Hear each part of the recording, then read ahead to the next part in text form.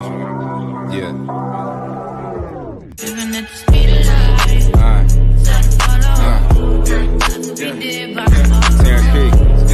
Shout out my nigga Roots. Keep like Swift. Yeah, Mark, what's happening? Look.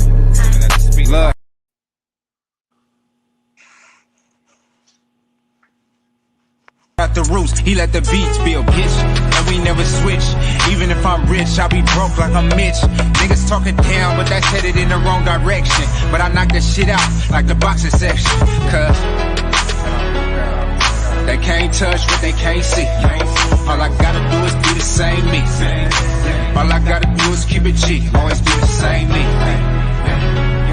While I'm solid, boy, they can't change me. No. What's going on? What's going on, man? We live. We are live from the boxing section, man. What's going on, everybody? How y'all feel tonight? Movie Mondays. You know what I'm saying? Shout out to everybody that's going to be coming through. We got a hell of a show tonight. We're going to do a lot of verses. A lot of shit going on, man. Let's talk tonight, though. Let's talk about this. Salute to my guy, man. What's going on? All right. Sent the email? For sure. Finally. Tone Brown. Salute to you, my brother. Appreciate you for coming through, man. Listen, man, it's Movie Mondays, man. So it's this the light. This this always the light show. You know what I mean? It's always our light show. You know what I mean? It's always the light show. So we're kicking it off. But I think this is gonna be a great show tonight, man. Definitely gonna be a great show tonight. Dave, the real Thomas, what's going on, big dog? How you feel, man? Yeah, man. So a lot of news broke today, man. I got a message from DJ that says that Virgil Ortiz is now the mandatory for Terrence Crawford, which that leaves Sean Porter out in the cold. They said he's like second. So it's Virgil Ortiz, then him. And then they got Jerron Ennis like number 6 or something like that behind Mikey Garcia. That's a fight I want to see. Rob Brown, what's going on, big dog? How you feeling, man? That'd be a fight I want to see. For sure. That's a fight that I want to see for sure, dog. Like, yeah, I ain't mad at that at all. I wouldn't be mad at that at all, for real. I think that'd be a great fight. Mikey Garcia versus Ron Boots Ennis would be a hell of a fight. You know what I'm saying? Yeah. We're gonna see. It's different for Mexican fighters than it is for black fighters. You know what I'm saying? It's always different. See, because a Mexican fighter can lose early and they'll still push him forward. A black fighter lose early, it's away with him. You know what I'm saying? They're doing away with him. You know what I'm saying? What's up, Mir? What's happening, big dog? That's how they do black fighters. A black fighter lose once, his career is over with. You know what I'm saying? He's done. A Mexican fighter can lose a few times and they still push him towards the title. He still has a name. They still get behind him. With us, as soon as the fighter is done, it's done. You know what I'm saying? And I feel like we need to stop doing that, man. We need to stop throwing our fighters away after they get one loss. I feel like, man, they can learn from that loss. Sometimes, shit, man, it's just an off night, man. Nobody's perfect. So sometimes shit just happens. You know what I'm saying? And that's just being real. Sometimes shit just happens. And I think that, man, we need to get behind our fighters the way they get behind their fighters, man. So if Virgil Ortiz gets his ass whooped by Bud Crawford, they're going to send him back to the drawing board, right? Let him get a few fights to build himself back up. and then he's gonna be right back in the conversation to be pound for pound. I mean, that's just how it goes. But if it's a black fighter, say if Jerron Ennis fought Bud and he lost, shit, it's over. You know what I'm saying? It's over with. That's I mean, not for me, but that's what they would do. That's what they would say. That's how they would react to it. You know what I mean? What's going on? EZ, what's happening, baby? What's going down? Big Homie Cup, what's going on, big dog? What's happening? What's happening?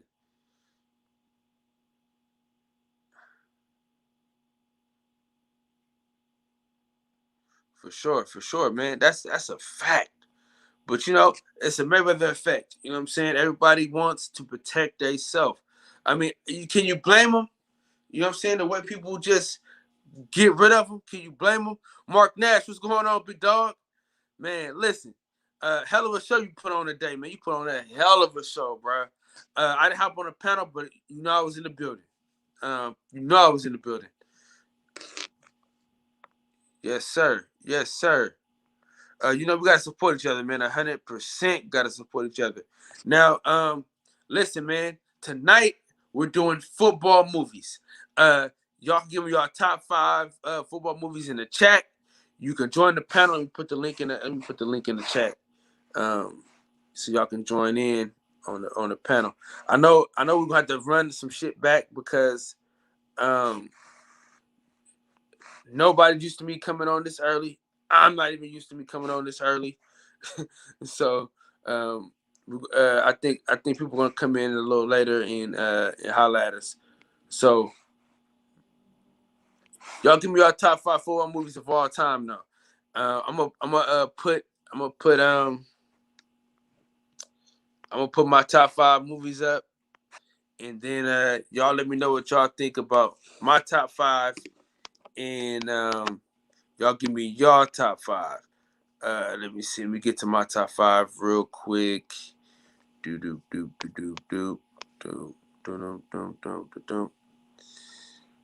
All right, let me take this banner down real fast. I'll put it back up in a second. Yeah. What's going on, Sir Reggie Owens? What's going on, man? Oh, no question about it.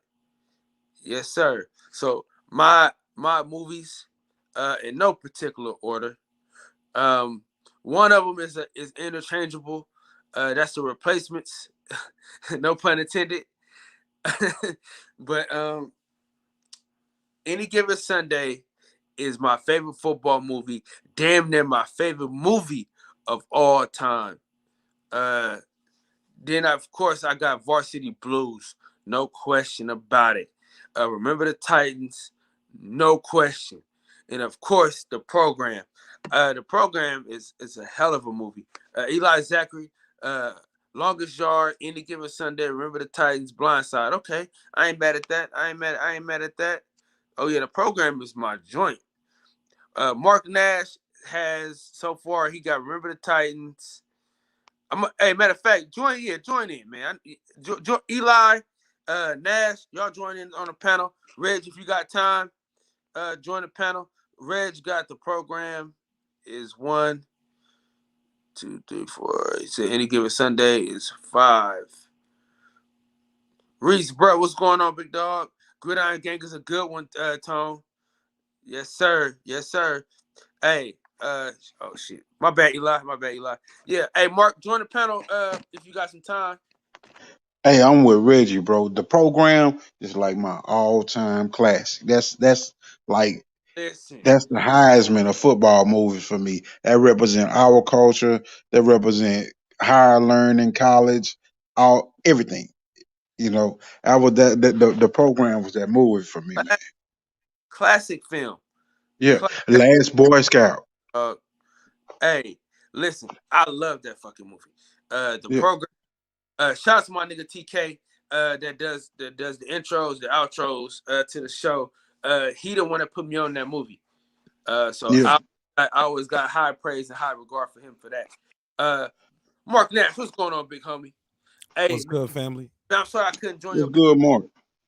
Hey, I'm sorry I couldn't join your panel, man. My mother-in-law we was watching our TV show, man. You know what I'm saying? And No need to apologize, man. We kept it moving, man. But you was there in spirit. no, But no, no, more no, importantly, no, no, we no. appreciate. I the was support. there. I just went on the panel. I was in the chat. Absolutely, it's all love, man. I appreciate it. Yeah. Man, this is a good topic right here you got going on over here, my G. Hey, listen, man. You know, movie Mondays. We gotta spice it up. We gotta do some different shit. You know what I'm saying? This is the boxing session, but it's more like a barbershop. You know what I'm saying? Shout out Absolutely. to for franchising the barbershop, to your boy. You know what I'm saying? The boxing section is under the barbershop umbrella. So shout out to Barbershop Conversations, man. Shout out to Big Fred. All right, so Eli Zachary, give me your 5. Mark, give me your 5. Okay, my 5 I had listed in the chat. I had Longest Yard, Any Given Sunday, Remember the Titans, Blindside, but I want to do The Program, and I want to do The Last Boy Scout too. For sure. Oh, And I got The Replacements. I love that movie. It's near and dear to my heart, but I may have to take it out and put Friday Night Lights in, just off of just pure, just, you know what I mean? The movie was just great. You know what I mean?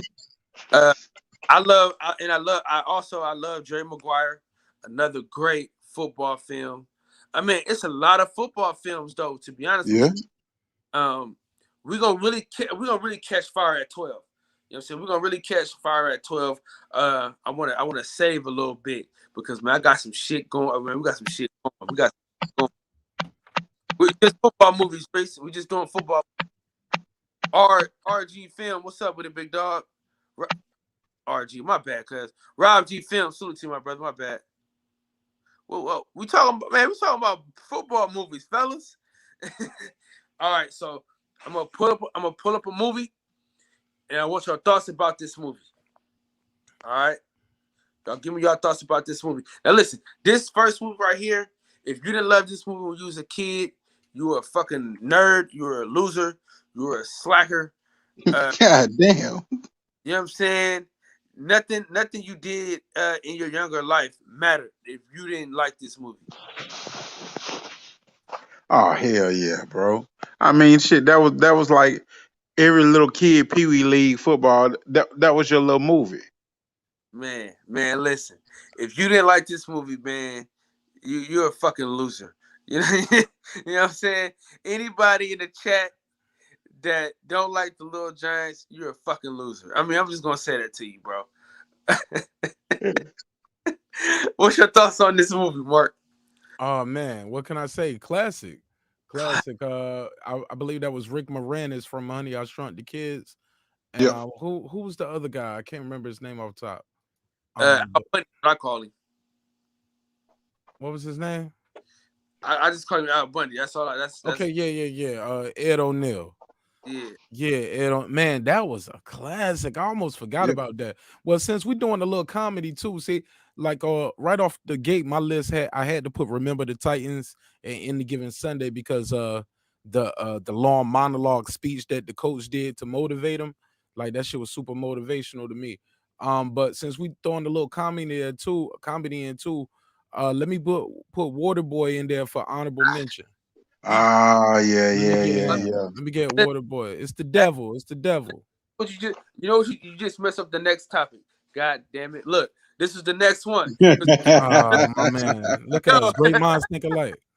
It was already queued up, ready to go. Bobby Boucher. Come on, man. Listen, bro. If you didn't start drinking water after watching this, bro, I don't know what to say about you. I hated water, and I started drinking water because of the Water Boy, man. Shout out to Adam Sandler, man, for 2 great football movies. If we can let's keep it a buck. 2 great football films. Hey, Yeah, what movie was that with Derek Luke? The guy Antoine Fisher played somebody named Booby. He was a running back named Booby Miles, I think. That's Friday Night Lights. That's Friday Night Lights. Yeah, that's how on the list too. He's like, I can't play football no more. Oh my God, it was heartbreaking. Oh man, that shit was sad, bro. I'm telling you, that shit sad as hell, bro. And that 50 Cent movie, All Things Fall Apart. JB He salute, got cancer. Mir salute. Did you watch that one, Kyle? The Hey, 50 so Cent movie? salute, brother. No, yeah, for sure. That ain't in my top 5, but it was a good movie, though. It was a good movie. It gets lost in translation a lot. How about Rudy? Did you watch that movie, Rudy? We coming We along. We Okay. Hey, watched hey, Rudy in school. listen. Let's slow We down. coming along, man. Let's cook the bird slow. My bad. I'm trying Yeah. to rush to Thanksgiving dinner. Let's cook the bird slow. My bad. Hey, these ribs in the smoker right now, man. You know what I'm saying? Sir. Yes, sir. Ribs in the smoker. What are your thoughts on the program? Hey, that was the movie for me. I mean, Oh. Young Coming Up, that was another movie like when you sit down with the family and you watch those movies. So when that movie came up, it started making me think of the mid '90s and mid to late '90s, and when shit, I was, sitting down with my family and watching movies, and that was one of the movies that we watched. I remember my mom renting that movie. That was still Blockbuster days. Oh man, shout out to Blockbuster and Hollywood Videos, man. Yeah. R.I.P. Great times, man. Damn, what a time to be a kid, man. What a time to be a kid. Mark Nash, how do you feel about this movie? My mic was muted. Sorry. James Caan is an amazing actor in anything he touches, man. So the program is great, definitely dope, but it's not in my I don't know if I have it in my top 5. Hold up, the program, is that the one where they had the kids they was like laying in the middle of the street? Omar Epps played in it. Yeah. Yo, I remember in my town, man, in my state, people had died trying that little stunt they had did in that when they was hazing, where they laid down in the middle of the street and cars was riding past them. Somebody died in my city when that movie came out. I remember that. Just trying to imitate what they see on TV. So yeah, man. I definitely remember this movie. Good movie, but I don't think it's in my top 5. Rewatch it. He gonna make it in my top 5. Rewatch this your top 5, nigga. Listen, Mark, real. The older we get, the more we appreciate movies. You know what I'm saying? Man, I'm trying to figure out where my boy Big Tank at, man. This is right up his alley. He know me here on the Mondays. Andrew Charles, salute to you, my brother. Yeah. Say, remember the crazy ass white boy was shooting up fucking steroids and shit in his ass in the locker room? Centos Boxing, what's up, OG? What it do, brothers? What it do? Right, I definitely remember that white dude. He was scary too. He was huge. He was like had his face painted like the Ultimate Warrior or something. He was like the Brian Urlachers, the fucking what's the dude that just retired from He was like Bondsworth from Oklahoma. Yeah. He was like them.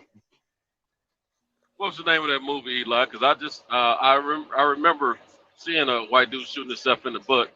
The program. It's what's up right here. The program with Omar Epps and James Caan, and then it was another black dude that was in there too. He was kind of like the all-American clean-cut black dude, and Omar Epps was like the urban black dude, and he came in and took his position and shit, but he was having trouble fitting in within the scenery of everything and trying to figure out his way. And then, you got the aging quarterback that will he make it to the league actually, or is this his last year playing? He playing through injuries and everything. The running back was playing through injuries, and Omar finna take his shit. The linebacker been the baddest motherfucker all his life, but now he taking steroids to try to get him the edge to get over in the league, and it's fucking his body up. Yeah. Plus, you had the whole political setting of what was going on with people crossing, not really crossing that line, but that whole urban intermingling with kids coming from different diverse backgrounds and coming together in a setting that's really was like Ivy League type setting. Had that Boston College. That was a love interest that Omar Epps had in that movie. She came from a well-to-do family, I think. Is that correct? Yep, that's exactly the movie. Yeah. Okay. Talk about one of the classics. Yeah, I think Omar Epps had to carry that ball around for a while, so he got used to not fumbling the ball. but he had the agility and the speed. He just wasn't as big as the other guy. But he was higher learning too. It was higher learning. It almost felt like higher learning was it was like a playoff. Yeah. Talk to me. I got, oh man, Sunshine. super classic. Sunshine. One of the right best. now. I'm sorry. Go ahead. My bad, bro. Every time I see the Clemson quarterback, Lawrence, I that's think Sunshine. Sunshine. Yeah. Everybody nicknamed him Sunshine from Remember the Titans. Yeah. And where's that kid that played at Clemson? Where's he from? What's state? He may be from California. I'm not sure. That's what I'm thinking. I'm thinking they had that in common. That's why I was asking that. But yeah, that's Sunshine. Sunshine came in there and ripped it up and Remember the Titans, didn't he? Yeah. Yeah. That was cool, man. I love that movie, man. I can watch that movie over and over, man. Yep. Good movie. Yeah. This speech that Denzel delivers in this movie, man. This what can I say about it? When no matter what I say, it won't be enough. It's magnanimous. It hypes you up. It's up there with the speech that I don't want to go too ahead, but it's another. Well, I think I already said it. The Al Pacino speech in Any Given Sunday. The speech that Leonidas gives in 300. Like, it's certain speeches that you hear in movies, and you're like, wow, this right here is something special. You know what I'm saying? And it gets you going. Definitely a great movie, and more importantly, like I said, there's a lot of gems in here that you can teach your kids and you can live by too. Yeah, like when he gave the other coach the banana. I wasn't gonna use that one, but yeah, that'll work. Yeah, I just throw that. That's one of them good moments, and they were like, "Hey, coach, good game." Yeah. Lawrence was from Tennessee. Lawrence from Knoxville, Tennessee. Who was that? Oh, is he? I didn't know. Yeah. Darren, why in the world did UT let that boy get away, man? Hey, they let him get away. Crazy, man. That's stupid, man. You know, I'm from. Well, he probably realized that UT wasn't going to do anything major and went on to Clemson. That's probably what it is. Hey, saying he grew up in Georgia. He from Knoxville, Tennessee, but he grew up in Georgia. Okay. Hey, Kyle, I got one for honorable mention too, real quick. That Kyle might already have it on the list. I bet he ain't got this on his list. Kyle, you ready for this one? Kyle making a sandwich. You still there? I was muted. Go ahead. Yo, Warren Beatty,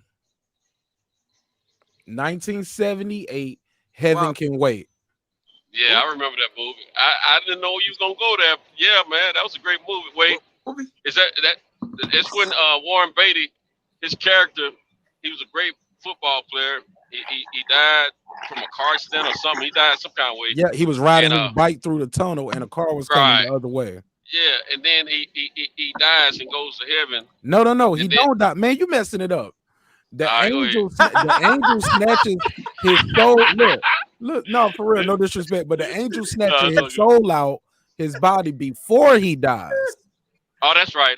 And now he can't get his body, and they can't put the soul back in. So we gotta wait for somebody else to die. So in the meantime, his soul goes into a different character, and then he finally gets to go back into the football player. At the end, they put him back in the Super Bowl and for another player, and but he ends up being a black guy, right? At the end. No. You're the bucket. No, that was, you got to mix up with Chris Rock on that part. The black guy. Okay. He ended up with a white football player, but he didn't remember who he was. Right? Yeah. He didn't remember anything. He became that guy. Hey, and man, we spoiling these for everybody who ain't never seen them. Oh, that's all right. That's old anyway. What's the name of the movie? Heaven Can Wait. Heaven Can Wait. Chris Rock did a retake of it. He did a remake of it and called it something else, but he did a remake of it years later. Well, listen, y'all watch it because y'all niggas can't remember the movie. We ain't never seen it, so we need to go back and watch it. So we can elaborate. It's a good movie, bro. It's a classic movie. Chris Rock kind of and low key, Chris Rock messed it up to me, low key. Yeah, he hoodified it. He made it goofy. What happened? My bad. I say Chris Rock kind of messed it up for me. He kind of made it goofy a little bit. It's more of a drama with some funny parts. He made it more of a comedy.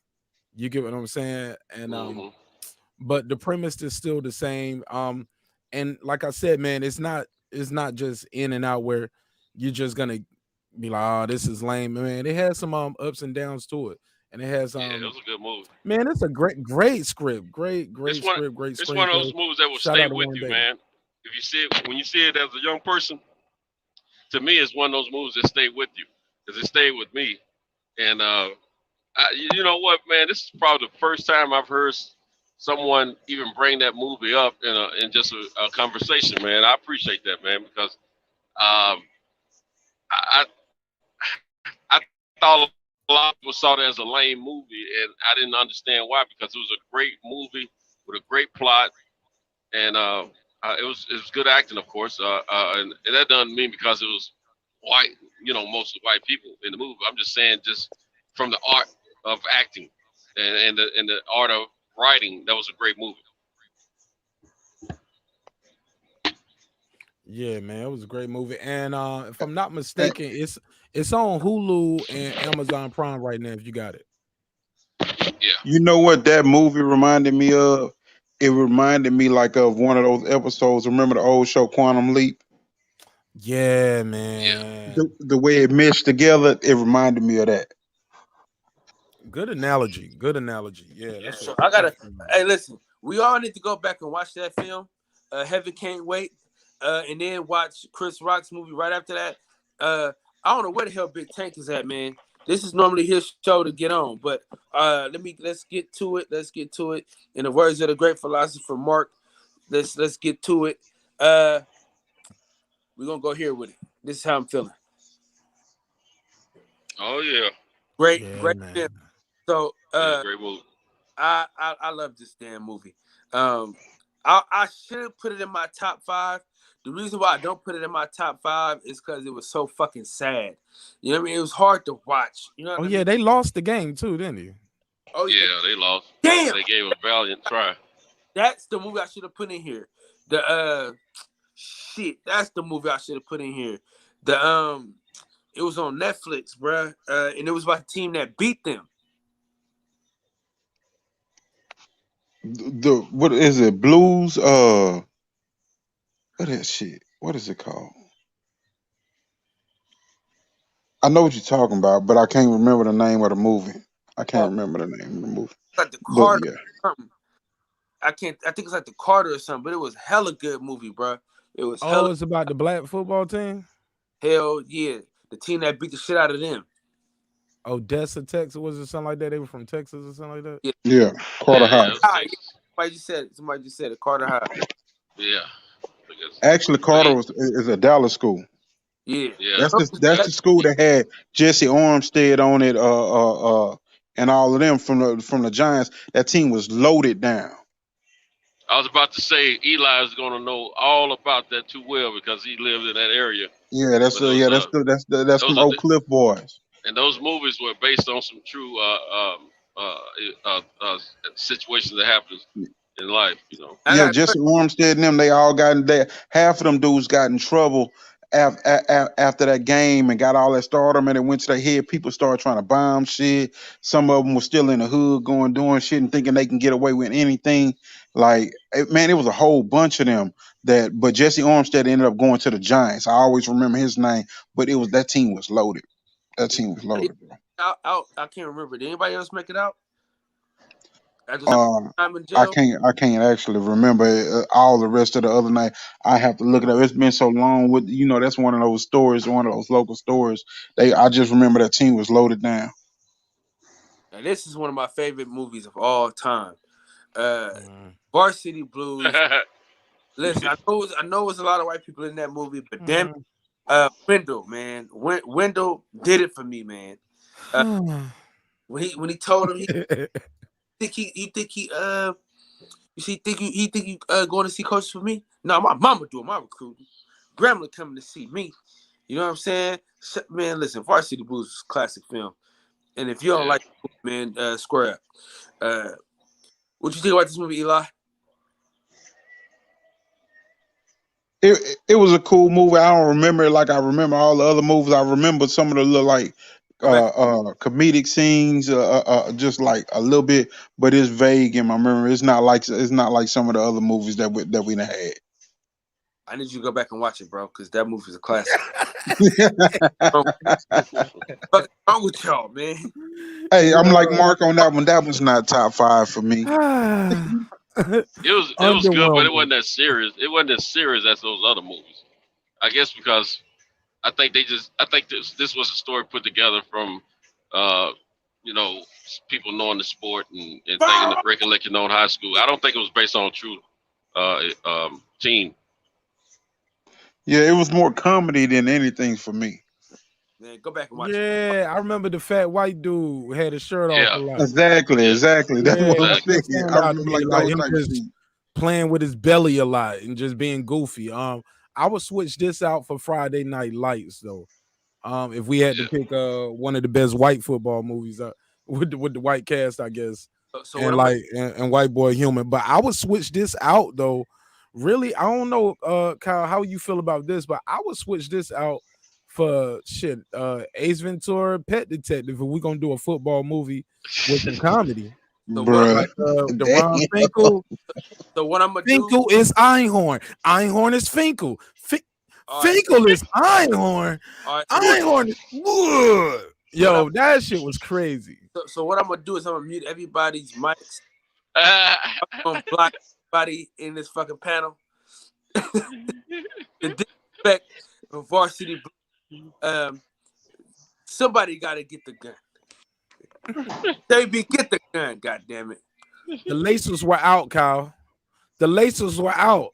I'm not gonna put up with this bullshit from y'all, all right?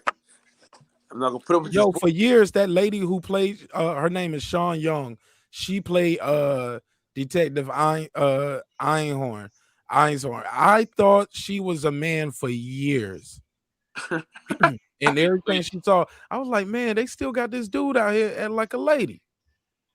And I found out Sean Young, because look, her name is Sean Young, so I thought it was a dude for real. But for years. All right, now listen, y'all can't say shit about this movie to me, man. All right, Keanu Reeves, you know what I'm saying, Orlando Brown. Hey, this movie's not to be fucked with. You know what I'm saying? For one reason only. The main reason. At first, I was afraid. I was petrified. Knowing I could live without you by my side. I cried. Somebody said Replacements too. I won't stand. Birdman, I'm not gonna stand for this, man. Hey, I'm not gonna stand for all this slander that y'all. Hey, you ain't winning right now. Deuce, man, he's crazy, man. No, Replacements was good though, bro. Replacements was a good one. The reject, all the rejects had to come in to get it together. Yeah, that was happened. That's of it. Crazy thing. The underdogs won in that one. Yeah, that actually happened in real life. That actually happened. That the Replacements is actually a real thing. Yeah, was that like the '89 football season or something like that? I don't know when they had that strike. Yeah. Is that what they did? They based it off the replacements that came in the NFL. Yeah, when they had that strike, all the referees, everybody was replacements. You know what? I don't know why I didn't put that together about that movie. Hey, look, can I speak on that other one real quick, Kyle, before we move on? Which one? The one you just showed, The Replacements. Yeah. Good movie, but I was swapped out when I'm playing contrarian tonight, just to make Kyle mad. I'll switch The Replacements out. I don't know if y'all count this as a football movie, but from what we're going with, long as they got elements of football in it with the lead characters, it counts, right? I'm gonna kick you out this damn panel. I got Best Man Holiday with Morris Chestnut when he was crying that he scored them touchdowns, and he was there. Yeah, man. Hey, first of all, Holiday was a fucking classic. All right, yeah, man. I gotta give that one. Crying when she died. Fuck you. You know what I'm saying? I'm just being real. if you didn't cry when she died, fuck you. You know what I'm saying? And that's what I got to say about that. Now this Yeah, it was sad. Now I like this movie, but I don't love this movie. Y'all tell me what y'all think though. Yeah, I love Rudy, man. It was a good football story there. Yeah, I love Rudy, Hey, man. Rudy was like the Down syndrome kid that get to take the last 3 nowadays. Right. Good night. I'm out of here. Yeah. Yo, man, but look, the kid worked hard, man. All he wanted to do was play for Notre Dame. He was That's so it. little, man. He was like Scrappy Dude from the cartoons. You know what I'm saying? Let me at him. He had spirit, but he had to. What was the thing? He had to do something to be listed and counted as a player. He had to play a certain amount of time, or he had to play he had to. It was something. We all had a Rudy on our team, though. But he had to get a snap or something. He had achieved something. I forget what it was. But it was something really little, but he had to get it at the end. He actually had to get a sack, or he had to do something though, right? Yeah. To even I had a I definitely was the Rudy on my high school basketball team. I was what you call a 2020 man. Up by 20, down by 20. I got in the game.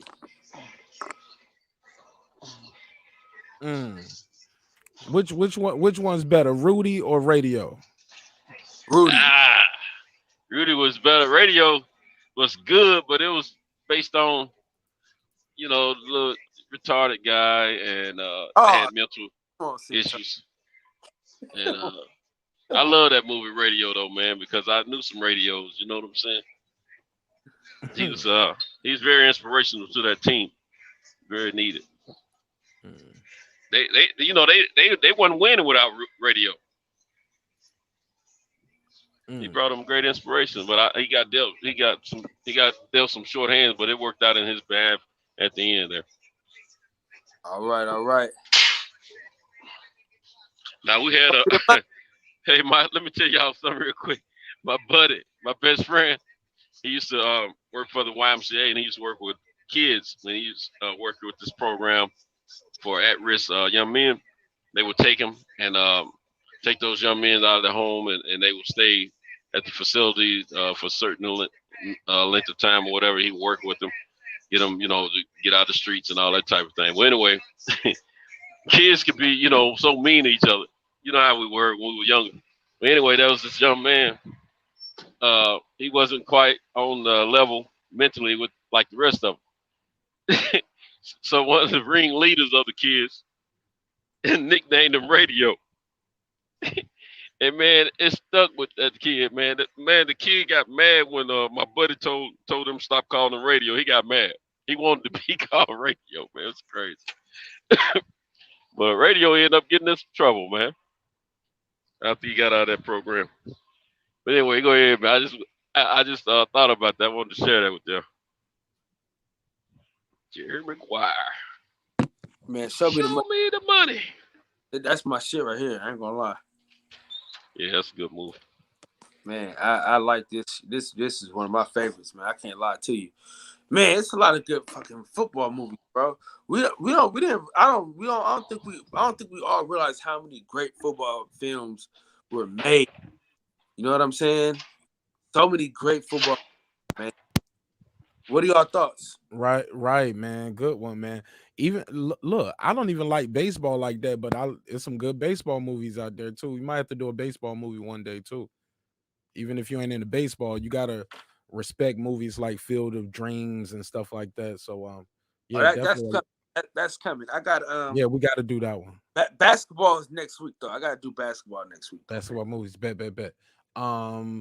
Yeah, man, Jerry Maguire. It's right along the lines of Best Man Holiday, far as like how much storylines go other places and how limited football is and how important it is to the movie. Football isn't the center of the movie, but it is highlighted. And as much as I love this movie, and the tagline here was it? You complete me, you complete me. Yeah, man, it was a good movie. Show Me the Money was the one. Was the line that got Cuba Gooding Jr. his first Oscar, well, only Oscar.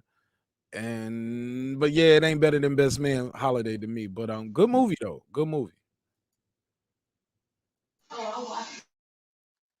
When I think of Jerry Maguire, I think of like the movie that inspired the game. It's like the suburban uh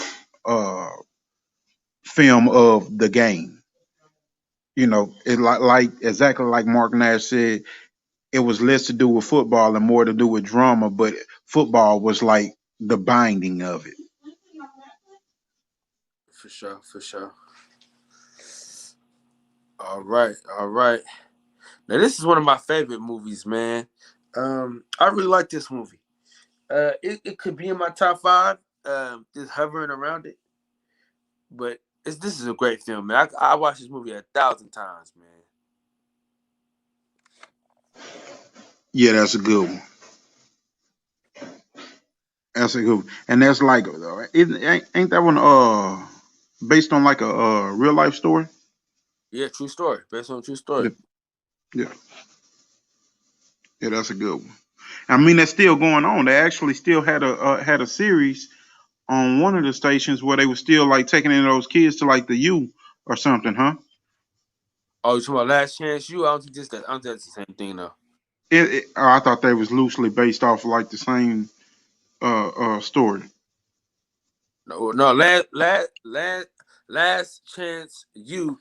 They take in junior college football players. Got you.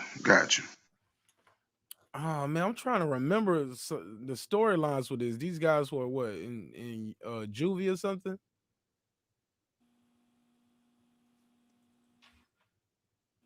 Yeah, it was like a detention center type shit. Oh man.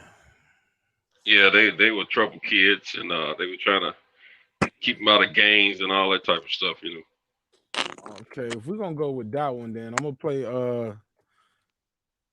I'm gonna play devil's advocate again. I'm gonna play devil's advocate. I'm gonna switch this one out. I'm gonna switch this one out for a movie called Sleepers. If we're gonna go with Children in the Troubled Youth, y'all remember that movie Sleepers? Brad Pitt, Kevin Bacon. They was in a youth that they got sent to a youth detention place. They was getting beat up and molested by the cops. And the guards there, when they got out, them niggas saw them one day while they was older and they killed them. Mark Nash. Brett, what's up?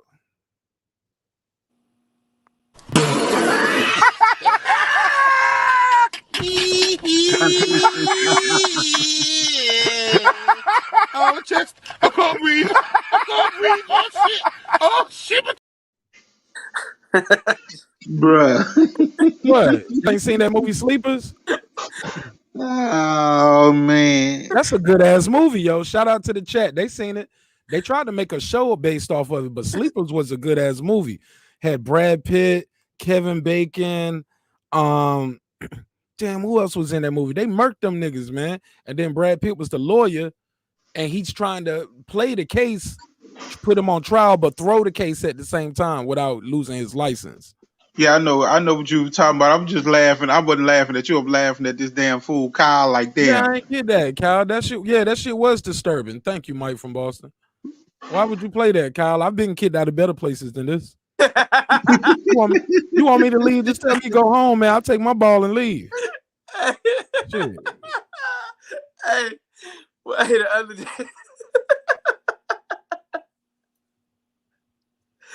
Hey, why that line was so funny? Because I was on his show the other day.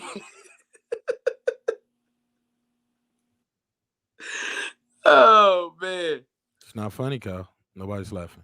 Oh shit. That shit was funny because that happened on his show the other day, man. That shit was hella funny.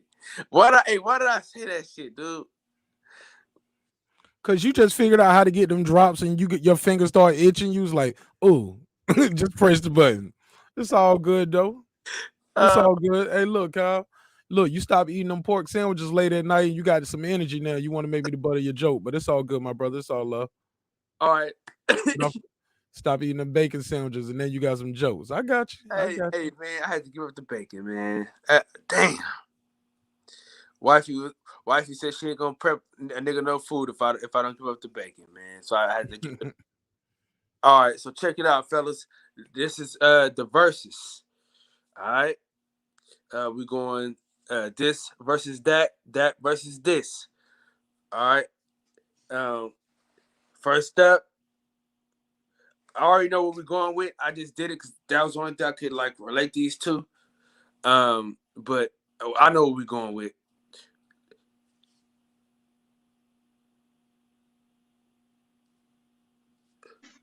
Remember the Titans. Remember, I gotta go. Remember the Titans. Man. Remember the Titans. Yeah, remember the Titans. Yeah, I knew we was all gonna pick. Remember the Titans. I just want to do that just.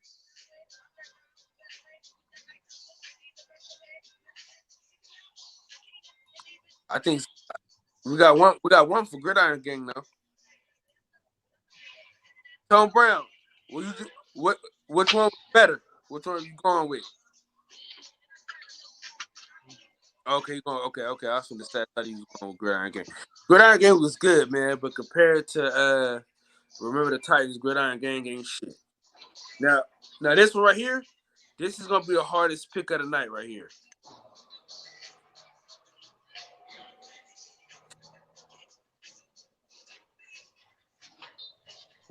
So you on some bullshit now. You gonna take our childhood and pair it against a good comedy, like, bro? That's not cool.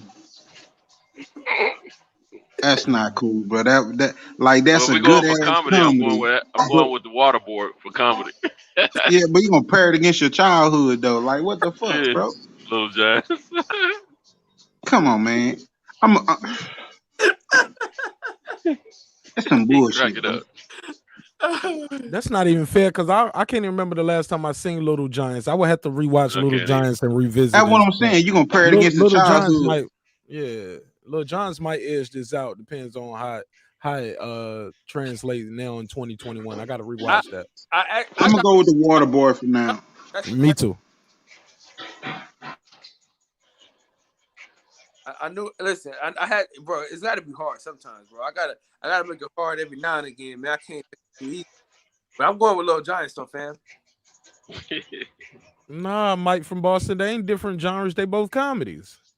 No, bro. Like I feel what he's saying because that's how I feel. Like Little Giants, like more of a exactly dope comedy. The other was more of a kid comedy.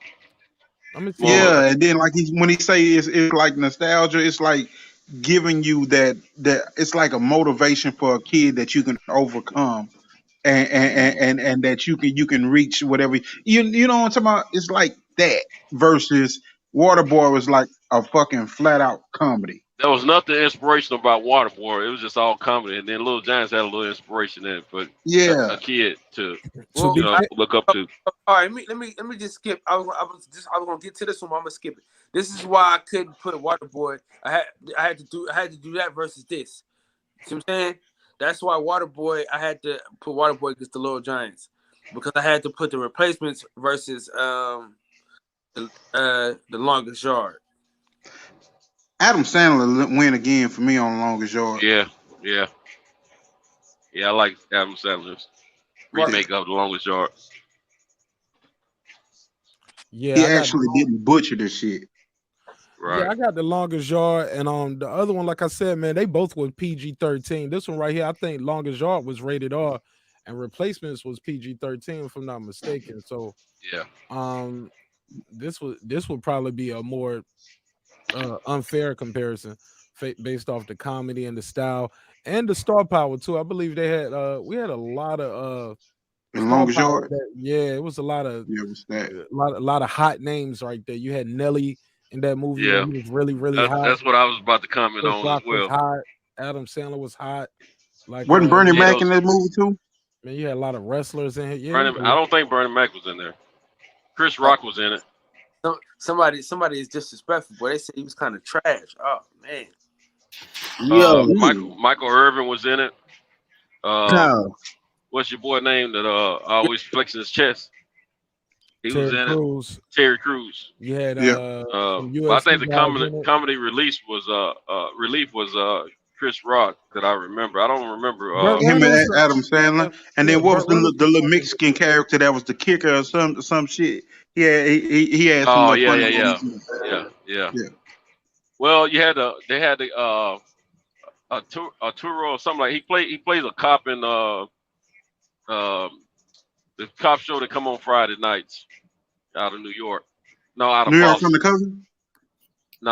No, it's out of Boston. With the family. The family is the head. They dad's the commissioner.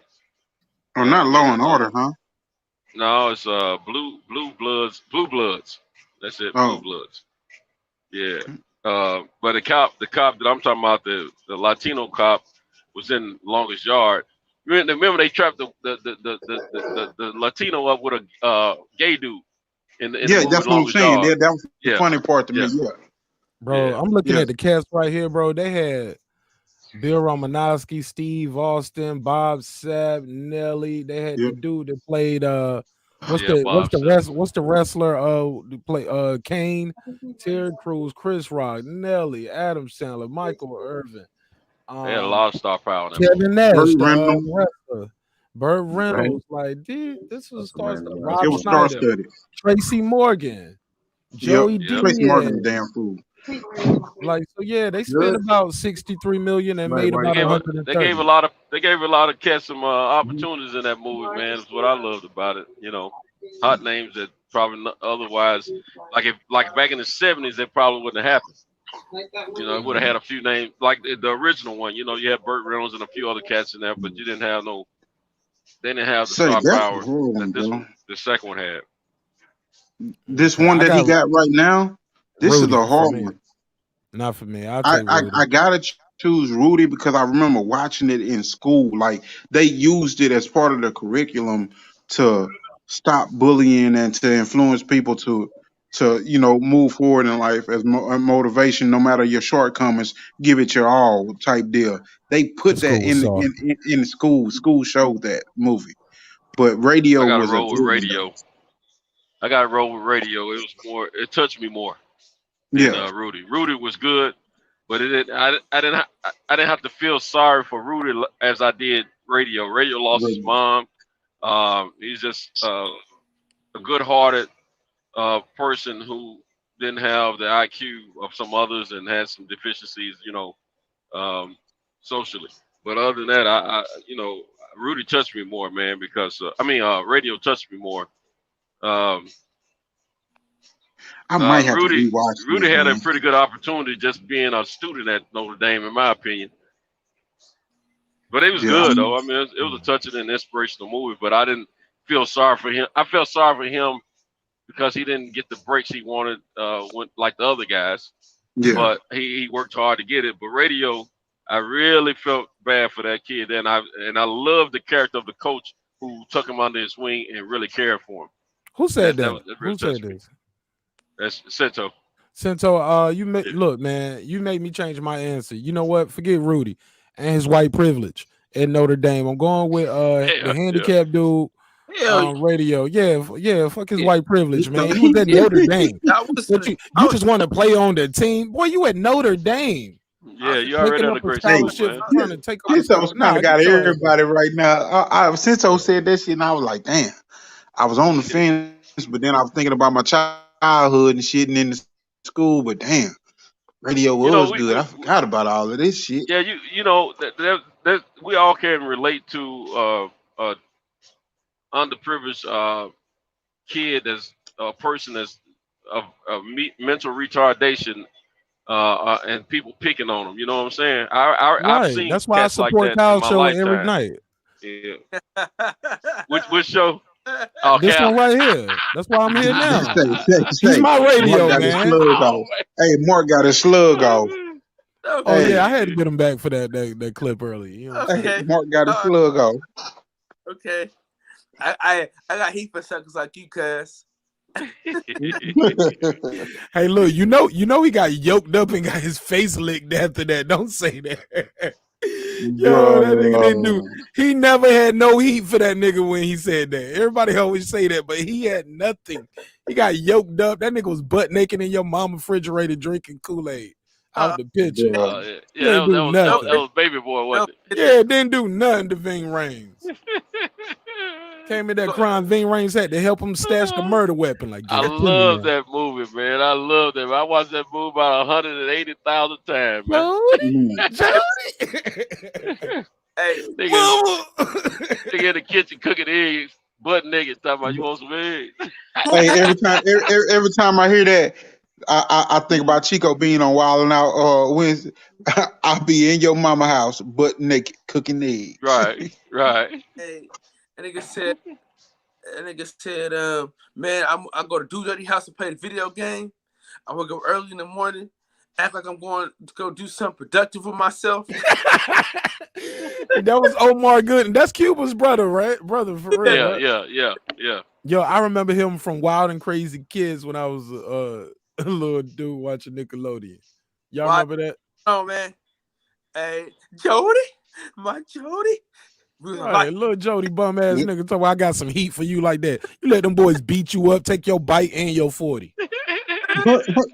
Show soft ass out of here. I got Jerry Maguire off this list, though, Carl. I got Jerry Maguire too.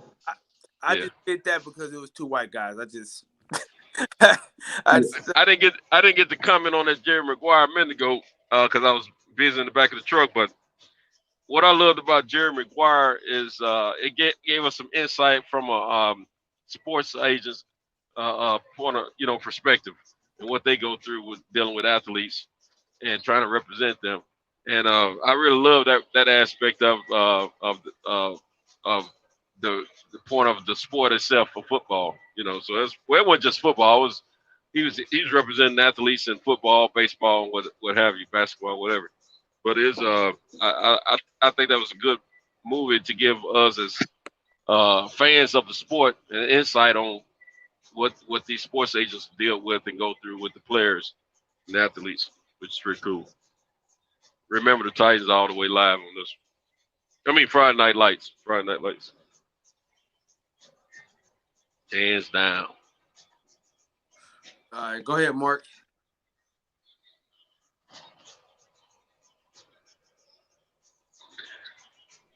My mic was muted. I'm sorry. Friday Night Lights for me. And I just want to say this, as far as Jerry Maguire goes, such a good movie. And I think they gave an Oscar, or everybody got damn near Tom Cruise did get nominated for actor for Oscar, but he lost. Cuba Gooding Jr. won Best Supporting Actor, which was a big deal for him. Because right after that he did Radio. But Tom Cruise, that's like another. It's like I remember he was with Jamie Foxx in a movie, and Jamie Foxx got nominated for the Oscar again. Like he's always that was when Jamie Foxx was a cab driver. Yeah, like he's always doing something with somebody, and they ain't never gonna give Tom no Oscar for some reason. But that movie ain't that old either, man. I forget the name of it. But that's a great movie. I got Blues though for sure. I got Varsity Blues, no question about it. All right. You can have Varsity Blues by yourself. We know you're upset. Ain't nobody pick Varsity Blues like you. Nobody, not on the panel or the chat. You on the limb by yourself. You were all alone. Collateral. Thank you, man. That movie was called Collateral. Collateral. That's right. Collateral. Yeah. You know what's good though? You know what was good about all this stuff? Is I started this gangster shit. This the mother. And this last one right here, this is gonna be the toughest as far as adult movies. This is gonna be the toughest one so far. Adult movies. That's a different night, ain't it? Huh? Never mind. I thought you said something. Go ahead. I thought he put my Wesley Pipes and shit. He about to play some adult movies. I'm like, I'm gonna holler at y'all later. Hey, you talking about Cherokee and Pinky? Oh man, that's an easy one, right? This an easy one. Any given Sunday. Come on, bro. Nah, it ain't easy for me like that. Bro, this the one where they got Jamie Foxx, L. Cool J, Al Pacino. Yeah, Any Given Sunday, hands down. Bro, the acting is on another level on this, and it has some comedy. And we had real beef. Playing football against each other for real. Right, and we had real beef. We got a comedy special. It was a real fight. Bro, we got a comedy special from Jamie after this. Like, it's called I Might Need Security. But that's different time frames, bro. Like, shit, that's different time frames. Like, the program was like back in the day. Any Given Sunday was like what, early 2000s. Bro, ain't none of this shit shot in 4K. You already know all this shit shot in standard definition. It was that Blockbuster. I gotta go with Any Given Sunday because I was gonna choose Any Given Sunday over anything because of the beef that him and LL really had in that fight scene. Like that shit was real in the bathroom. You know, them punches really did get thrown like that. On top of that, they had some true football athletes in that was actually active playing in this movie as well. And some of the it might have been choreographed, but some of the plays that they were running, they were actually hitting each other. Probably not at the highest impact, but they were hitting each other. Bro, look at the cover. The cover said it all. Jamie Foxx, we found out he was an actual quarterback in high school. Played the game. Yeah. You know? LL played football. He didn't want to put this shit against his replacements though.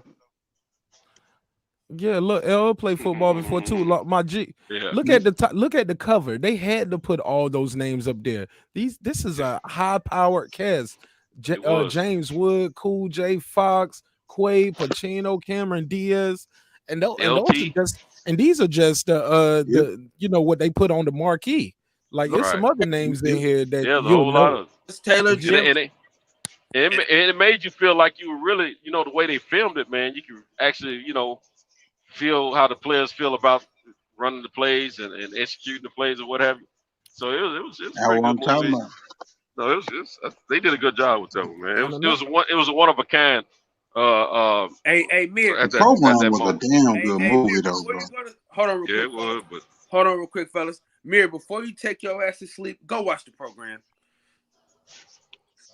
Yeah, watch Any Given Sunday first, though. Y'all should I'm act like Mark Nash. You should have put The Last Boy Scout against the program. Oh, yeah, that was a good. Yeah, The Last Boy Scout was good as fuck. Hey, look, shout out to is that Tank? IETV Movie Talk. Yep, that's Big Tank. What's up, brother? He said they only 6 years apart. The program and Any Given Sunday. Sunday. But bro, that's a big gap in movies. Yeah. See, we didn't have another movie that had been filmed about football the way that Any Given Sunday had been filmed, and the way it was written. You got the aspect of the coaches, aspect of the players, aspect of just the life in general, of lifestyle in general of players. Some of them, it was a lot. And then it was great. And then they give you a little moment or two about the analysts of the sport. People that come, the reporters or analysts of sport of football, of sports in general. They give you like a little ESPN, give you a little nuance of that, included with all that. This dude said I was born in '93. Don't tell nobody else that.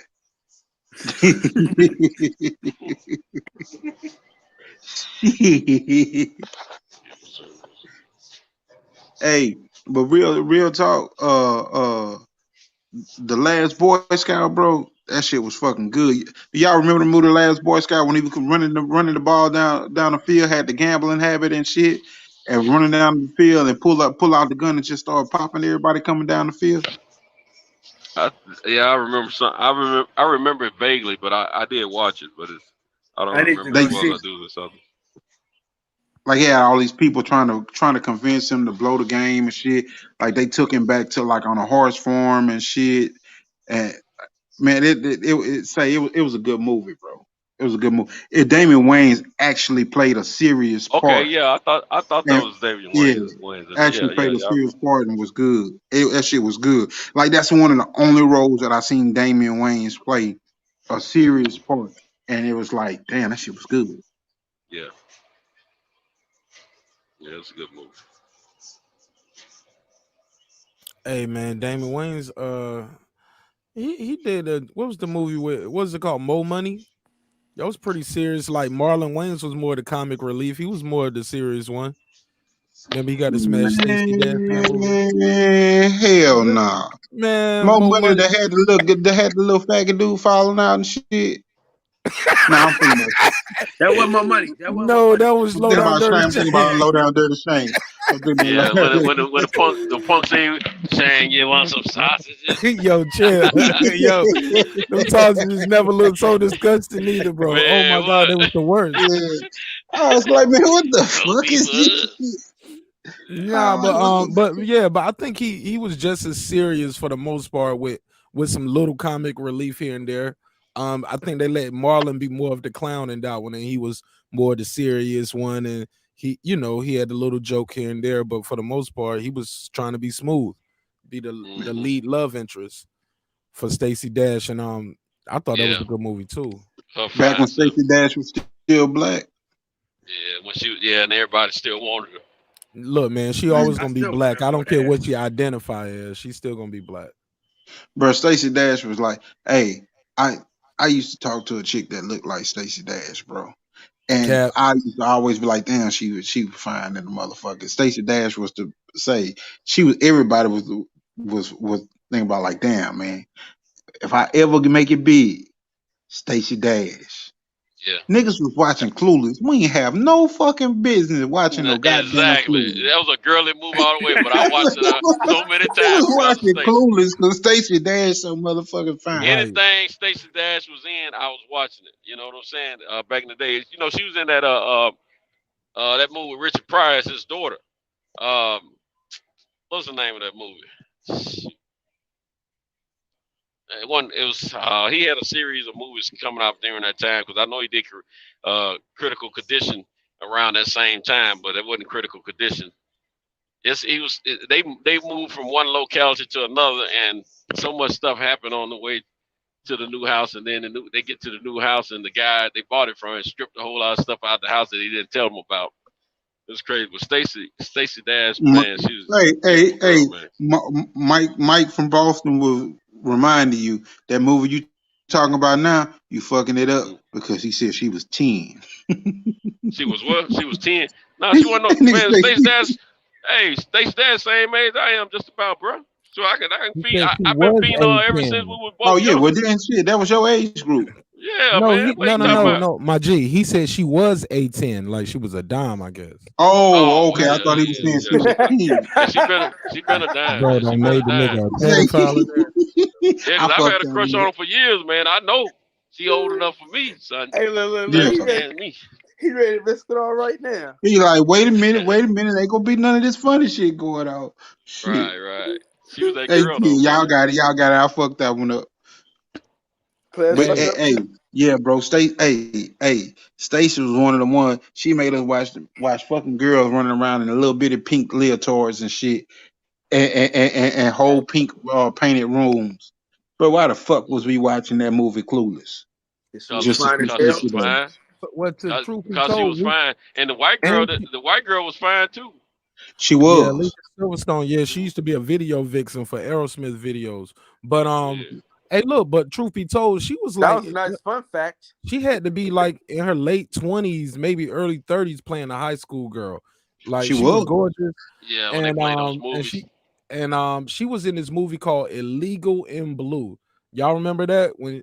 That was the first time I remember seeing her boobies in a movie, and I was like, okay, I can see the areola. Say it again. Oh, you heard him. In Blue. It's called Illegal in Blue. I got to go see that. Yeah, Illegal in Blue. I'll put it in the chat. I think I've seen it, man. Come to think of it. Yeah, it used to be on Showtime and Cinemax. Yeah, Illegal in Blue. Right. You can see them titties. It's just got been a couple sex scenes. Yeah. Yeah. See, those eyes of hers, man. I grew up with a girl that had eyes like that, man, and she was cute too, but they had different complexions, and Stacey got that beautiful cinnamon skin, man. Yeah. But Stacey was just bad. Period. He had to go front to back, anyway, that's just the most old thing.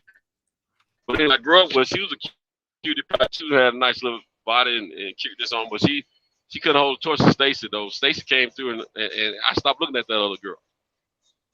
Even though the girl was around the corner from her. Hey, like Megan Good. I see something look better than you. Hey, yeah, like Megan Good, bro. Girl. Hey, Megan Good lips just doing for you. Man, it's a trip. Her last name is Good, and she look good. Nigga, damn good, boy. Great shit. Yeah, Stacey. Yeah. Hey, Yeah. I used to talk to a chick that had them lips like her, look like her, but not Megan Good. Cap, Hmm. man. Stop that damn cap, Eli. Every bad bitch we say you had one of them. Stop. No, hey, bro, I'm I serious. can't let you I'm get that serious. off. You gonna I'm cut this serious, shit bro. out Stop the tonight. You cap. gonna cut that Hey, shit out.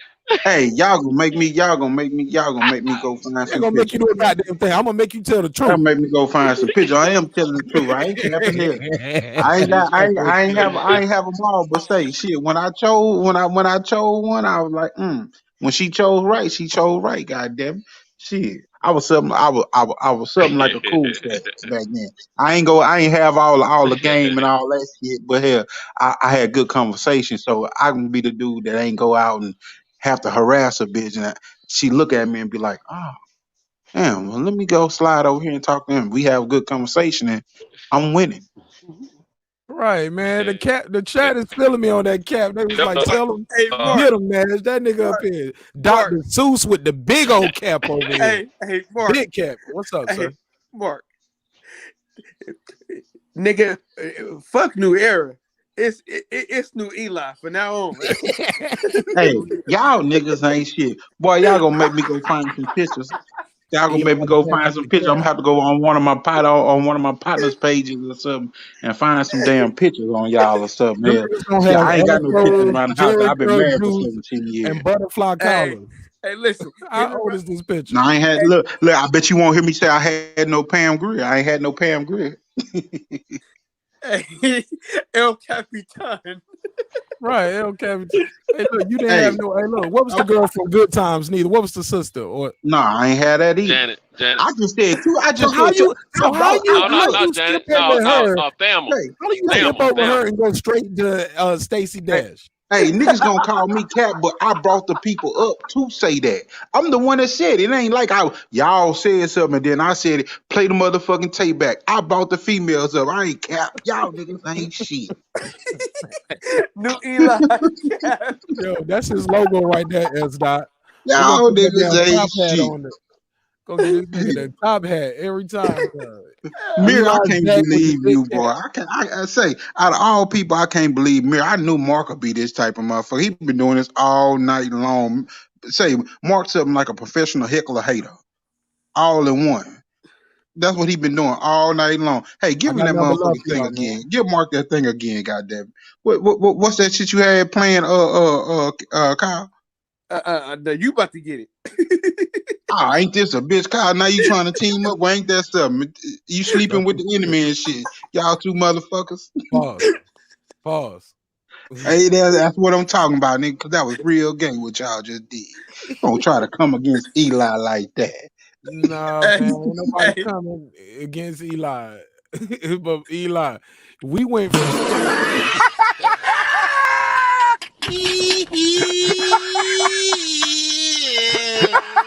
Oh, my chest. I can't breathe. Oh, shit, my chest is going.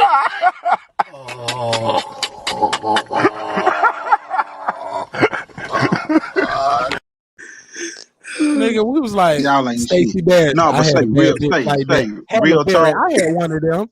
Alicia Hey, no, I ain't had no Halle Berry.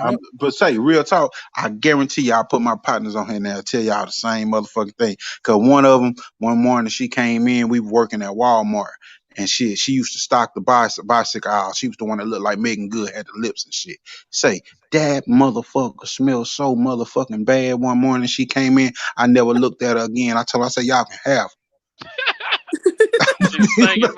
I'm still like say that motherfucker walking down the aisle. Say you walk down the aisle, smell like Pippi. Like, ooh, what the fuck, baby? Get out the way. So you work with a Megan Good looking bitch at the Waffle House. No, Walmart, nigga. Walmart. Get it right. So not you had Waffle a House. I Megan ain't working Good. no Waffle House. Okay. Hey, look. Yeah, look, I man. said, and I said she wasn't Megan. She wasn't good as Megan Good, but she had Megan Good lips and that skin color. Y'all niggas is over exaggerating. That's a low bar to say. You know how many black girls with big lips it is out there? Nigga, that's a low bar. No. But she really did look like her, but she ain't have her body, bro. she didn't have her body. She really did look like her in the face, but she did not have her body. So I'm not gonna sit up here and cap like she just had Megan good body. Megan no good. Yeah, you okay. This motherfucker ain't shit. That's what Rob. No, I'm just reading what Rob Brown put. Rob Brown said Megan no good. Hey, Rob Brown ain't shit. Rob Brown ain't shit. Hell. But yeah, they would say. There's a sister on Instagram. Her Megan Good favor a lot in the face, but she's thicker than Megan Good. This might be she's a cute person. That nigga say she was all lips. Hey, look, hey, Eli, you know Megan Good with that skin, them big lips, and no body. You know who that is? That's Shirley off of Good Times, my nigga. Nigga, that ain't Shirley off of Good Times. You smoking, boy, you smoking a big bag of dope. Now you see, now you all cap. Now you all cap. You mean Shirley from if anything, that's Robin Givens retarded ass. If anything, that's Robin Givens retarded ass or something else. Nah, shit, this nigga said that's Big Shirley. Robin Givens ain't got no lips like Megan Good, nigga. You had, but I'm saying she ain't got no ass, but she did just that skin color or something. Robin Givens ain't fine. She just was a little sexy bitch. Hey, New Eli, cut this shit. All right. Hey, hell no. IG fam, niggas want her IG. They want to check your receipts. What's the IG fam? Nigga, this shit was fucking 19 years ago. Y'all want me to go? Look, y'all want me to go stalk a bitch? No. 19 years ago. I gotta find her.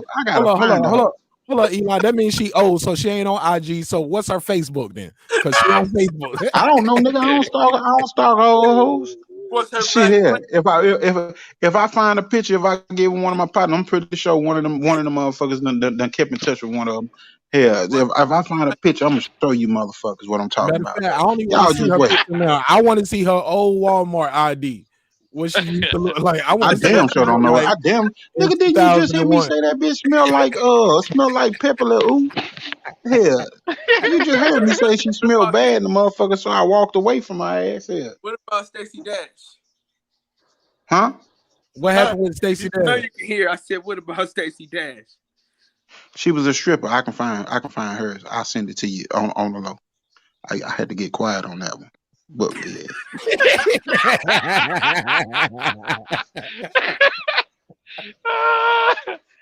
Oh man. Hey, no.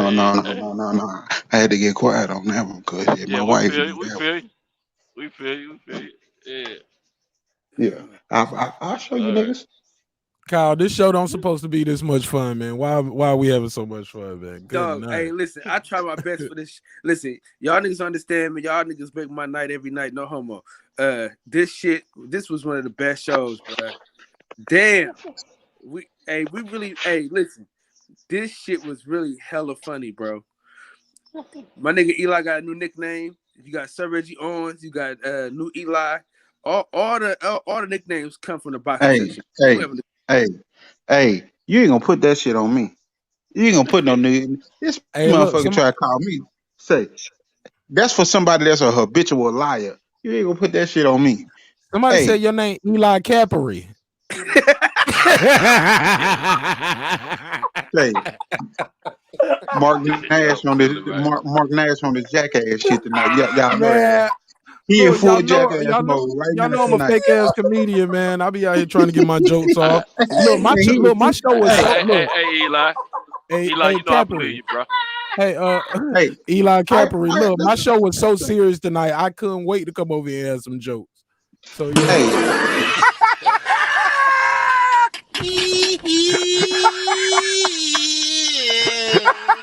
Oh, chest. I can't breathe. Oh, shit, my chest is going.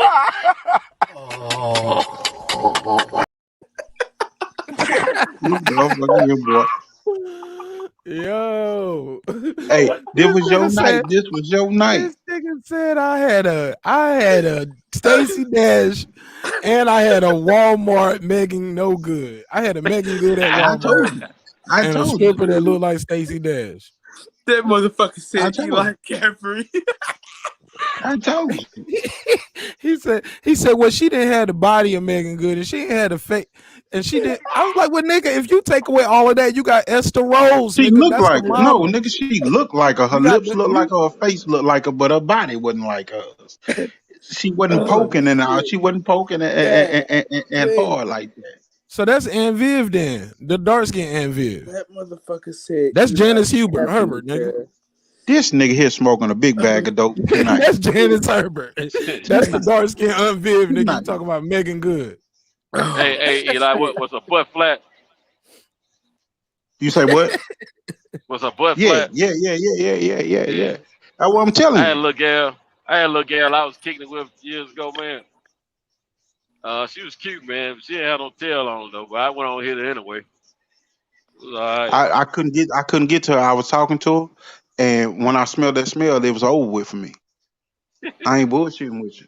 It was over with for me. Yeah, I bro. can feel you. Shit. Hey, ain't It no was telling over. well. Hey, DJ, you ain't shit. I look. I can't believe some of y'all say I'm gonna remember this shit. So when I fire y'all ass up, don't y'all say nothing. Y'all follow behind Mark Nash. Don't y'all say nothing. Slip up if you want to. Hey, I got y'all. Yeah. Mark, don't you slip up. Mark, don't you fuck up. I slip every day, man. You just got to catch me though. Hey, I will. I will. It's gonna be a flurry too. What happened to him? Hey, what happened to that boy? That boy. I'll tell you what didn't happen to that boy. I'm gonna tell you what did happen. That boy didn't mistake Megan Goods from from Esther Rose or Shirley from What's Happening. Shit, I ain't never did that. That nigga's like it was. I had Shanae Wanda, but they look like Megan Good and Stacey Dash. Nigga, yo, get the hell up out of here with that nigga Birdman. Hold on. Birdman. I just told y'all. I done told all you niggas that these were hoes. These were jump offs that niggas was fucking with and talking with.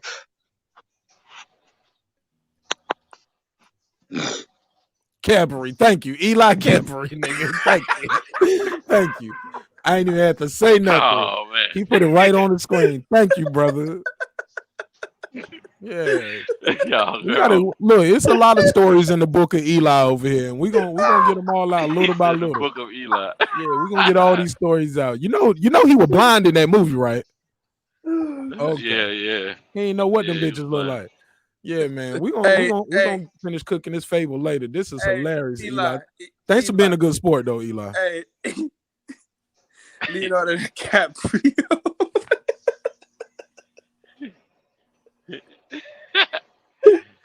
Yeah, silly, man. Oh shit. Whoo, man. Somebody asked you for the link to drop the link real quick. You dropped the link and they didn't even pull up. I gotta add him in. Calm down. We gotta relax. Man, what the hell did I tune into, man? Eli, Captain Eli. Where Eli go? I just want to talk to him for a minute. Nigga Mike loud as hell. He must knew DJ was coming on. He knew I was gonna bake his ass. Oh no, he left for real. Damn, I feel bad now. Damn, Eli, it's all love. Hey, Eli, come on back, bro. No, I'm just. Is it better now? I'm just talking loud, or is it the echo in my office?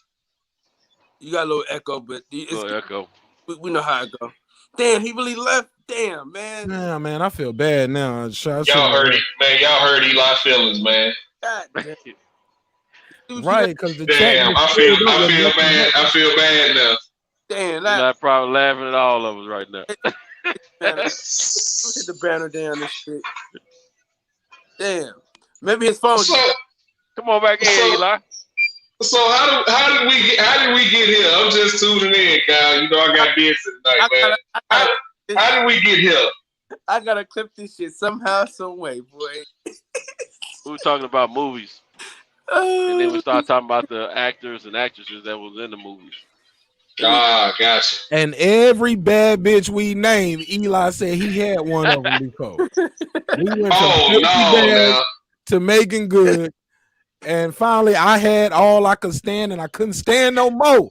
I said, if you don't cut off this goddamn capping, man. And then, yeah, man, it all down here from there. I called him Eli Capri. Way back, Eli Zachary. Way back. He ain't ducking no smoke. It's my brother. Hell no. Say this some disrespectful shit. The nigga over here talking about goddamn fuck. Hell, Birdman trying to make me keep Birdman trying to turn me to fucking T-Pain and shit.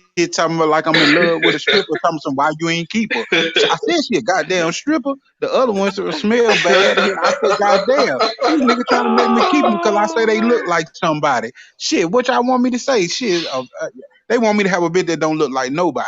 Fuck it.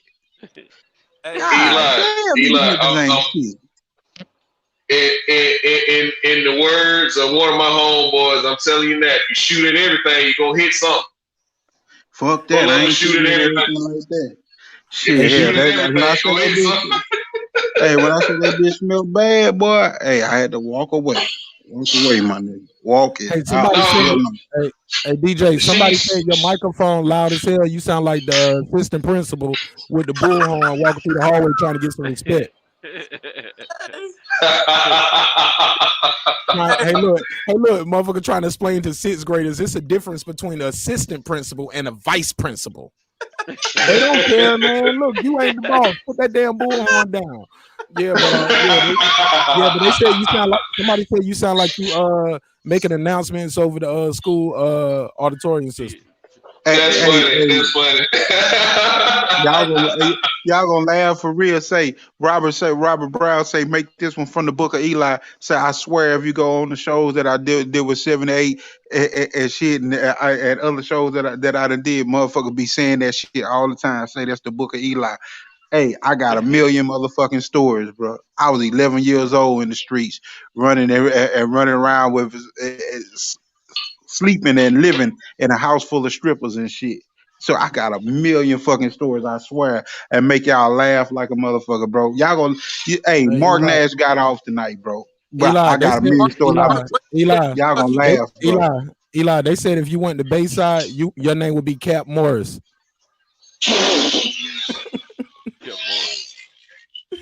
Yo, I'm just having fun with you guys, man. It's all good. You see how I went silent on that shit right there? Nigga, you can't bring no Saved by the Bell jokes in here and shit. Get that sweet shit out of here. Nigga, hey, I had to AB this nigga one time. Get that sweet ass, get that soft ass shit out of here. Hell no. I beat him. No, not AB.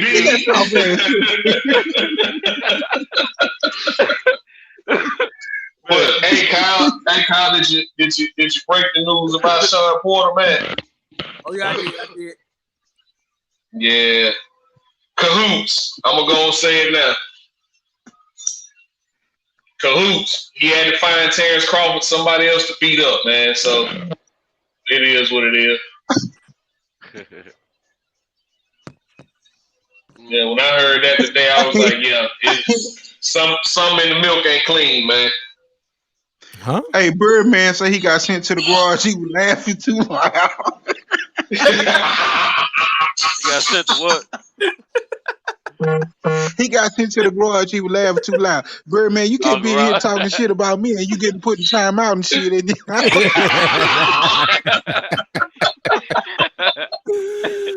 Go out there and sniff motor oil, nigga. Nigga, don't turn the car on in that motherfucker. Hey, he out there resting his head on the brake pads and shit. Hey. Goddamn. He talking about he in the man cave sitting between both of the cars. That's not a man cave. That's the lawnmower, nigga.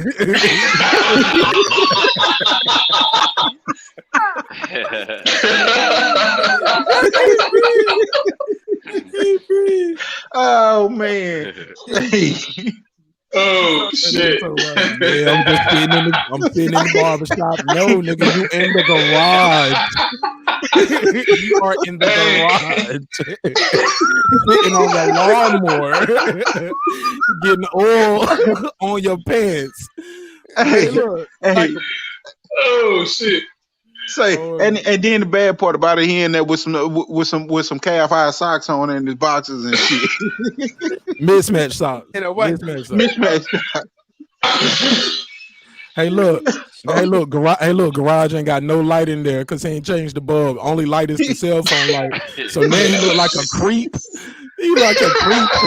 He's sitting in the dark ass garage. Hey. That nigga look like John Witherspoon on Friday preparing for interrogation. In the fucking garage with one spotlight in the middle of the dark. I can't breathe, man. You niggas have took all the laughter out of my damn chest. I have no more room to laugh, bro. This shit was absolutely radio face looking at. Who said that? who said some shit like that?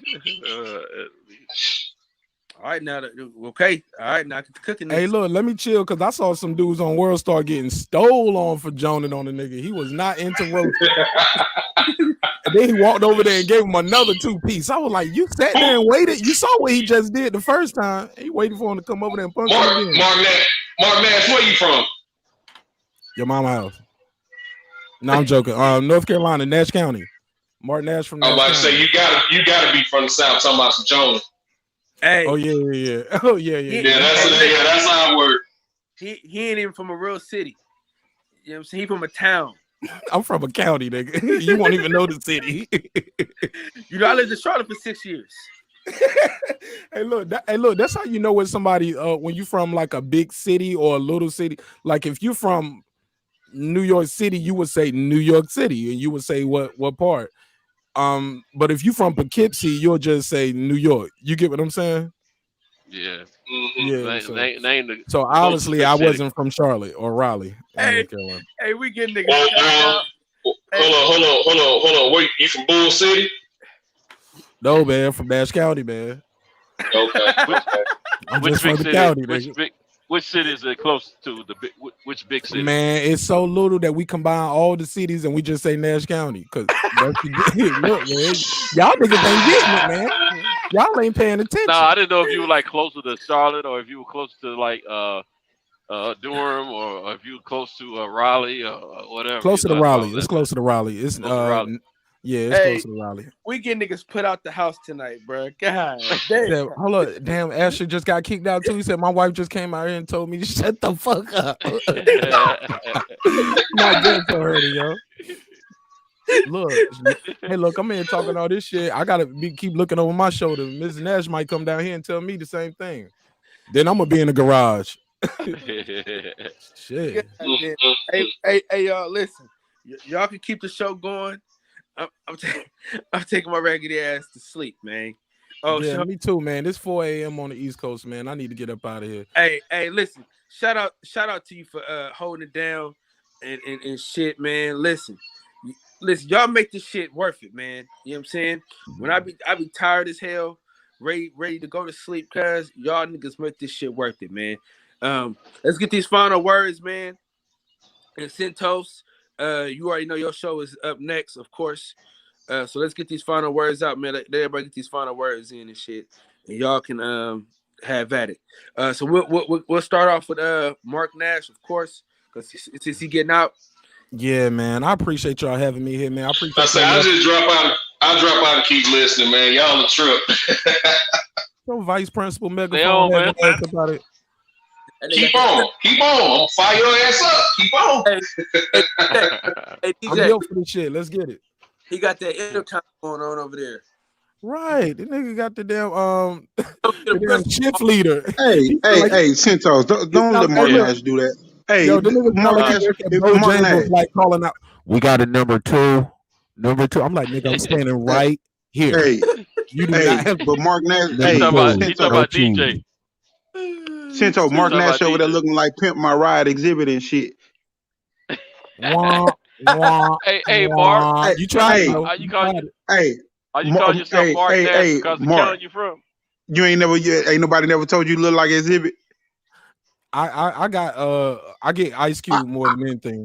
They told me hell no, Mark. You know goddamn well somebody done told you look like Exhibit. Mark look like Exhibit from Pimp My Ride, y'all. And he look like he wear goddamn them basketball bands and shit all up his elbows in the jersey.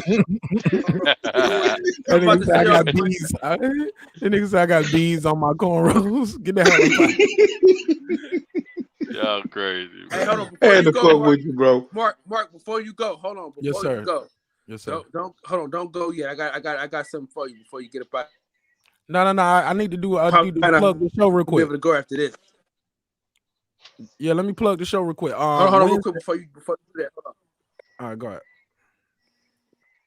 Hold on. No, go do your thing. Do your thing. But before you go, I gotta give you this.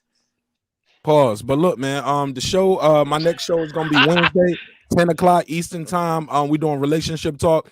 I got the idea from not my last time, but a time I was over here, and I heard one of the brothers say, hey, look, I had to tell my wife, this dick like a muscle. If you don't want to work this muscle, we getting a divorce. Now, and I was like, that's some gangster ass shit. And I told my wife that. I think he referred to me. Yeah, okay, that was you. One of the brothers over here was, and I was like, it's a muscle, man. If you don't work it, you lose it, man. Right. And you started off the conversation like, bitch, you want a divorce or what? And I told my wife that, and and it didn't work as well as it worked for you.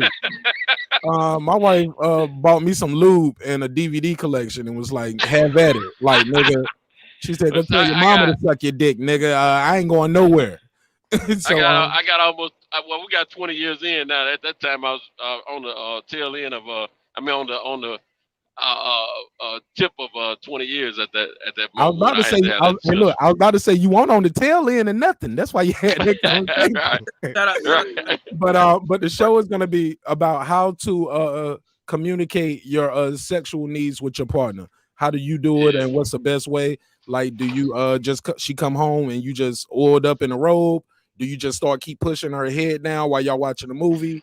Like, how do you communicate that? So we'll have fun with that. We're gonna have some ladies on the panel as well. So join me 10 o'clock Wednesday for that Eastern Standard Time for that conversation. Tell me the name of that at your YouTube channel again. It's the same name you see on the screen. Mark Nash. Mark Nash. Okay. NASH. I forgot to go over there and subscribe the other day. See, I'm gonna have to catch it on the replay because I think I'll be asleep when you have your show. So yeah, we're on the East Coast, so it's 10 o'clock over here on the East Coast. Yeah, 9. I'm Central. Well, damn, man, you just need a nap in the middle of the day. Look, I get that too. No, I drive at night, so I go to sleep in the evenings, and I don't get up till like. Okay, that's enough, man. I don't care. I don't care that much. I'm sorry, my brother. I don't really care that much. It's 4 in the morning, man. I don't care that much. I'm just trying to plug this shit in. Mark Dash, before you text. This nigga called me a red bone sissy. Nigga, don't ever call me a red bone. Nothing. He called me a red bone, but say eats it. But we got Dash Dilger on the screen. Who is that? Mark Stop it. Wait, Mark, look. You just don't have no more stock footage, no more stock pictures. You just grabbed the first. I'm not even the same complexion as Daz. I'm like at least 2 shades lighter than Daz. That's not even a good one. Different nose, different bone structure, eyes, eyebrows, boo. And then put that picture of radio up and put your picture up and let's see what happens. Put that picture of radio up and put your face on the screen. Okay? Both, coach, both. He wanted both sides, you know what I'm saying? Yo, my God. Hey, man, this show was so much fun, man. I really enjoyed doing this show. What you get right, Mir? He's like, why is Daz on the screen? Mir, he's trying to say I look like Daz. Get the hell up out of here. Reach. But thank you so much, Kyle, for having me on. We're gonna do it again real soon, man. When you go live again, just let me know.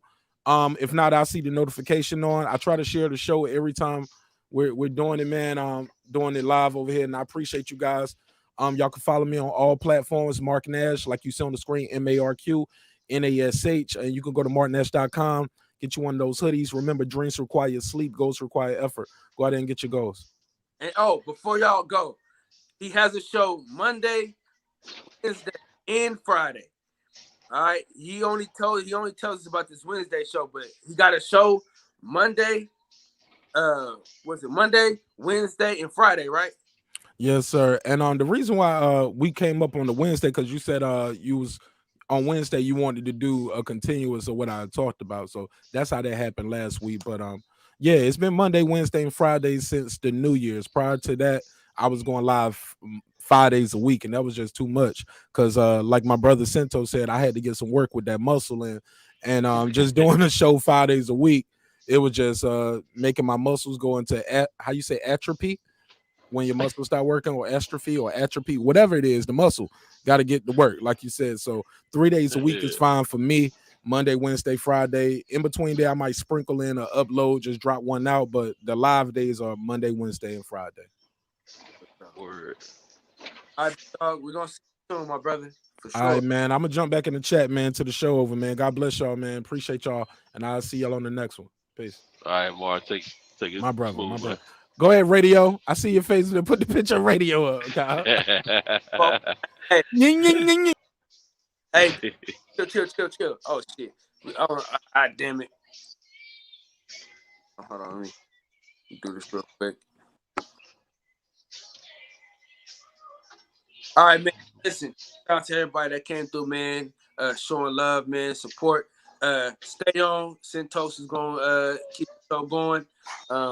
In the words of the great philosopher Lil E, man, I want y'all to breathe air and live life. You know what I'm saying? You know, it's always a treat when prayers meet. Thank y'all for breaking bread with me. You know what I'm saying? Another one like the other one, same super heated. So you know, like we always do, I gotta play the outro, man. Just gotta play the roots. He let the beats be a bitch, and we never switch. Even if I'm rich, I'll be broke like I'm Mitch. Niggas talking down, but that's headed in the wrong direction. But I knock that shit out like the boxing section. Cause they can't touch what they can't see. All I gotta do is be the same me. All I gotta do is keep it G. Always be the same me.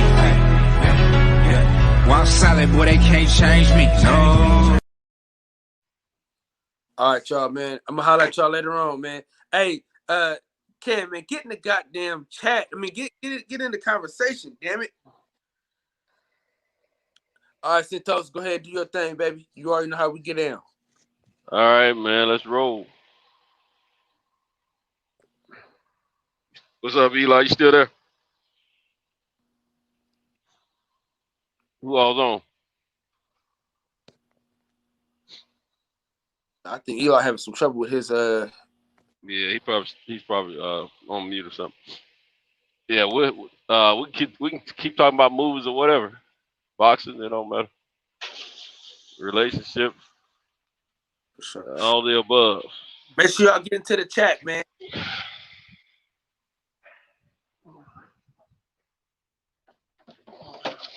All right, Cal, appreciate you, man.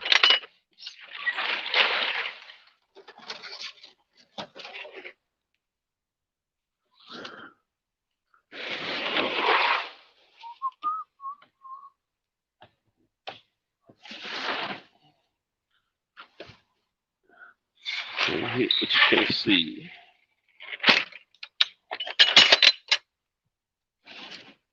Let's see.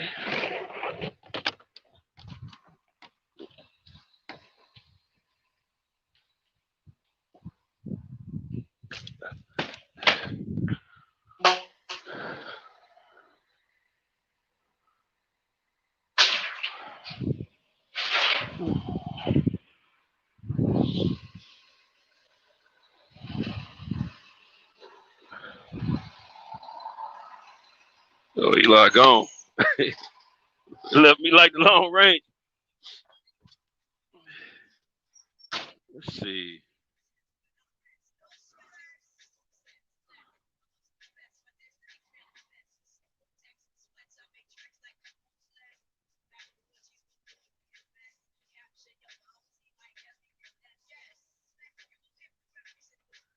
Yeah, that y'all want to talk about that boxing, about the Sean Porter issue?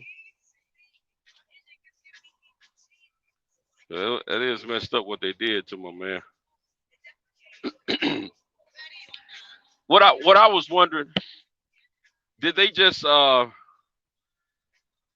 I know they move my man Ortiz up to the #1 ranking spot on the as far as the WBO, and they moved Sean Porter to #2.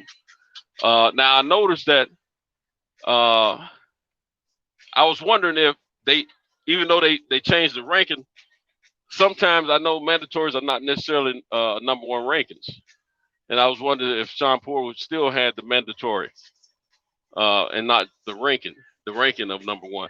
But at the same time, I noticed also that Ortiz is slated as the international WBO champion. Let's make coming through here. Gonna speed up when I come out. So I wonder if that had anything to do with it or not, as far as the Sean Porter not having a belt of any type and my man having the international belt. Also, he is the mandatory challenger now. Yeah, that's some crazy stuff. Well, I heard something about he didn't petition, but I didn't know you had a petition about the mandatory issue. I thought you just had to be Hey, you back, Eli? yeah. My phone, man, I'm having trouble with this charger and shit, but I'm gonna stick with Okay. you as long as I can, All bro. right. But yeah, I Okay. honestly, bro, I have to ask myself on that: is that the WBO fault or is that Sean Porter's Sean fault. Porter fault? Because people been saying that he needed to petition to exercise his right to And he wasn't. as a mandatory. Okay. You know what? And I the forgot issue, about that. I did hear that too yeah, a while people ago. been saying that, but I don't know all the exact ins and outs of how that goes. So I'm not sure if that's something that you really have to do. He kept asking for the fight and kept saying that he was the mandatory and stuff, but I never heard him petitioning like, okay, hey, if he don't give me this fight, strip him. I know in the past when it came to like the WBA and shit like that, when it came to Keith Thurman in the WBC, that was what happened. People Yeah. petitioned to get him stripped. And matter of fact, Sean Porter was the one that was petitioning to get him stripped, either give up the belt or fight Right. me. Right. And he did Yeah. not do that with Bud. He just kept saying, fight Hmm. me, fight me. Like it was, Right. okay, you're my friend, so I'm not going to get you stripped, but fight me. Well, now it's Yeah. cost him his position. So I if that's the case, it's on him to me. that the only thing about that Ortiz fight and Bud fight, if it happens, it's not gonna be a high dollar. Well, it don't matter to me. It's their money, but I don't see that being no.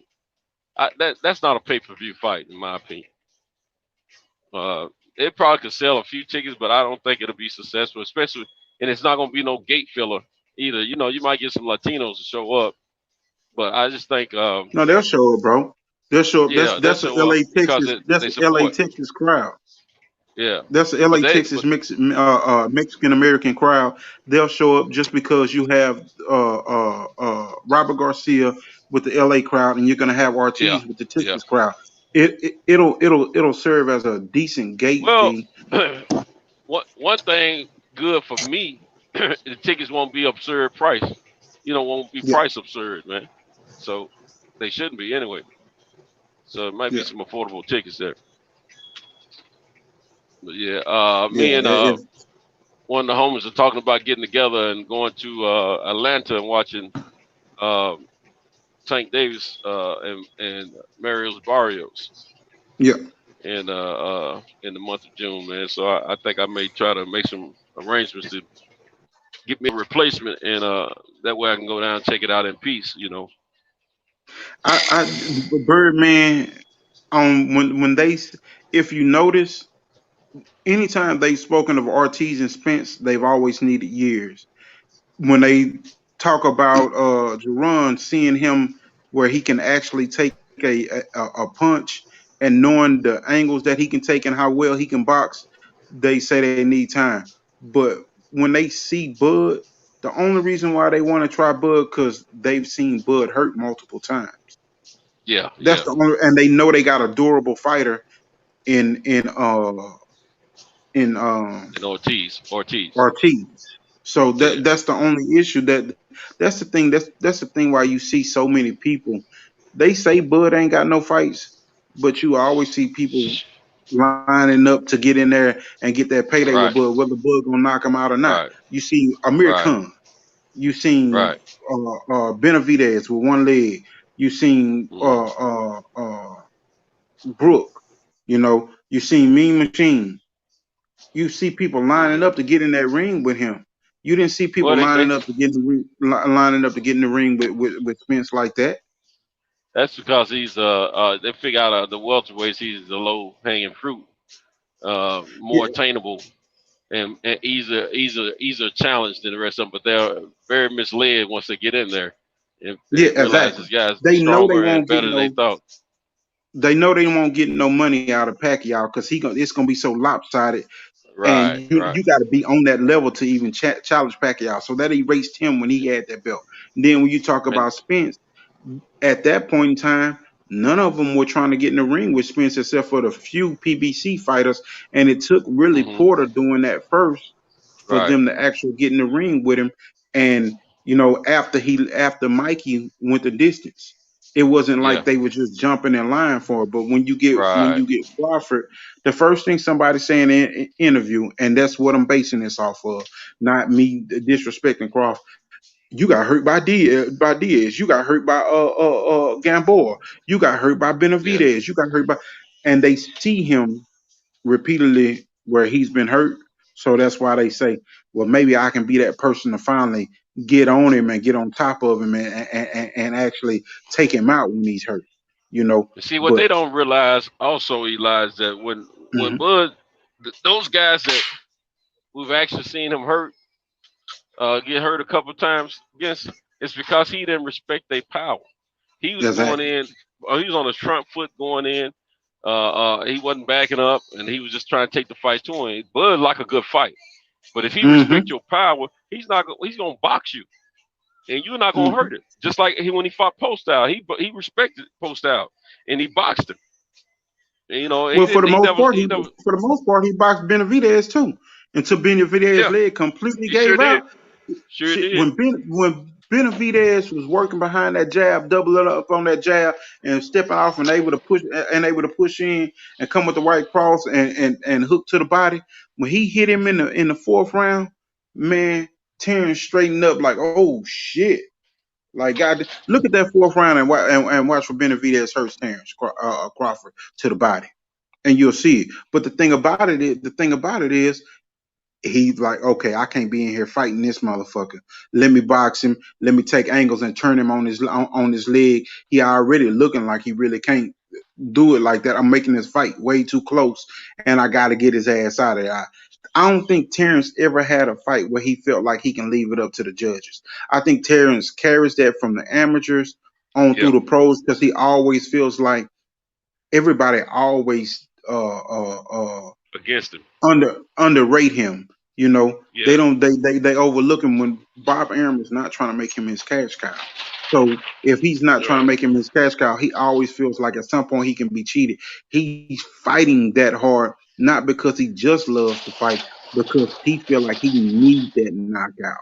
He like, I ain't giving nobody no chances. Never. It seemed like one of them things, but never in life again will I give a motherfucker a chance to cheat me. Right. You know. So I give Terrence all the words. Go ahead. Somebody else jump in. Yep. Yeah, can y'all hear me, man? I was having trouble joining in. Y'all can hear me? It's Rob. Yeah, we can hear you. Okay, cool. Yeah. I think. Man, what was y'all talking about? We talking about Terrence Crawford and just him being challenged as far as fighters challenging him more than people will give credit, more than people will really say. And then not only that, how many times he been hurting fights and make people think that they have a chance, so they will challenge him. But the fact that actual fighters like Sean Porter right now with this mandatory situation, he did not push the issue on Bud Crawford for this mandatory. Yeah, for sure. See, I was seeing that, man. See, there's something with the WBO. Just because you rank number one doesn't mean you're automatically the mandatory. You have to file paperwork and submit to be the mandatory. So even if they I saw they move Porter down to number 2, but see, this was after Porter himself was sitting there saying, well, look, if Bud want to fight somebody else, they're going to have to pay me to move me out the way. So Porter loves going to like the IBF and the WBC conventions. He's ranked high by the WBO, but that's not his main focus. You know what I'm saying? So WBC just because he got dropped down, like Ortiz has got to, just because he's ranked number 1, that don't mean he's the automatic mandatory, because Ortiz is also the WBA gold champion, meaning that he can challenge for the WBA super belt at any time too. So it just depends on what he wants to do. But just because you're ranked number 1, actually at number 6, he can jump up and challenge, because Bud has to fight somebody in the top 15 ranked by the WBO. So, the ranking bodies are funny, man. I honestly think that Bud's gonna beat the brakes off of Ortiz if he do get in there, because it ain't no just coming straight forward and not taking any angles and just trying to be a durable fighter with Bud and being a target to get punched on. If you was a target for Hooker, you're going to be a hell of a target for that lead hand sitting right in front of you, being a strong hand, getting punched on by a guy that's really fighting southpaw, but that's really a orthodox fighter and can punch with that power. The same shots that he hit Kell Brook with, you're going to take more of them because you're more durable, and it's going to be more punishment. Not only that, he's going to set you up for those uppercuts and those different off-balance shots that he is known for hitting fighters with, where Bud will step around you and set you up with something nice, because he has good traps. Well, he's in front of you at that 1 minute, and he takes the angle, and then he hits you with the straight right across the jaw, where he's looking in and seeing. He fights best when he's at mid range to outside. He doesn't fight good inside, but I don't think that Ortiz is fast enough to get inside and really put the beats on him and really overpower Bud, because Bud is stronger than what people think than what people think he is. I'm not one of those. He's a flat-footed fighter, man. He's flat-footed. Ortiz is flat-footed, so that plays right into Bud's hands. Yeah. But if they think that Bud's just gonna stand there and allow him to get easy picks on me, they crazy. Bud, when early in his career, man, when Bud was coming up, in his professional career, he gave you a resemblance of Mayweather from the fact of his defense. He didn't get hit much when he was coming up. He showed you all the crafty display and skill that he had, and he didn't get hit much. And it wasn't until a little bit, down the line after he got his title and everything, when he started going on his front foot after these guys. You know why I think Bud gets hit more now? The reason why I think Bud gets hit more now is for the same reason that Sean Porter says he fights at 147 versus Bud came from a lighter division where he moved around, he utilized movement more, and he just kind of beat down on those guys over time. His power wasn't the same. His power was good for those divisions regardless. Yeah, he's stronger now, the bigger man. He's stronger now, and he's sitting down on punches more. Yeah, he's utilizing. It's also one of them things. It's also one of them things. Blue Blood was talking about this earlier on the show earlier, where he was talking about Mayweather. See, when you watch Floyd fight, when Floyd fought big punchers like Corrales and stuff like that, they didn't really touch Floyd, but guys who were a little bit lower tier, like when he fought Chop Corley, those guys caught him with a punch. Bud is not really getting caught with punches by big known punchers. And see, Victor Ortiz will be what somebody considers as a known big puncher. But his punches are, I'm not saying Ortiz ain't a good guy, but he's flat-footed and his punches are wide and he kind of wings them. what's gonna catch Bud is somebody that's slick, you know what I'm saying, that fast and comes at an angle. That's the thing that catches Bud. But it's like if any of us, if we was going in against a fast guy, we wouldn't be expecting him to sit down on punches. And if we was going against a powerful guy that was known for just knocking cats out, then you'd be looking for that. You'd be more prepared for that. And that's what I think it is with Bud. Let me ask you something. Do you think Virgil Ortiz has the type of power that they are saying that he has? Or do you think it's a matter of level of competition so far? I don't think he's got the power that they say he has. To me, he really didn't. I mean, he hurt Hooker some, but Hooker, he didn't really get him out of there. You know what I'm saying? Hooker hurt him just as much. Yeah, I mean, he didn't really get him out of there. I mean, he's a. What he said, he didn't knock Hooker out. He broke his. Hooker, that punch broke his hand, wrist, or something. That's what ended the fight for Hooker. More than anything, I don't say the body shots, but Hooker was taking those body shots and dealing with it. You know what I'm saying? So he was hurt. He admitted that, but he was dealing with it. Hooker was a 140 pounder, man, coming up. Not that he's not big for the division or whatever, but he was coming up, and that's really getting used. I think Ortiz is a decent fighter, but it shows when guys step up in competition. Is all I'm saying. I think the future of Ortiz looks like Sean Porter. I think he's that type of fighter if he develops any footwork. If he doesn't develop any footwork, he's a pressure fighter and a durable fighter. But how long is that? How far is that going to get you if you don't develop any footwork and angles? Remember, at first, Sean Porter was smothering all his work and all over, but now he's bouncing in and out, and he's developing more of that type. He's boxing now.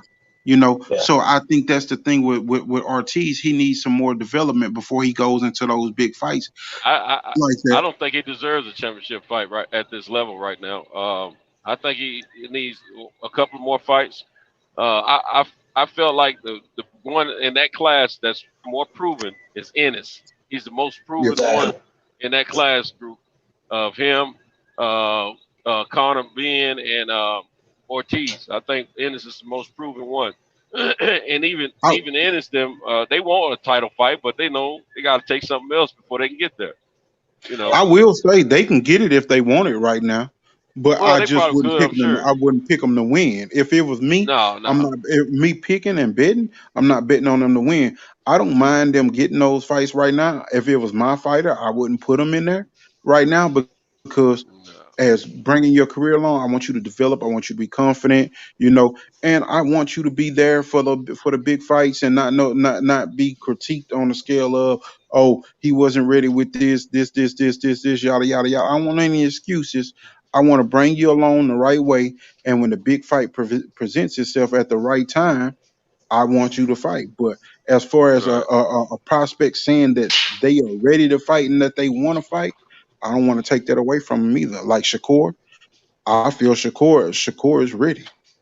So I mean, if you look at the depth of competition that Shakur is facing, he's at the top of the hill. So yeah, he's definitely ready. That's a little bit different situation. This guy Ortiz is not at the top of the hill in the welterweight division. Exactly, so, and I think Ennis is ready, man. Like. I look at it like this, and this is where the ranking systems kill me, because the WBO caters to top ranking, they cater to Golden Boy, all right? Because Ortiz has 16, 17, 18 fights. Ennis has 26 fights or something like that. So, and if you look at the competition, how is Ennis ranked lower? Or go to Speedy Rashidi Ellis. He's got more fights. He's a good fighter. If you ever watch him fight, Ortiz, I mean, I'm not saying Ortiz is not a good fighter, but he's with the right promotional company. He's got the WBA gold belt. You know what I'm saying? Which is normally given to traditionally not necessarily African American fighters, but more of you Latin fighters, Latino fighters or whatnot. And then they get that title shot based off of that. The WBO is notorious for just, catering to whatever Top Rank or whatever Golden Boy says. And so that's why I saw it as a relationship situation on that change right. That's what I see. And when I look at the welterweight division, go ahead. What I was gonna say, none of us are saying that Ortiz is not good or the goods, but what we are saying is after that last fight with my man Hooker, we all realize that he's not ready to be on the level with cats like Bud and Spencer. He's ready to fight him mentally. He can stand in the fight and probably go 12 rounds with either one of them. But at the same time, him looking like he's guaranteed to win that fight, no, I don't see it. I think he needs a couple more fights. If you look at it, Ennis and Ortiz just basically fought the same fight.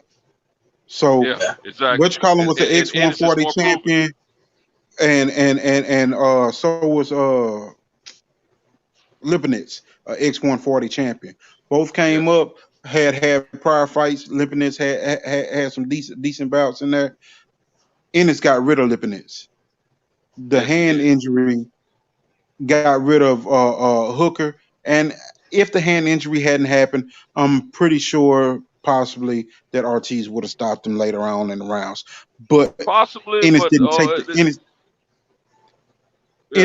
the damage that Ortiz took. The damage that Ortiz took from Hooker versus what Ennis looked like, you look at the level and you say Ennis is a level above. Regardless of where the fights ended, if you just giving Ortiz credit, because I don't want to take any credit away from him, because he damn sure was putting in some work on Hooker. It was a good fight. It was a good fight. To me, for Hooker to be the underdog and the smaller man coming up, because if I ain't mistaken, didn't Ortiz fight at 154 in the beginning and drop down to 147? I thought Ortiz fought at 140. He was above 147. He was above 147. You know how guys just be trying to get used to whatever weight. I think he was a little bit above 147 for one or two. A little bit above. Okay. Yeah. I thought he fought at 140 once too. Well, maybe it's what I'm thinking, 140. But I knew he was either in a higher weight class before or a lower weight class before. But I thought it was a higher weight, because I think last time I was thinking on that, I was thinking 140, and somebody said something about he was at 154. Yeah, I know Howard started out at 154. Porter did the same. But I tell you something that I don't think that can't be discounted too, man. And that's, I know we all boxing fans, but the business side of it.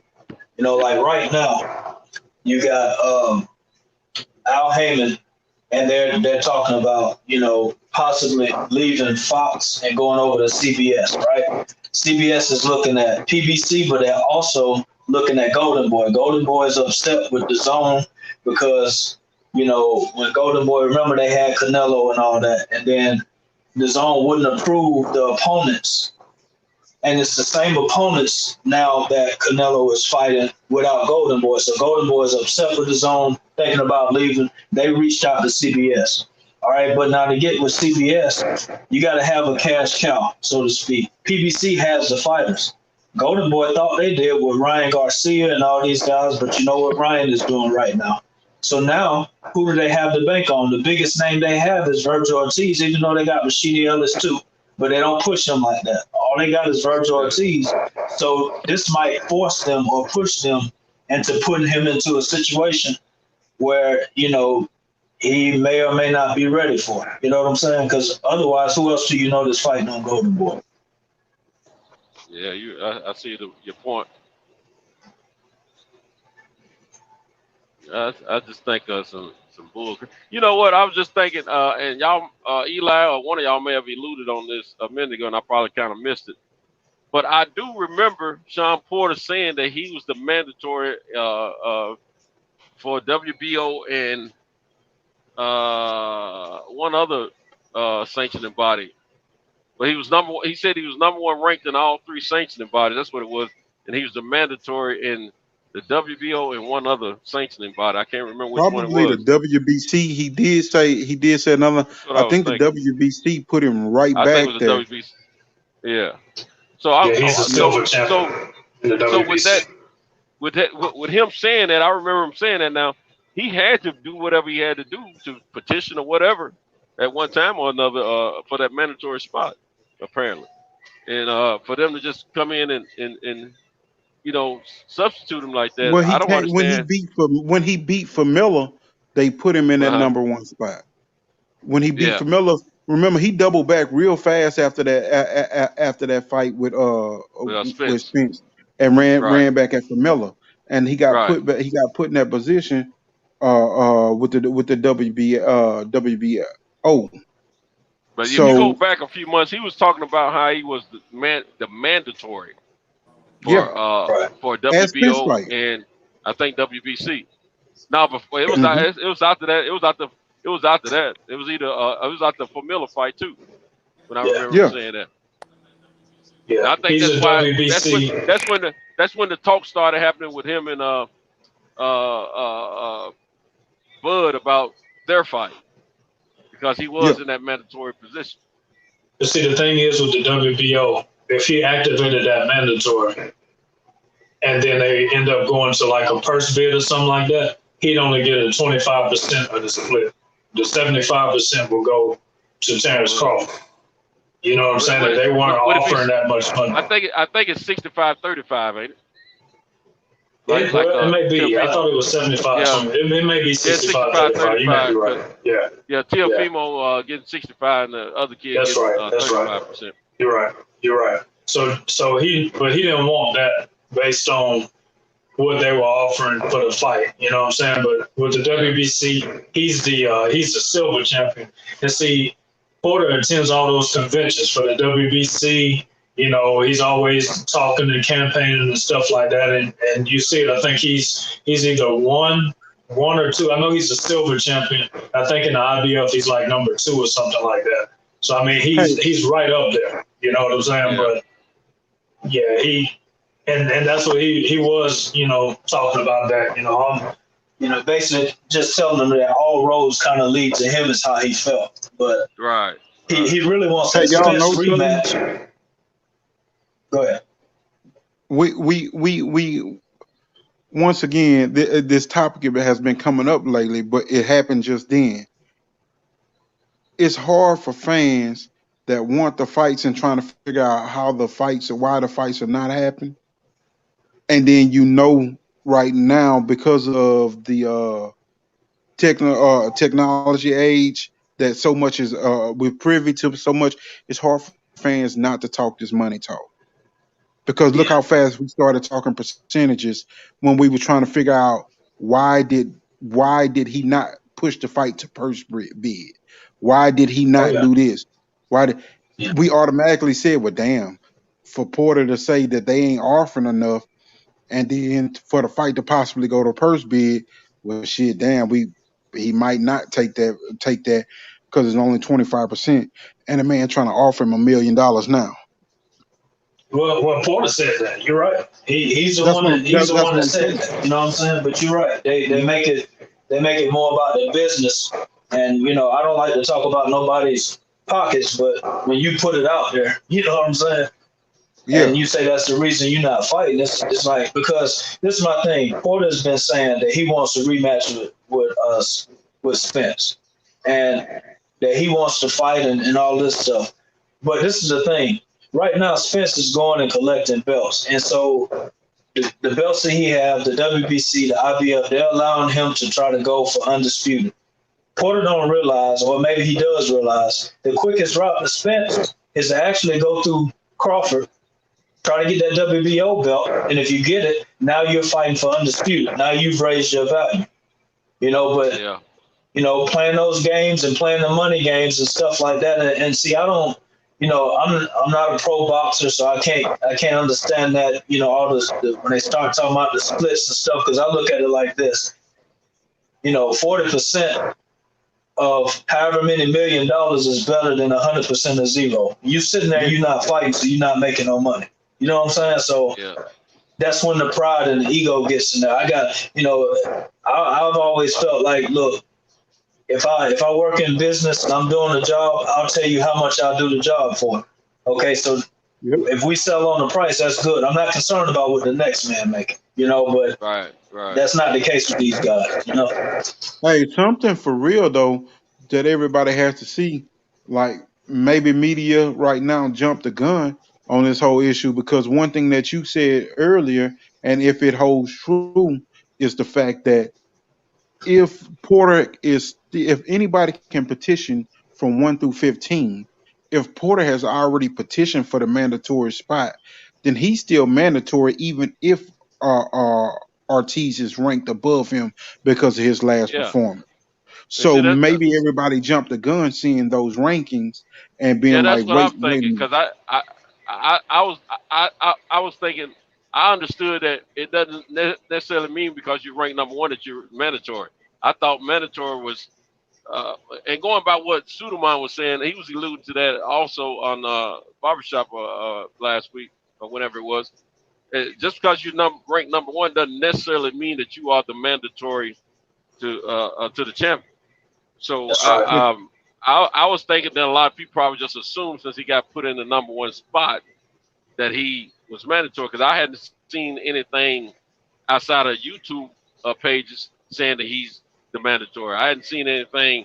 I think I was reading the boxing World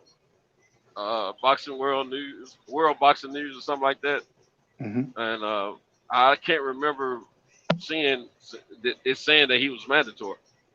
Right. Yeah, he's got to activate that because, like you said, Santos Wilder is still ranked number one with the WBC, but they're not moving, making him no mandatory. It's like they sitting there purposely twiddling their thumbs, holding him down, but he's actually ranked number one. Yeah. So the rankings.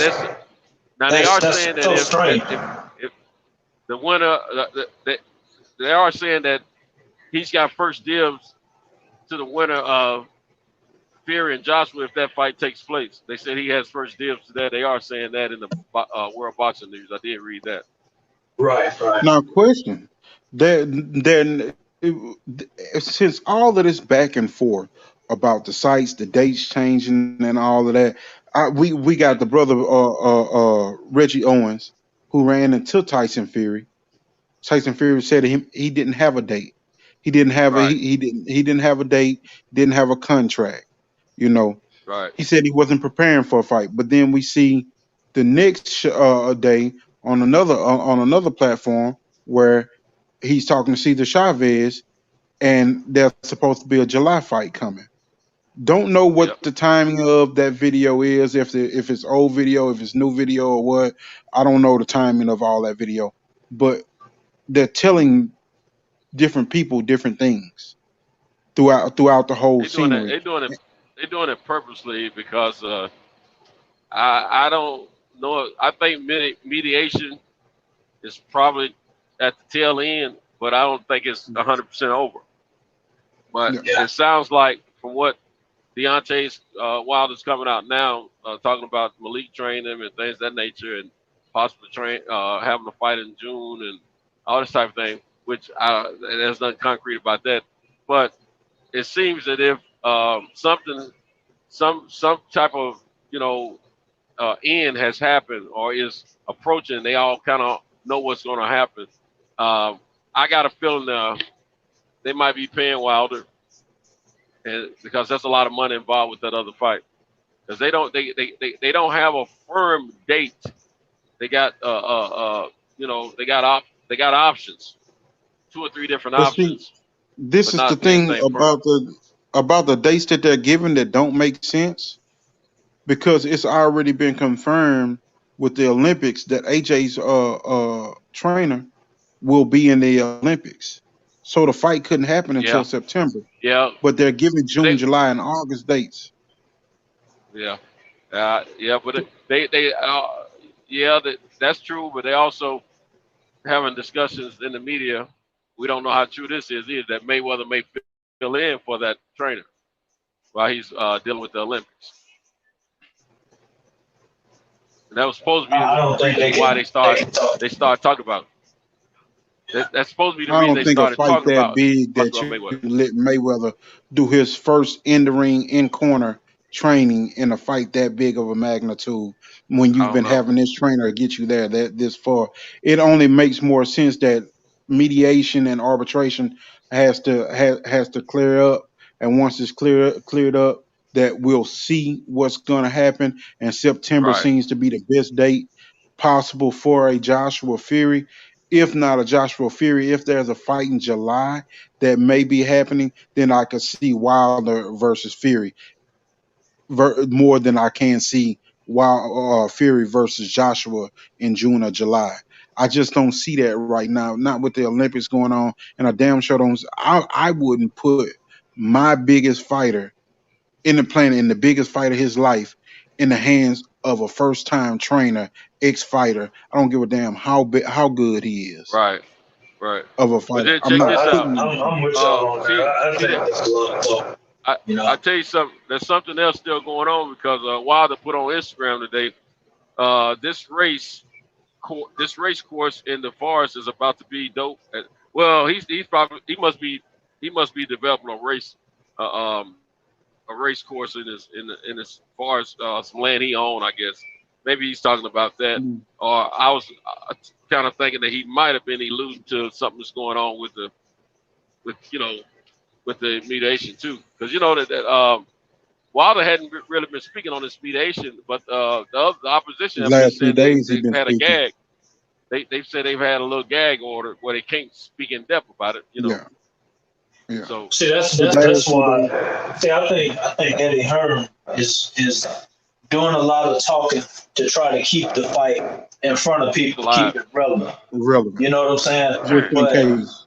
The people that's really, really involved are being more quiet because, they can't talk too much. And if they keep on talking a lot, then that's going to rule things in Wilder's favor. You know what I'm saying? Right. So they can't finalize anything right now, I don't think, until the arbitration mediation is done or whatnot. But to me, this is why you keep hearing Aaron come out with in different articles and keep re-quoting where he's saying, you know what, this is getting on my nerves. We might just fight Wilder next. You know what I'm saying? Just saying stuff like that. But remember, they also told Eddie Hearn, Frank Warren, and both, Bob Arum was like, they telling Eddie Hearn to be quiet, but Eddie Hearn just keeps on, well, we almost got this. We're almost at the finish line. Remember, before it was 2 weeks and we could make the fight, and it was just all this talking. I think he's just trying to continue to drum up and make it relevant. And now he's promising that they got such a big site fee that he can actually stack the undercard. And when you talk to him or tweet him, he'll tweet right back to you, yeah, it's gonna be, we're gonna stack the undercard like never before. And I asked him, I was like, so what, you gonna follow the Don King formula? That's what Don King used to do, stack the undercard. You gonna be able to do that? Oh yeah, it's gonna be an awesome undercard and this, that, and other. But yeah, man, it's I think right now, they're just doing a whole lot of talking, you know what I'm saying? But they can't just, Wilder's going to be okay in the sense that he's going to get some money or he's going to get the fight or both, Yeah, I think he's going to end up with both. I think he's going to end up with both, but I mean, time will tell, we'll see. The other thing that I saw, I feel like it's this same type of concept. Espinoza now is saying that the Benavidez and Charlo fight may possibly happen next on Showtime. I'm that fight right there has lost so much mustard from me because of all the antics of Jamal. Honestly, I'm a Texas dude, man, and I don't know what the hell is going on with Jamal right now. I'm gonna be rooting for him regardless. I'm gonna be pulling for him, but all the stuff in between, like I can't even look at it and be like, hey, like what the fuck is this? Is how I feel, honestly. Like, dude, if you gonna fight him, this fight that we getting right now, it's trash to me. It's trash to me. This fight is a prospect fight. This fight is not even it's like a good prospect fight. It's not a champions fight. I just don't. I got to be dead honest. It's not a champions fight. you know, and damn sure not Juneteenth. If you're trying to protect and say, okay, Juneteenth, we're giving a fight where a black fighter can win it. I don't like that. If we're gonna give a fight where one way or another black fight, put him and Andrade against each other. Yeah. That would have been a good Juneteenth fight, and it's win-win for Black America if that's what we're looking at, you know. But I just agree 100%. Yeah, I don't like how he's moving right now. But I do wonder about something. Because he always talks about he wants to fight Canelo. That's the fight he wants. Now think about this. Canelo, say he wins in May, when he fights Saunders. Okay, then the next fight will probably be Plant in September. And then if Canelo is serious, he's talking about coming back in December. Who's the biggest fight left in December? Wouldn't it be a Charlo fight? So if Charlo is fighting this fight in June, then in December, he's looking at because honestly, if Canelo becomes undisputed, there are 3 fights that people would be okay with seeing. And one of them is probably not so much. You got Triple G, which nobody wants to see. And Triple G is talking about fighting Murata at the end of December for Chinese New Year's or whatever, New Year's or whatever. Okay. And then you got Benavidez, and then you got Charlo. Now, Benavidez is somebody who Canelo has said he ain't really want to fight him and this, that, and other. So then you got Charlo. So that's the only thing I can think as to why Charlo would be moving the way he's moving, because otherwise it makes no sense. You know, I can't get with that, man. You calling out people and you're doing all this stuff. So, and 160 is pretty much there right now. So that's the only thing that makes sense to me. But I'm not sure that's what he's thinking, because I thought we knew how Charlo may think, and I'm disappointed.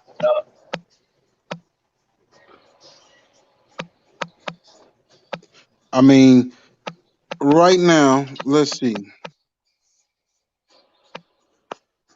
what Zach belts.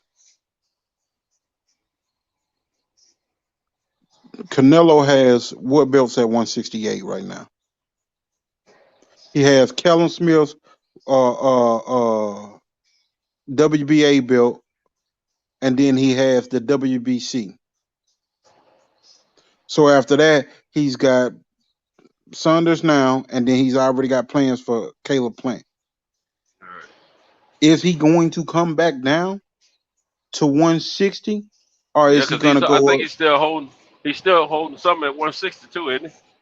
I believe he has the WBA. He's still the franchise champ. But Charlo will go up. Charlo said that he would go up to 168 to fight Canelo.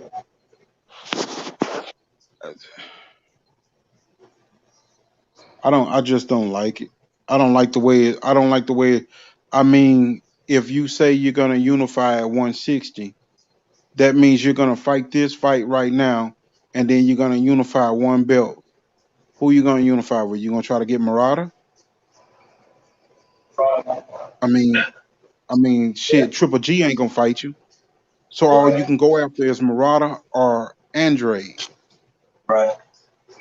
So it's like shit. Why we couldn't get these fights now? Exactly. That could have made the fight even bigger for you and Canelo. It could have made the prospect for you if you would have got Murata right now.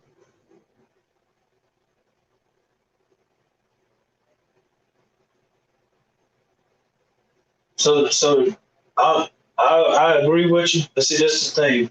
Once Canelo does what he does, there will be no mandatory due, because he's done all his mandatories. It won't be a mandatory come and due until next year sometime. Plant has handled all his mandatories.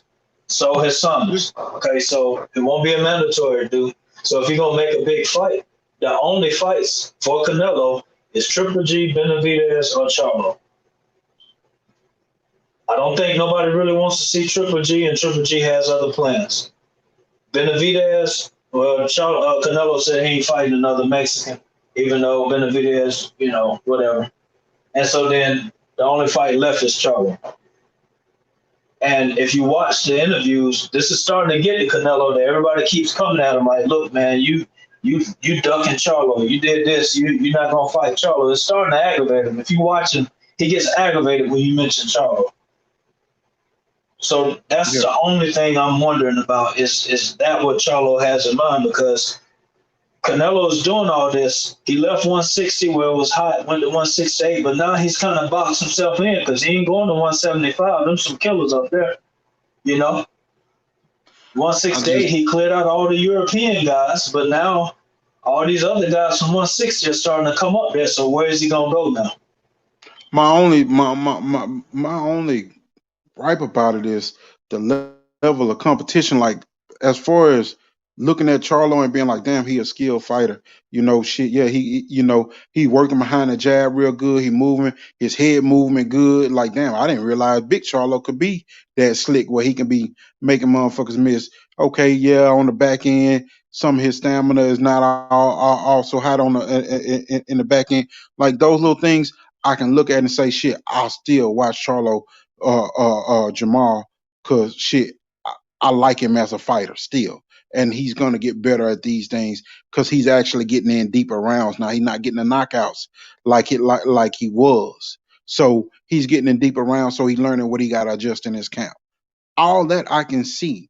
But for me to sit up here and say you're a champion, and to look at your brother who's a champion, to look at Errol Spence who's a champion, and to look at other champions, and to see the tier of competition that they're fighting, the level, and to see you fight somebody like this,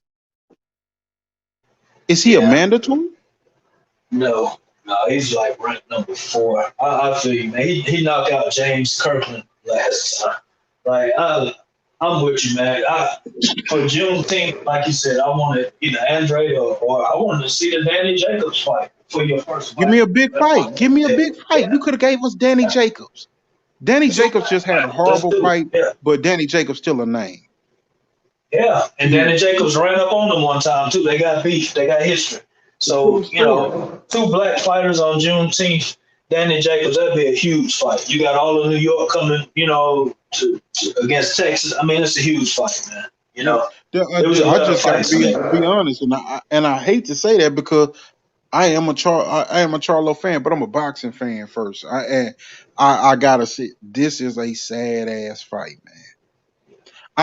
Honestly, I'm most likely gonna watch it because it's Charlo, but I'm thinking about not watching it. I'm thinking about, like, if I forget about it, I'm not gonna be mad. If I rewatch it on YouTube, I'm not gonna be mad. That's just. I think I'll watch it more to see what Charlo says. When people interview him and talk to him. Yeah. Like, I think want I'll be more interested in actually what he says in the fight. You know what I'm saying? Yeah. Like, I want to support the man, because like, you're a Texas fighter. I'm in Texas.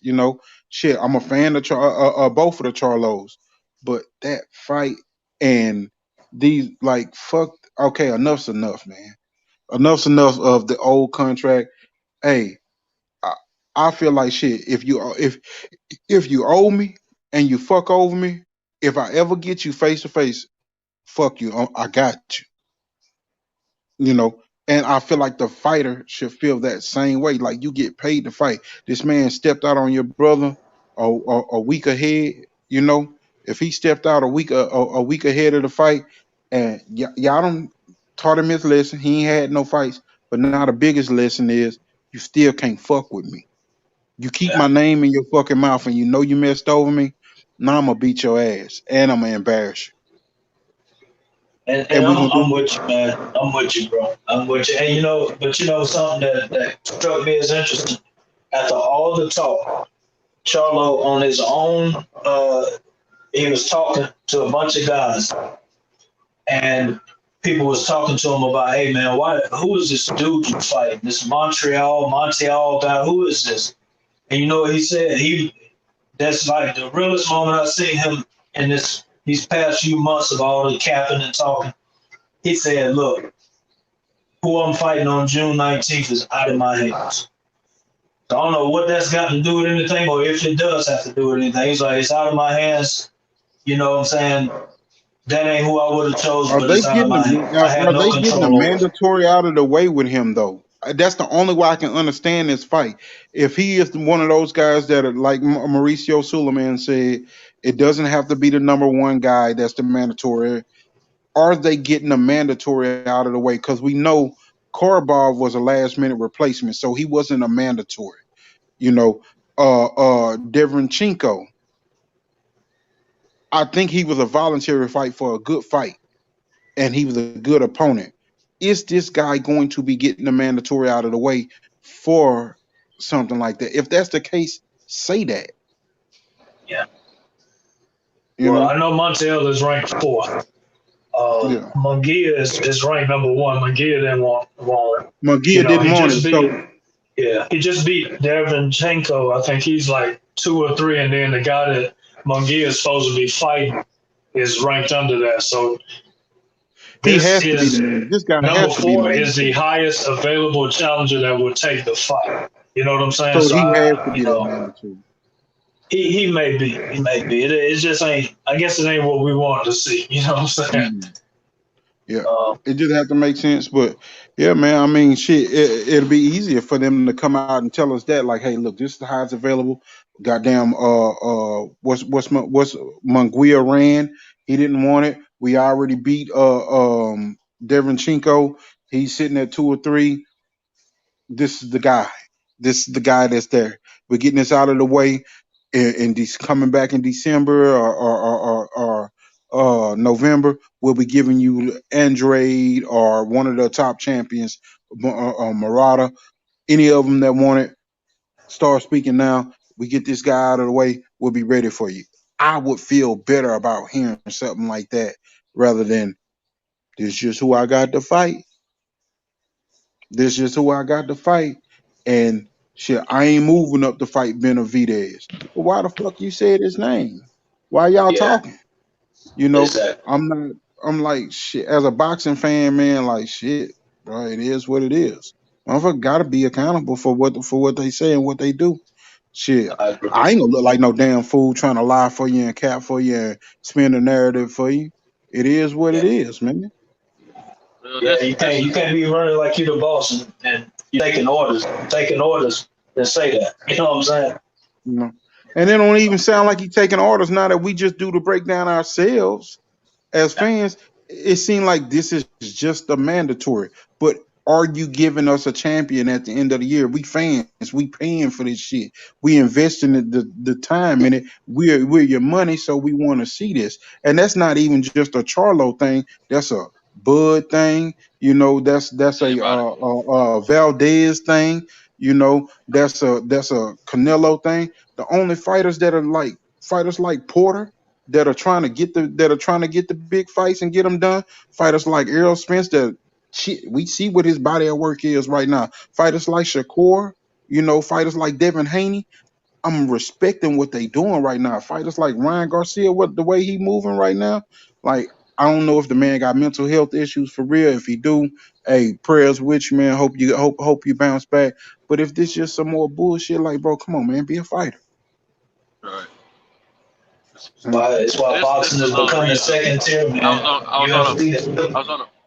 was on a platform earlier today, and I think you may have heard me speak on it before, Eli. But I, you know, every now and then I try to convey to us, the fans of boxing, that you know how some people that favor some platforms over others, vice versa. And then, or certain fighters over others, and vice versa. Then, if the disrespect come in between the two fans, and all that arguing and back and forth goes on. Well, I've been trying to convey to everyone, we as boxing fans need to put our differences aside about our favorite fighters and stop bickering and fighting amongst each other.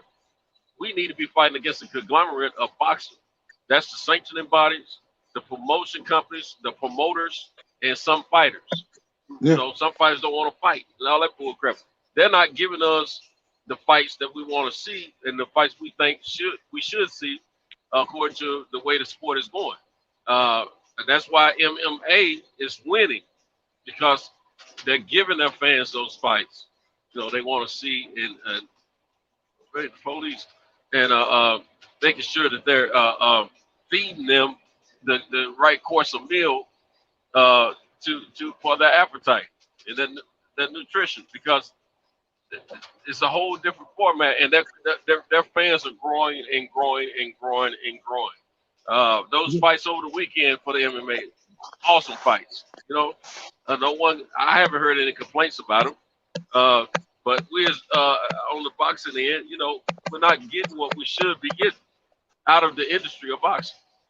And they listen to us argue amongst each other and some of the other silly stuff we say to each other, and they use that against us, you know, because this is public airways. So and a lot of folks don't realize that, you know, but this is we need to fight them. We need to be arguing with them. That's why these platforms were started, I thought, in the beginning, for the most part, because fight fans want to see what they want to see, and they want to hear the reports about the industry of boxing that they want to hear, you know, not the BS. Yeah. You know, we want to take all the BS out of it and give it the reality. Yeah. Go ahead. Like I'm not a spin doctor. I can't spin some shit. I can argue some shit for my favorite fighter and be like, I see it. This is how I feel like they can get the win and shit, but I don't need to tear down Terrence Crawford to say I believe that EJ gonna win and I'm rooting for EJ.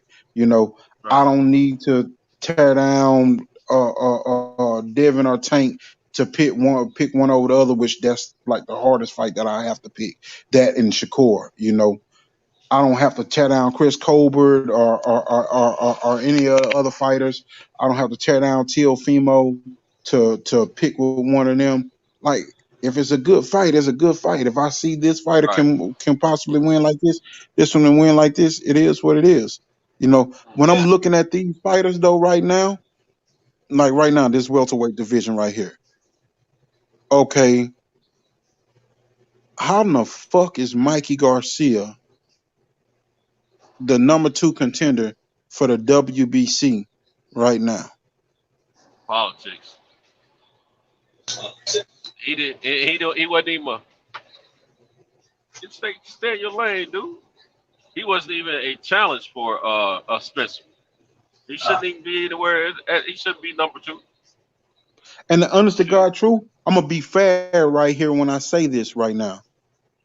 When they initially said Keith Thurman was giving up that belt, relinquishing that belt, when they came to that press conference, they were talking about stripping him, but the words that were used was that he relinquished that belt, but he would be reinstated to number 1 once he got back off of this fight with Manny Pacquiao, and he ain't been reinstated to number 1. What's title? What's belt? He's number 3 for the WBC, behind Mikey Garcia. And I can understand why Sean Porter will get a run back right at it after that fight. But I'm surprised that Mikey Garcia right now is above Keith Thurman. You know, that's straight up politics in the game, man. Yeah, like I said, it's politics, man. Remember, he got stripped of the WBO. He had to give that belt up at 140 when he was dealing with Top Rank. So the sanctioning bodies did him a favor, and then, you know, isn't he some kind of sheriff or something like that? And they try to, you know, he tries to be like the face of certain things. So if you look at all the sanctioning bodies across the board, he's ranked pretty highly in all of the sanctioning bodies. The only one he's not ranked in is the IBF. Yeah, and you know the IBF got raided a couple of years back, so they kind of a little bit more strict on their rankings. So I'm gonna tell you something. That's who, in my opinion, need to be. That's who Ortiz need to be fighting, and that's who Enos. Enos a little bit ahead of Ortiz, but I'm saying that's the guy they could be fighting right now to get himself. That's the guy that Bud could be fighting right now. Well, he don't have a belt. He's not gonna fight. He don't have a belt. This Top Rank. Yeah, well, he doesn't have a belt. And Mike has been dodging. He's been dodging Bud since he's been a pro. Yeah. No. I'm talking about Bud fighting Keith Thurman. Oh yeah. Oh, Keith Thurman. Okay, yeah, that's well. Keith doesn't have a belt either, but that's still a good notch on Keith Thurman's. On Buzz. Yeah. If he wins, that would be a good I notch on want his Ennis to fight. resume. I want Ennis versus Thurman. That's what I want. I want You know Ennis what? versus Thurman and Virgil Ortiz versus Mikey Garcia. That's what makes sense. Well, Virgil Ortiz versus Mikey Garcia wouldn't happen because that's Robert brother. That's Mikey brother fighter. Virgil Ortiz is trained by Robert Garcia. Oh, that's right.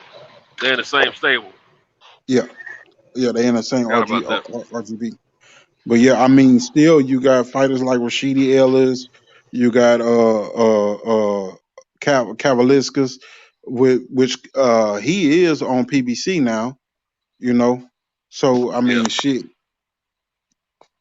You got fighters there for them to fight, you know. Yeah. That Abel Ramos guy, he gave Ugas some good fucking rounds, you know. Yeah, he did. He did. I'm willing to bet that's who Keith Thurman probably end up fighting when he come back. Well, Ramos. Because Ramos or some yeah, I'm betting he end up fighting the Ramos or Omar Figueroa or something like that. Yeah, that's because crazy. he's ranked in the WBA. That's a bad look for him, though. But they ranked above him in the WBA.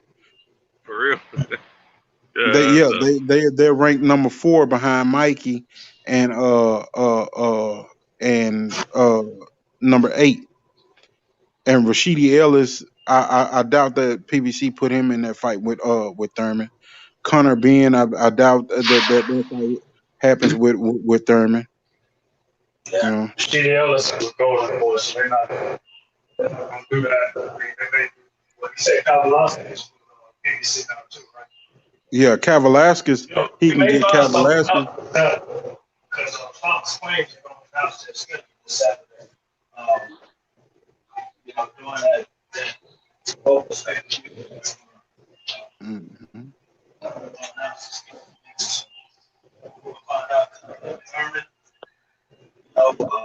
Gary Russell, all them guys, along with Spence and the rest of them, they waiting, on that.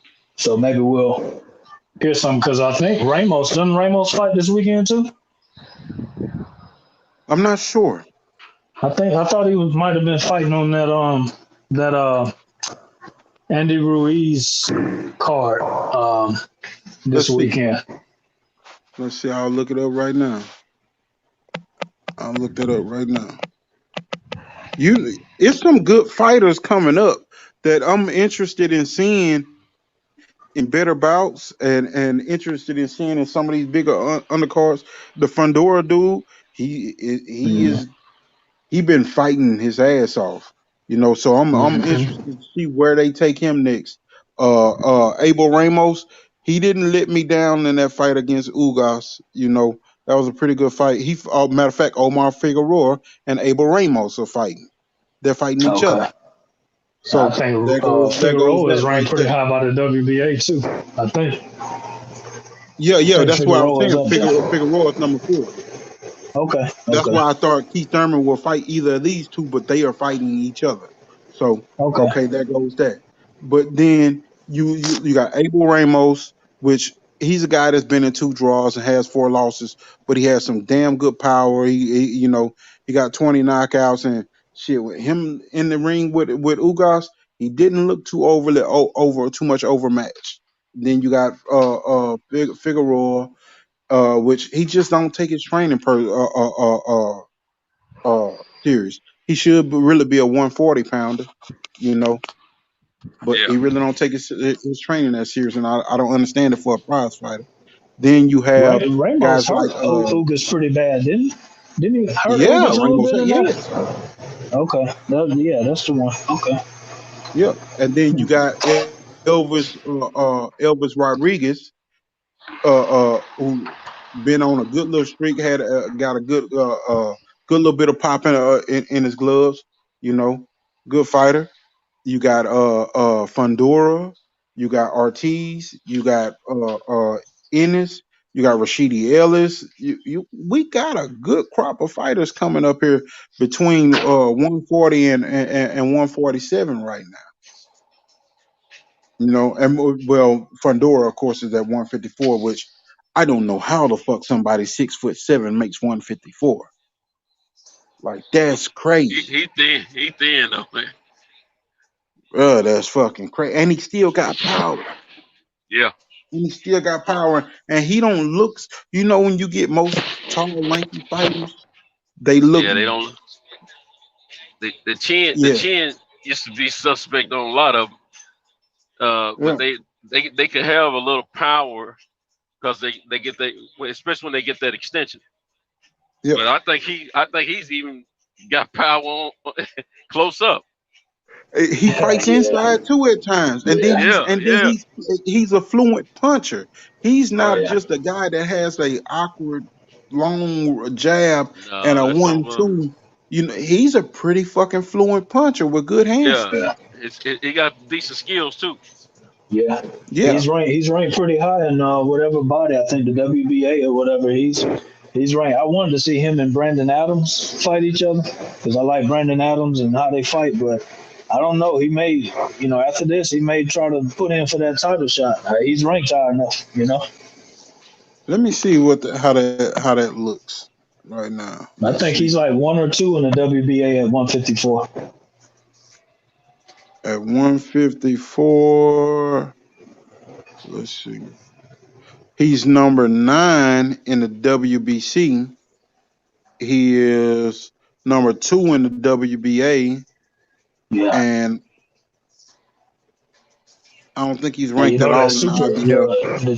Erislandy Lara moving up, that's made that regular title vacant. So after this fight on the 1st, which is this Saturday, right? So after this fight, he could be fighting whoever. I know Herb was rumored to be fighting Soro. Soro's a guy from, I think he's from France. He's a WBA gold champ at 154. Yeah. Herb was supposed to be fighting him, but, Herb lost his father, so we don't know really what's going on with her. But with Lara going up to 160, that regular title will be vacant. And so you got Fundora. J-Rock is ranked pretty high up there still, I think. You know what I'm saying? Madridov, I think, is ranked high. And he got number like 7 fights. I don't understand that. But Fundora, Herb, all of them guys are up there. So maybe Herb steps in and gets Soro and gets that regular title right behind Charlo, But he's coming. The Tower Inferno, he's coming. Yeah. Bro, who has Sergio Garcia fought? Why is he ranked number 2 in the WBC?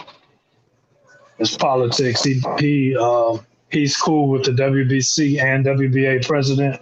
In fact, WBA president, what's his name, Mendoza, promised him a title shot within a year as long as he kept winning. And so he's been fighting just bums or whatever. But he's promised a title shot. Yeah, because, wow, man, you look at some of the top guys and where they're ranked at right now. Like, even I heard Brandon Adams, Julian Williams, these guys are ranked like number 11 and 8. Hurd is ranked number 4 in the IBF. Rosario is ranked number 10. Like, you just lost the belt. And you rank that low behind guys that are, I can't even pronounce the fucking name, Barakem, Murtazalev, whatever, yeah. Jack Colkay, Tim Zhu, Costa Zouk's son, Ted Cheeseman. These guys are ranked behind guys like Charles Conwell. A lot of palms being greased, man, behind closed doors. That's right. The WBA, like for instance, the WBA has titles for every continent there is. They got the WBA China title, the Europe, the Africa. And so you can win, like whatever. And, the WBO is similar. Like, for instance, we got Shakur Stevenson, right? This guy he's fighting, Nakathalia or whatever the guy's name is. The guy's like 27, 28 and 1 or something like that. Or maybe he's got a draw or something.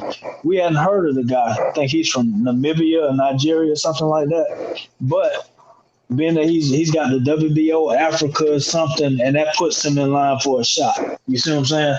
So these bodies, they try to establish a face on each country or each continent, and they do all this stuff. And these guys will be fighting for these titles obscurely, and then they pop up and they high up in the rankings.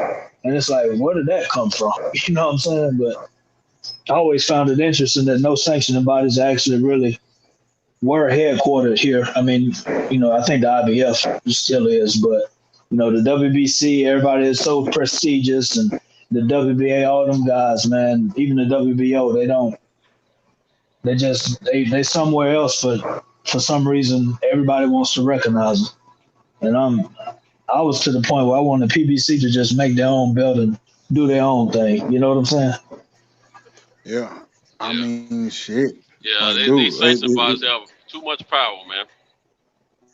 Way too much power. And then it's all about the money, man. All about the money, and the money that we hear about and the money that we don't hear about. Hey, Regis Prograis is damn near next in line for that WBC belt, and he's number 2 at the WBC now. He's number 4. I don't know why behind Rances Bartholomew and Lewis Ridden. I guess they've been there, but he's number 4 in the WBA right now. He's number 9 in the IBF, and number 1 and 2 are not rated, so they might as well go ahead and put him up there. I don't see shit stopping him. Man, he about the toughest 140. He's the most solid 140 pounder, I think, and I think he's the best 140 pounder in my book. Yeah, I honestly believe if he gets that Taylor rematch, that he will beat Josh Taylor.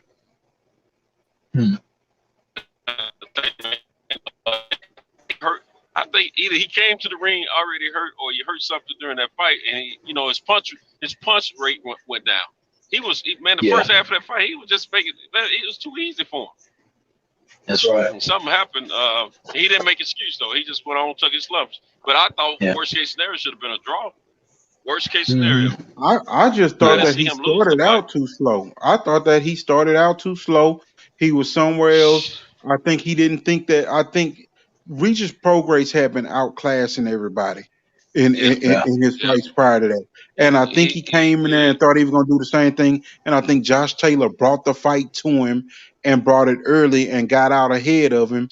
And I think he realized too late that he had to turn it up, and it turned into a dog fight. I remember it a little different. The first 3-4 rounds, maybe even 5. I remember Regis making him look bad, he was hurting. Bad. Yeah, and then after that, his punch rate went down. Yeah, and Josh kind of turned up a little bit, but I didn't see enough to make him just all out, just unanimous decision. I thought that fight was a draw. Okay, this is how I saw it. Earlier, Prograis hit him with clean shots, but he admired his work some. So it made for him his work rate wasn't up there. Josh was still working hard through those rounds. So even though he got hit with a lot of clean shots and some good work, by him admiring his work and Josh steady pumping it in at a faster pace, I felt like Josh was winning some of those early rounds where Regis got the better punches in. He hurt Josh a couple of those rounds. Exactly. He hurt but Josh I feel like those early rounds. He did, but I felt like Josh got those rounds because he's at home and he's working. And I felt like towards the middle rounds, Josh started to pull ahead of him like 5 through 7, and then I felt like 8 through 12, Regis was like, "Oh fuck this! I got to turn this shit up." But unfortunately, like you said, I agree. I thought it was a draw myself, but unfortunately now. I thought it was a draw. He's gonna be waiting a while. He's gonna be waiting a while for that title shot because Taylor and Ramirez are fighting for the undisputed. Then the winner will have to fight Catterall and of course they could vacate and leave. The IBF just ordered a 4-man tournament with Matias. Now he's a good one. Sabril Matias, he's a good fighter. They got Brandon Lee is coming up. He's definitely a good fighter, but it's like a 4-man tournament in the IBF to determine who will get that number one spot, and then they'll be up for a title shot. So unless Progress is not in that tournament, so unless these guys vacate, and I know Progress was talking about going up to 147 at one time. So, but he's got a nutritionist now, so he may stay back down at 140. I'm not sure, but is the Matias the one that killed somebody in the ring? Yeah. Thought so. Yeah, Thought that's so. him. Yeah. Hell of a puncher. Yeah, he's a fighter. Yeah. And that's right, what Progress is some good fights, man. Progress against somebody like that, or even that Brandon Lee. I was impressed with him, man. He's something serious. And 135, Haney cannot make 135 that much longer. Neither can Tio. Them guys are coming up. You got Tank already going up there, so it's gonna get hot at 142, and Progress gonna have some fights there, Yeah, Progress definitely gonna have some fights. I definitely don't. Progress always talk about moving up the welterweight, but Progress is not a guy.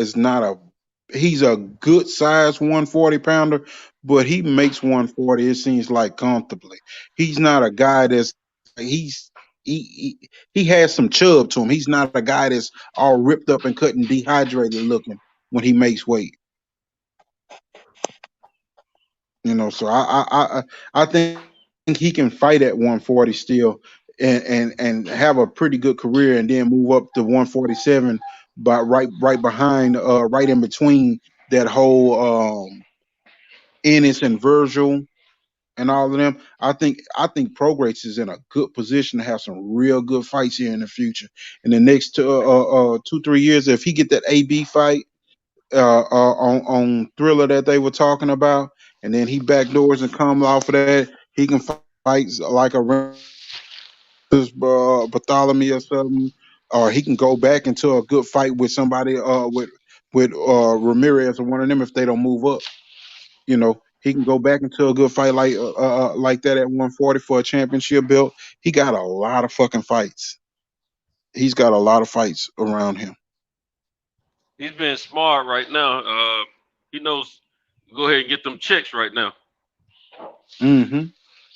That's why he wants that AB fight to happen. That's more of a check for the check fight. That's a check fight. Yeah. And then not only that, it's a check fight, but if he wins that fight right there, it sets him up as a name. And Progress is one of those guys that's been doing stuff outside of boxing, where he's made his little movie appearances and stuff and shit. So I think he's working on building a brand for himself. Because he was in that Bayou Caveat. Go ahead. Yeah, he's looking at the long run. He's looking at the long game. Yep. He ain't no dummy. Yeah, he's setting himself up good. He is. Especially if he can get that AB fight and get branded on Thriller and be like the fucking co-main to Floyd and this whole other little shit. I don't even want to talk about that. But if he can be behind Floyd with AB and be the co-main on that shit and get that viewership going, he can come back and tell Josh Taylor, you can get your biggest payday. I want my one back, and get his fight back and redeem himself, and then just the sky's the limit from there. You get fights. You through the 140 class, you can go to Virgil Ortiz, come up to 147. You can do a Maurice Hooker. You and Maurice Hooker always have talked a lot of shit to each other. He's with PBC too, and I mean he could still get that Tank fight. Tank come up to 140 and stay there. Tank has said a long time that 140. Everybody in his camp keeps telling him that 140 is going to be where he's the best at. And this is his chance to prove that. So that's a big fight too. They still talk to each other, and they was going back and forth not too long ago. So him talking and being willing to fight these guys and then being marketable, because I mean he can talk, and that's something that these guys need to learn, even from Sean Porter, man. Sean Porter goes and he politics and goes to these conventions and shakes hands with these suits and stuff like that, and he's a good ambassador as far as talking. If these guys start doing that and marketing themselves, they got to do that.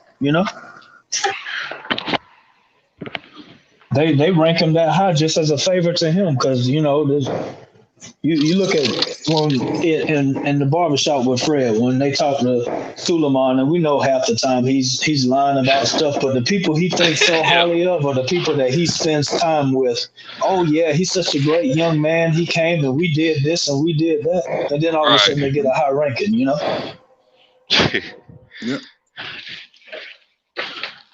Hey, that damn Keith Thurman, that is a talking ass dude right there, bro. That dude right there, he's going to talk himself into a big fight.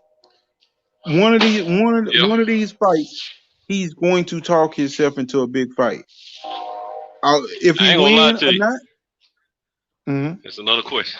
I ain't gonna lie to you. I was kind of hoping he talked himself in that Ugas fight, and I was hoping that he would go in and him and Ugas would fight first, and I was hoping something else, some other big fight happened for Terrence, and the dynamics changed a little bit. Well, the thing of it is it was looking like for a minute that Terrence was going to get Porter, and Errol was going to get Manny, and Thurman was going to get Ugas.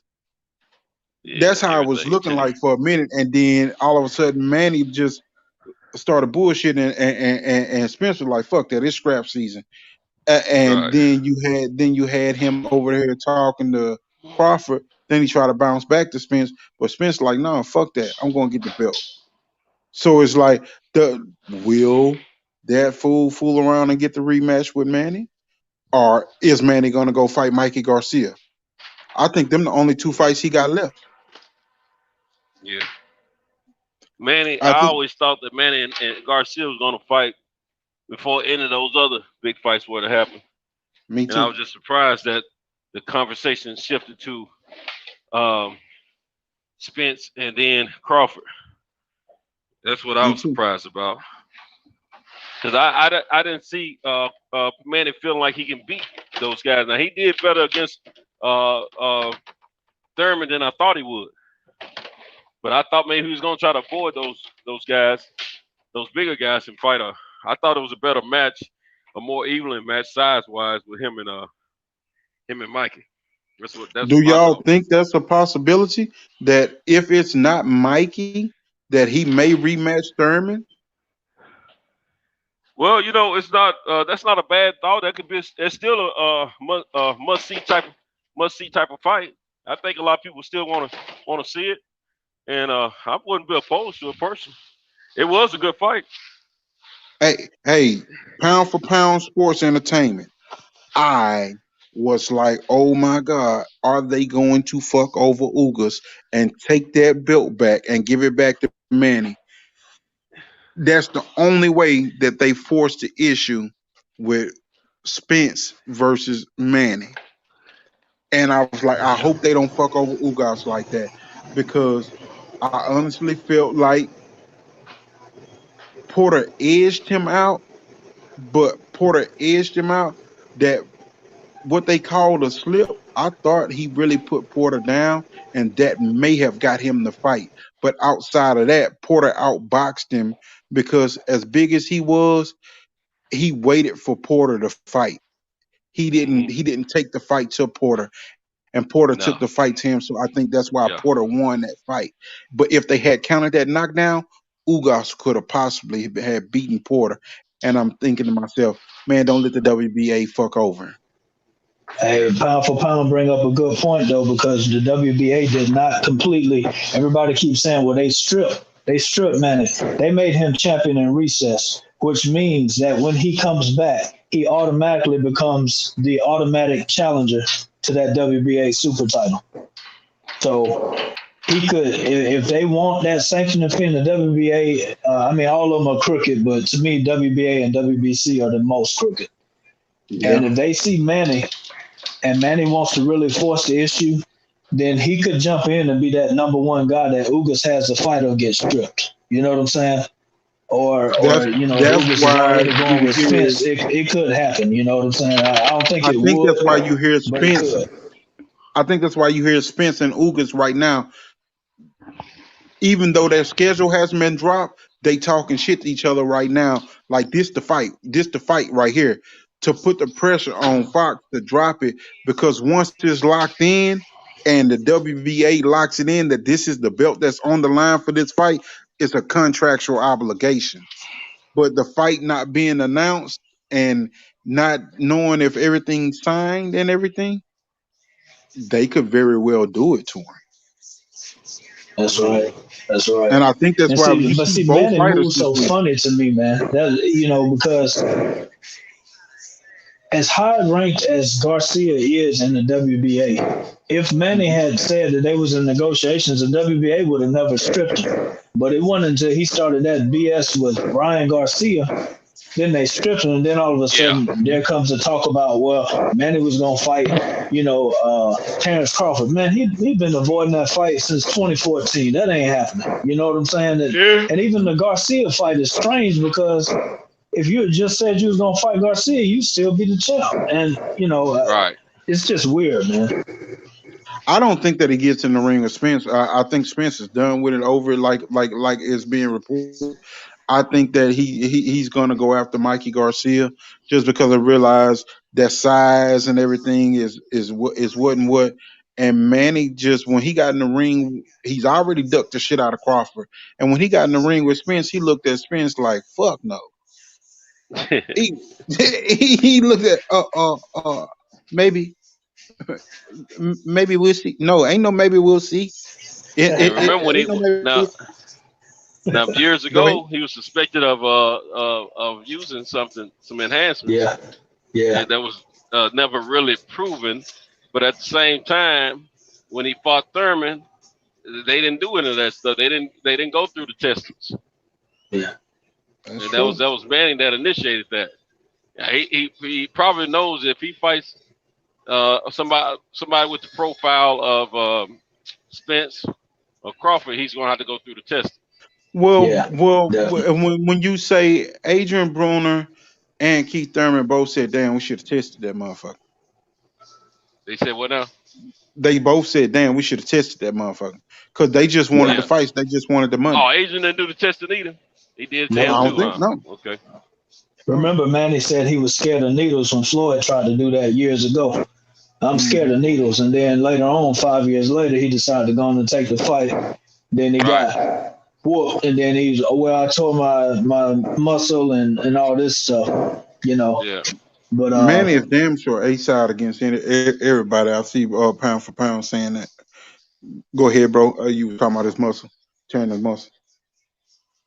No, you good. No, that was the end of it. Yeah, that's what he said. You know what I'm saying? But yeah, that was I don't some bullshit. know. He got you guys talking about Manny fighting Thurman again? You would want to see that again? I'll watch it again. Yeah. I'll watch it again, because Thurman came on later in that fight and was fighting a pretty good fight. Thurman can carry that fight as far as the build-up talking.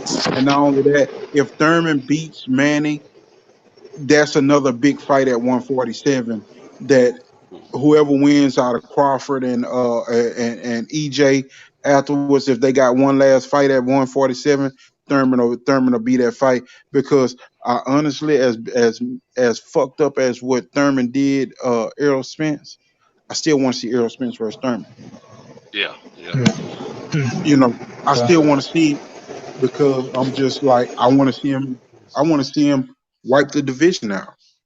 That's kind of why I wanted to see. Oh shoot! I'm about to hit the top of this deal. That's kind of why I wanted to see Thurman and Ugas fight, hoping that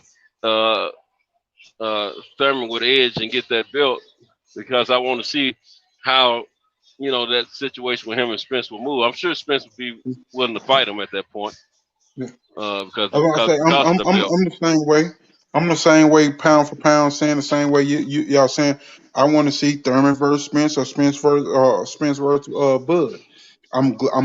I'm happy with this Ugas fight right now. It gets it out of the way because Ugas been wanting that fight, but the belt is there, so there's one less belt they gotta chase. Because Manny Pacquiao slowed all of this shit down because he ain't fought in Hmm. 2 years and he held that belt up. He could have Yeah. been fought either one of them a year ago. Right. And He, then they ain't gonna come back talking about Ryan Garcia. That's that's the worst play they could have made right there. yeah. So that was I'm like nah. No, it's too many fights to be made at 147 after this. I mean, shit. My biggest thing is how do these moves happen with if Jamel gets undisputed at 154, where does he go after that? Is he going to 160 or is he fighting another fight at 154? Who's left for him to fight at 154 again? He has Lubin. I know that Lubin been on the streak, you know, and then right now Lubin and Rosario are fighting again. So either one of them are rematches that are there for him. But Julian Williams is trying to fight his way back up to the top, you know. And right now it's been looking real shaky, just based off of, him having a new trainer and everything. Harrison just had a horrible showing, so I doubt that's gonna happen. And then Hurd ain't looked like himself in forever, and I'm surprised that he's still at 154 and not at 160. I think a Hurd fight is still a big fight there at 154 for Charlo. But I'm gonna tell you something, man, and I know us real true boxing fans may not like it, but Costa Zoo's son, Tim Zoo, they Yeah, was offering 10 million. They saying that they gonna challenge soon. They want the champion. They want to offer 10 million for him to come to Australia. The Charlos being a global brand, and after he's cleared out the division like that, man, get that money fight. You know what I'm saying? Get 10 million for one fight to go whoop up on a prospect like Zoo. You know, go to Australia, get your name popping there, and then I think when his brother moves up, I think he's didn't gonna move up, and I didn't think didn't Spence is gonna move up. didn't Tim Sue just had a real close fight not too long ago or something? It wasn't too close. I mean, he did his thing. You know what I'm saying? But it's just what they were talking about. They wanna get him going, and they want to offer, like they said, at least 10 million. And I'm like, man, okay, if you paying him like that, I mean, after he's cleaned out and done everything, why not go get that? That's another name. You beat the son of a legend. You know what I'm saying? Oh, Got okay, your no, name going in he, Australia. You know. he beat Dennis Hogan. He knocked out. He stopped Dennis Hogan. Okay, and Jeff Horn before that. Yeah, that's And that see, that Dennis name Hogan is who recognition alone. Charlo. I think Who Big Big Charlo Charlo fought Dennis flipped. Hogan, didn't That's he? who Yeah. Big Charlo Jamal who he flipped.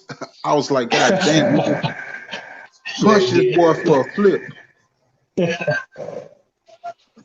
Yeah. But honestly, I But mean, yeah, it'll really be nothing left for Charlo at 54 besides, like you say, Lubin. I mean, we saw that, but I mean, okay, I can understand that. Hurd is still a big.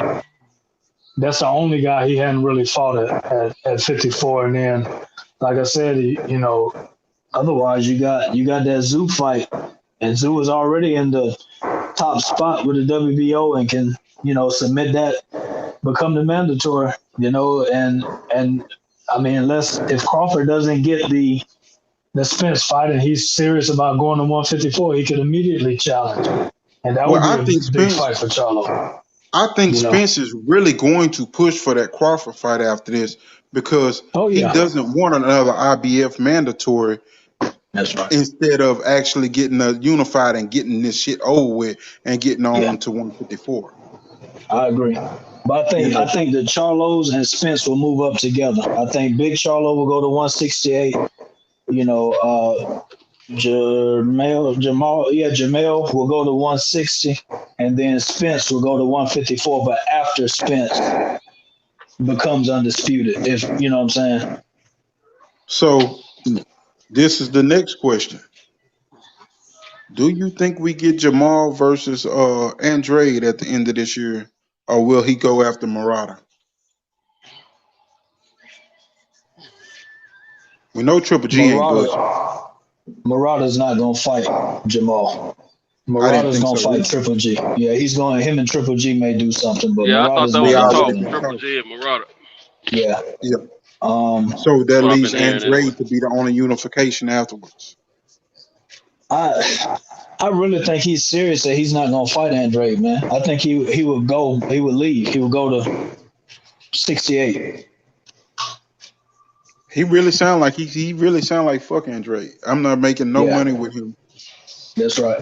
But that was a lot of money, bro. I ain't gonna even lie. That was a lot of money for them Yeah, the to. $7 million. It was. I think at that point in time it was on like 2 million on the table for the contract, and Andrade I Oh think yeah, was you only talking about getting. back when he Yeah, Andre didn't make the fight. yeah. Andretti. It was like Charlo was getting paid more or whatnot than Andrade was, and Andrade was the champion. And Andrade sold out for the Rock Nation contract at the end, right towards the end of the fight, which all the fees that Butch Collin had paid for testing and for that whole camp, he lost all his money on that on all that shit. Plus, he lost out on the purse because the fight didn't happen. So they both like fuck him. This is when we was starting out, when we was starving, when we was hungry, and you fucked us out of the money. Right. Yeah, I think Andrade is running the 168 anyway. I think he's gonna go up to 168 because nobody's gonna fight him at 160. He's been over there on the zone, and it seems like if he was gonna be able to fight, then they would have gave him the Triple G fight, but that hadn't happened. So he's just gonna have to keep going up. Andrade and Eubank sound like a good fight right now because the way that fucking Andrade fought, I have never saw Andrade fight so bad. That was the worst I ever seen. That punching that he was doing with his back half turn, leaning away, I was like, "What is this?" He looked so he looked like he had so much ring rust. Yeah, he wasn't conditioned at all, and I was shocked because he's such a skillful fighter, man. I thought even that layoff, he still would look decent, look balanced and look polished, and he just didn't look good, man. He almost got himself clipped, not being right. Yeah, he looked bad. I was like, oh my god, dude. Yeah. Do you guys think that was a one-time thing, or do you think it's like a culmination of like all the inactivity and then fighting less of competition? I'm not ready to. Go ahead, Santos. I think we got the same sentiments on that. I'm not ready to put the judgment down on him right now. He's been skilled all this time, and it's a layoff. Ring rust is real. So I'm hoping that to see him get back in shape and get back in the gym or get some work in, and hoping that he come out and show himself. But at the same time, like you said, that whole level of competition thing where he's been fighting, it's been so easy for him. That push to get up for a big fight, you're gonna have to try to get up, and that's the same thing, that problem that I have with Charlo right now, trying to go into a Canelo fight when Karbov and Derenchenko, those were good steps in the right direction. Andrade would have been a better step in the right direction, and to get a big win like that for either one of those fighters over each other, and then go into a Canelo fight would have been even bigger. Because neither one of their fight against each other, sharing the same fan base for the most part, is not going to be bigger than them and Canelo, even if one of them beats Canelo. So them fighting each other first made the most sense.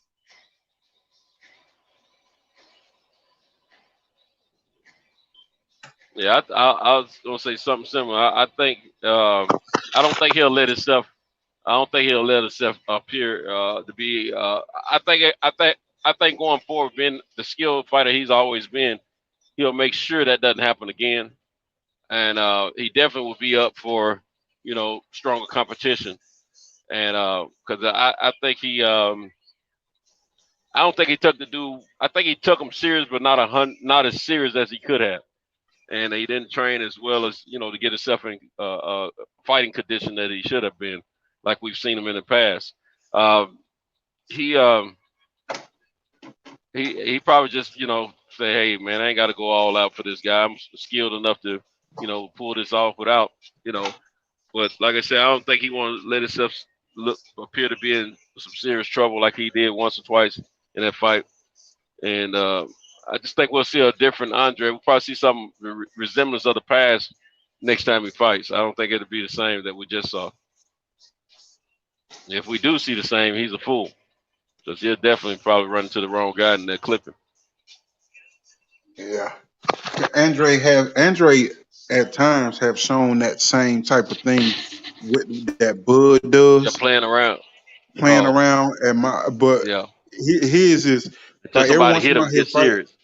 Yeah, he plays around in the ring at times, and he's been hit and clipped a few times with some bullshit that he shouldn't have got hit with, because he ended up doing all kind of awkward herky jerky shit and like he's still sparred. Get you on the ring, sparred, testing out the guys. They don't feel there's great competition for him.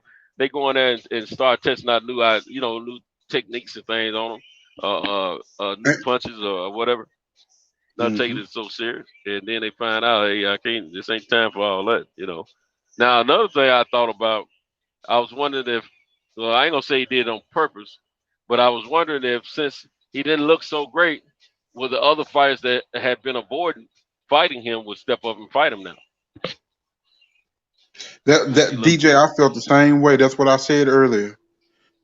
Just take his belt. Just beat him in the ring, and take his shot at a money fight away.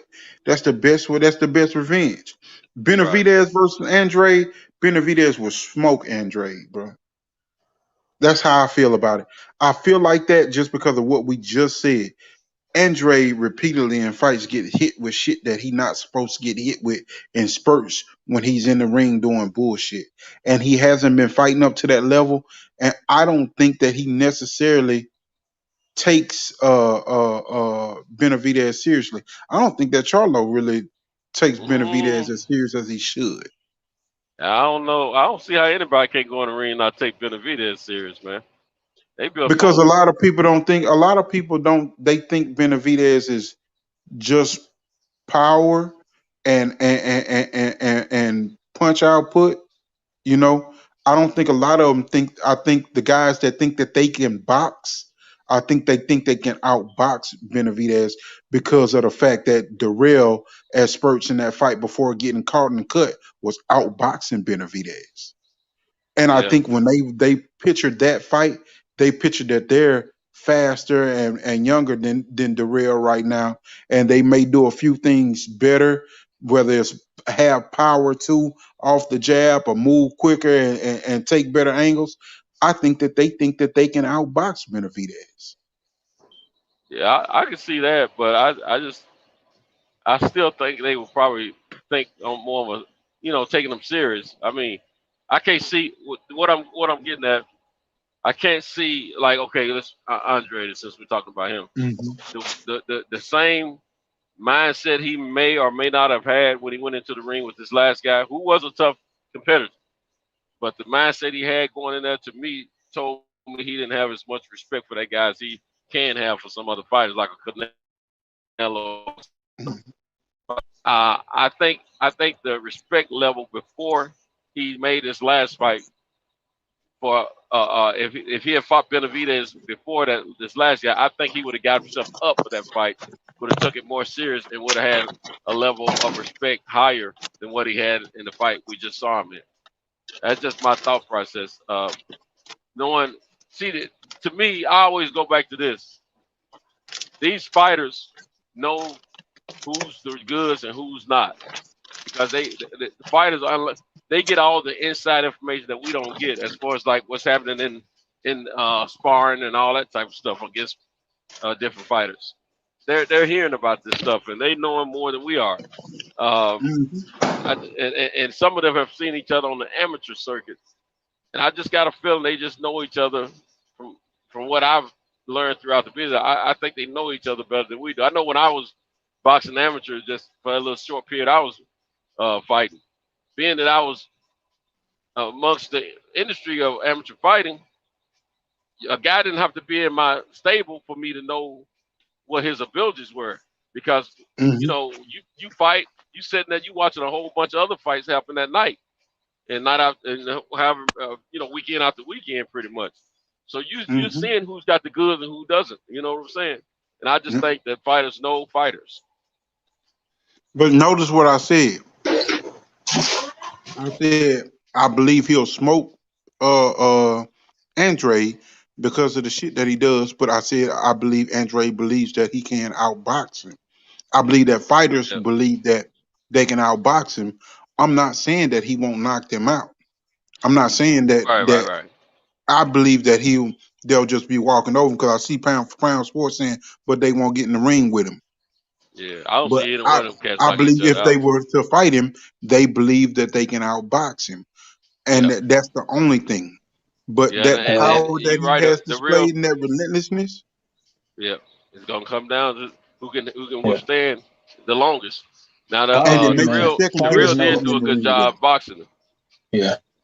Fighters know, like Santos was saying, man. I think fighters know. It made me think about back, you know, when Shane Mosley was coming up, you know, and he was good and he was the man. And then when he took that Vernon Forrest fight, see, Vernon had beat him in the amateurs and stuff, you know. Twice. Mm-hmm. And it showed up again in their fight when they fought twice. But now when Vernon went up and we was all around Vernon, we told Vernon, man, his brother was right here, man. We told him, like, hey, look, man, that Mayorga dude, that dude crazy, man.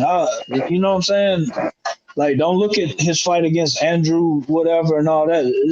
That dude ain't right, man. And Vernon took that fight and Mayorga about knocked his head off that time, you know. Yeah, but you know, Vernon just had Shane's number. I think if they had fought 100 times, Vernon would have won 99 times. Yeah, he and had that's what Vernon Shane's number. said. You know? Mentally, he was there with him.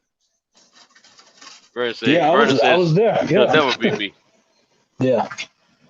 But see, that was with Vernon. Vernon was like, man, please, this dude, he, you know, and all this. But we had seen that video in the camp of him, like, knocking out a horse. Like, man, the last person I seen do that was Duran, bro. This dude, like, he ain't right, man. He's smoking and doing all this stuff and still, you know, wanting to take shots and stuff. This dude ain't right, man. And Vernon was like, nah, it can't be. I beat Shane Mosley, but it's a different thing, man. But like you say, fighters do know. And them amateurs and that Olympic pedigree, that means something. And that, I think that means something with Andre. I think Andre gets up for, or will get up. That'll be the toughest fighter. Somebody, you won't look pretty beating him. I'll put it that way. I don't know, DJ. I didn't necessarily see that, but maybe I have to go back and rewatch it. DJ said he think Andre hurt his hand in that fight. I heard something about that, but but he was also tired. It wasn't just the hand, because I early in the fight he was making it look easy. His legs wasn't going. He had plenty of stamina and everything. You know, when he got tired, he started getting touched more. And it looked like he was gonna knock him out in that second round. Yeah, and he started missing a lot of his own shots. That's right. You know. Yeah, that's why I saw his legs just like spots where, why are you, this man is on the side of you and you have the whole ring and you are playing it, pushing back and throwing punches at him like you're trying to get away from him and keep him off of you. But there's nothing stopping you from going where you need to go. But your legs are just tired. Also, you got to remember, what do fighters mostly say about Andre? That it's an ugly fight, it's not an exciting fight, and this, that, and other. So sometimes that gets those guys out of their element. He thought he had a second round knockout when he hit that guy, and he was hitting him at will. And I think he just kind of loaded up a few times in the second and third round and was tired. You know what I'm saying? And I'm going to him, I'm making an exciting fight, I'm going to make a statement because this is going to get me here, instead of just going in there and fighting like he knows how to fight. And You're right. it's almost like he tried to be Lomachenko, the Matrix out there or something. You know what I'm saying? And it got a little Hey, weird for him. he was punching. When he did sit down on those punches, Andre was punching better than I seen him punch in a long time. He was punching better than I seen him punch. I was like, damn, it looked like his body is very well allocated to that 160 mark now. Cause when he sit down on those punches, he was putting some pop behind the motherfuckers. Yeah, he did have more pop than I saw him. He looked like he had a little fire in his belly, like he just wanted to get this dude out of here. Like, man, he don't deserve to be in the ring with me, and this is who y'all making me fight. You know what I'm saying? So.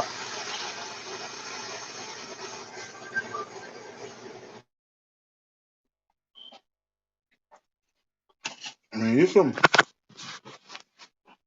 good fights. You got to see what's going on. I mean, shit, hell. Even at the 175 mark, what the hell happened? Everybody was going in, and it seemed like after the what was that, the big tournament, the Super Six, everything kind of slowed down.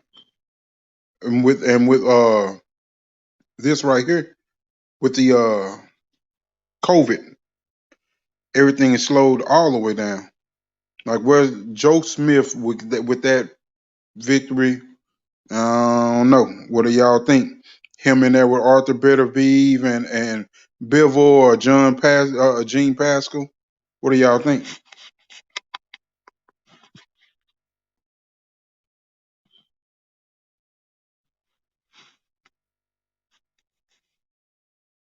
Hello? My fault, man. I was on mute. I don't think. Yeah, Joe I'm on Smith mute. I'm on mute because I'm taking a load off. Yeah. I don't know that Joe Smith. Well, honestly, I wasn't impressed by Beterbiev in his last fight, and I don't think Smith was impressive either. I'm looking to see what Bivol looks like this weekend to better gauge that. But I mean, I think the inactivity, like you said, is starting to hurt these guys. I think Beterbiev and Smith, though, that has a chance. They're gonna hit each other. That has a chance to be like fight of the year, And I want to see it, man. I want to see that, and then I want to see the winner face off against Bivol to get another undisputed at 175. Yeah. Yeah, I was like, they were going for it at first, and then it slowed down after the Gassif fight. Seemed like everything just slowed down. Even after these COVID fights, these fights that have been happening with COVID, they really hadn't been fighting. Let's see, it was.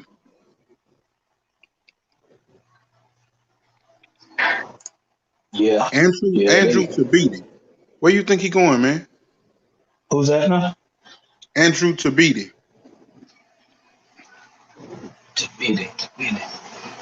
Tabiti in the Mayweather gym. Huh. I'm not sure. Cruiserweight. He fought Dorter Coast. Has he got knocked out by his loss? Yeah, since he got knocked out by Dorter Coast, he is ranked. Where is he ranked? Not he even. was in Tyson Fury's training camp. He's ranked number 6 in the WBC since he got knocked off by Dorter Coast. But Makuba got that belt, and then I don't even recognize this other guy, Gulamurian. And I know Mary's Brady's beat Dorter Coast, got him pretty good, and then Lawrence O'Keefe. Like, I'm trying to figure out, is Andrew Tabiti going to be that fighter that he was built up to be? Because remember, he was one of the fighters in that gym that what's that? Who was that working with him? Was it Big Floyd Senior, or was it? yeah, senior. Yeah, was working Floyd with Senior. him a lot. You Yeah. know, and he got all the way to that super series, that World Series of boxing. He got all And the he way to got his that World first Series loss. and got to and got his first loss in the in the Knockout championship. doctor. What's that Yep, guy's name? Knockout doctor or something like Darticos. that. Darticos. Yeah, No, I'm knockout. talking about what's it? Yeah. Yeah, the Cuban Is School of Darticos Boxing. the one that just lost to Okolie? Darticos lost to Brady. Okay. Yeah. I'm trying to think. Who did Okolie just knock out? He just knocked out it was a white Black cat, Howard or a something? European or something. Okay. He just wiped that guy out easy though. Yeah. But yeah, Joe Smith can't go up. He can't fight it. He can't use that same style of fight against those other cats, man. Or it'd be over quick. Those other cats, Beterbiev and what's the other cat name? They got power, and they can box. So, no, he cannot do that. He got to do a little bit better than what he did with this last cat. Yeah, Beterbiev and Bivol. Bivol I think he's the best pure boxer in that division. You know, as far as just boxing. But Beterbiev is just that's another cat there, boy. He can punch now. All right. You see, Canelo didn't try neither one of them cats. Nah, he sure didn't. Hell no, he ain't trying neither one. That's why I agree That's with what exactly DJ what I was said, talking about. When he went up Canelo's there and got that belt from Kovalev. Yeah. He knew what he was doing fucking with Kovalev. He ain't come up there fucking with Beterbiev. Bivol. Yeah, Bivol and Beterbiev. Yeah. He don't want none of that. I'll gas That's it. right. I'll gas it. But see, that's why I agree with what DJ said, man. He's getting boxed in because 160 is coming up. You know, if we talking about Andre and Charlo moving up, you know, he's gonna clear out that division. But I mean, what you gonna do? You can't go up to 175 with them cats up there. So 168 is gonna get hot. I mean, you ain't jumping back down to 160 because Lil Charlo's there waiting on you. And I think you might feel better with Big Charlo, not Little. You know what I'm saying? So I feel like he's getting trapped in too, man. But I mean, he might try to run back to 160. You know why he might try to run back to 160? But who the fuck is gonna be at 160 once they leave? Yep, it's true. I thought about that too. Come up there. I think that's when Lil Charlo comes up there. I think when Big Charlo moves up, Lil Charlo moves up, and eventually Earl moves up. I think the three of them are gonna have a similar time frame of moving up. Yeah. But he's getting boxed in. He boxed in, and it'll be some big fights. He'll keep bouncing around and shit and trying to pick what he can pick, but it's gonna be limited pickings. You know, all those the champions. You're gonna have all the 168 belts. So what are you gonna do? Keep fighting mandatories? Like shit. If you keep fighting mandatories, you still gonna run into them because when Andre moves up, he'll be the WBO mandatory. If they do like they've been doing, Benavidez is going to be the WBC mandatory, and Charlo may jump over him and move if he move up, and he'll be the mandatory. Coming from being champion. But we will see what Suleiman does again. Is he gonna do like he did with Lomachenko and with Garcia when they moved up and they fought Linares and fought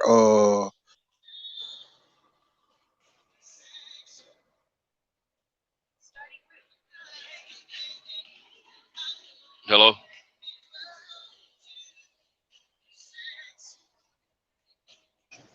I think you might have went on mute, Jack. Yeah. Not knowing.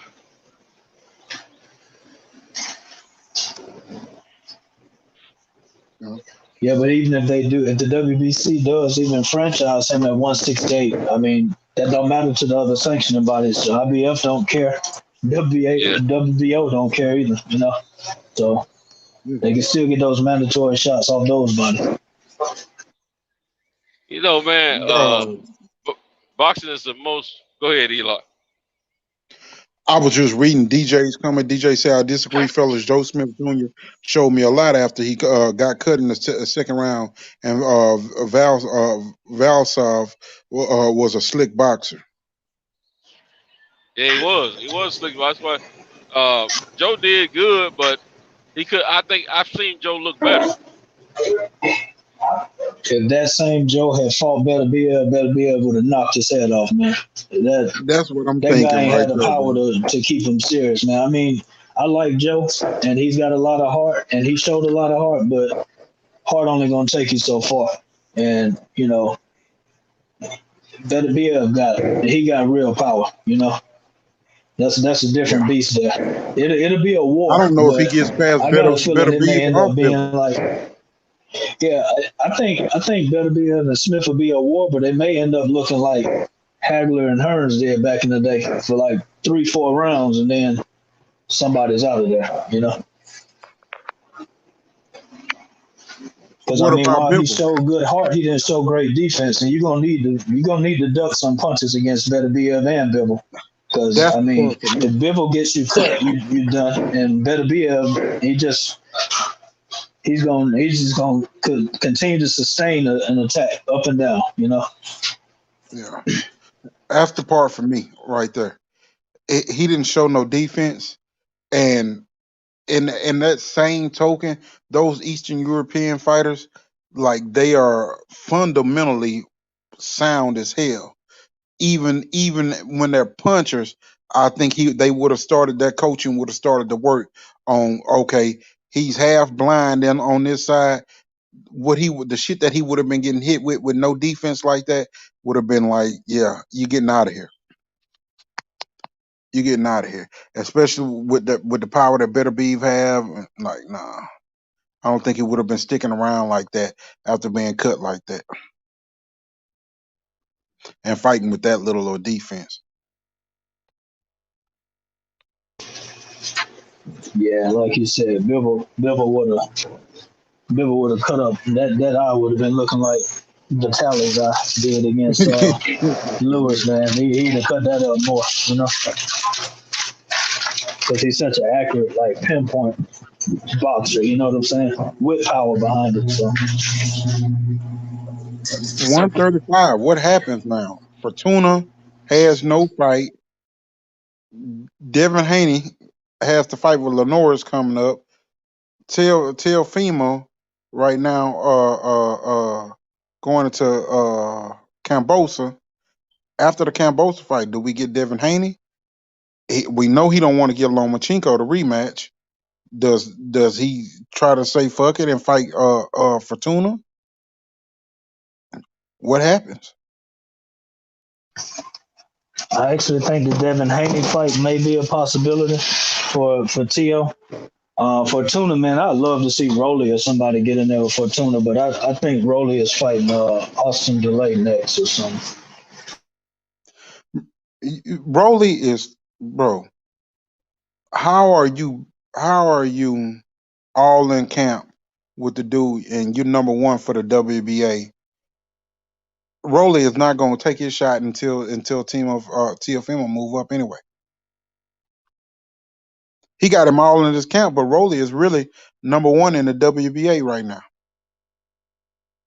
How the fuck did that happen? Yeah, it's weird, man. That's weird. Rolly is ahead of Lomachenko. It says Isaac Cruz, George Linares, Robert Easter, Richard Coleman, James Tennyson, Oliver Flores, and Kambosos for that WBA shot.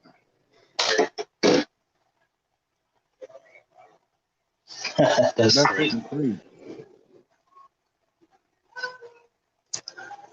Yeah, do you think we get that Haney Lopez fight this year? I do. I think we do. That's the biggest fight for him. And he wants his next fight to be on pay-per-view. So that's the only way to do it, you know.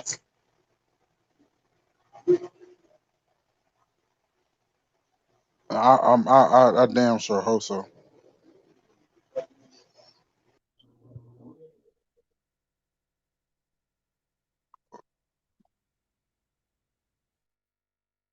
I damn sure hope. I was reading DJ last comment. He said also true fellas, better beef is a well balanced breakfast at light heavyweight.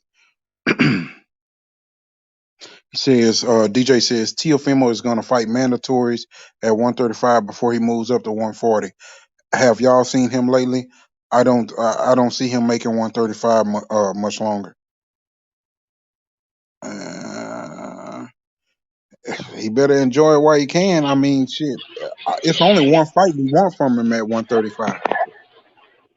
And the only fight we want from him at 135 is Devin Haney fight.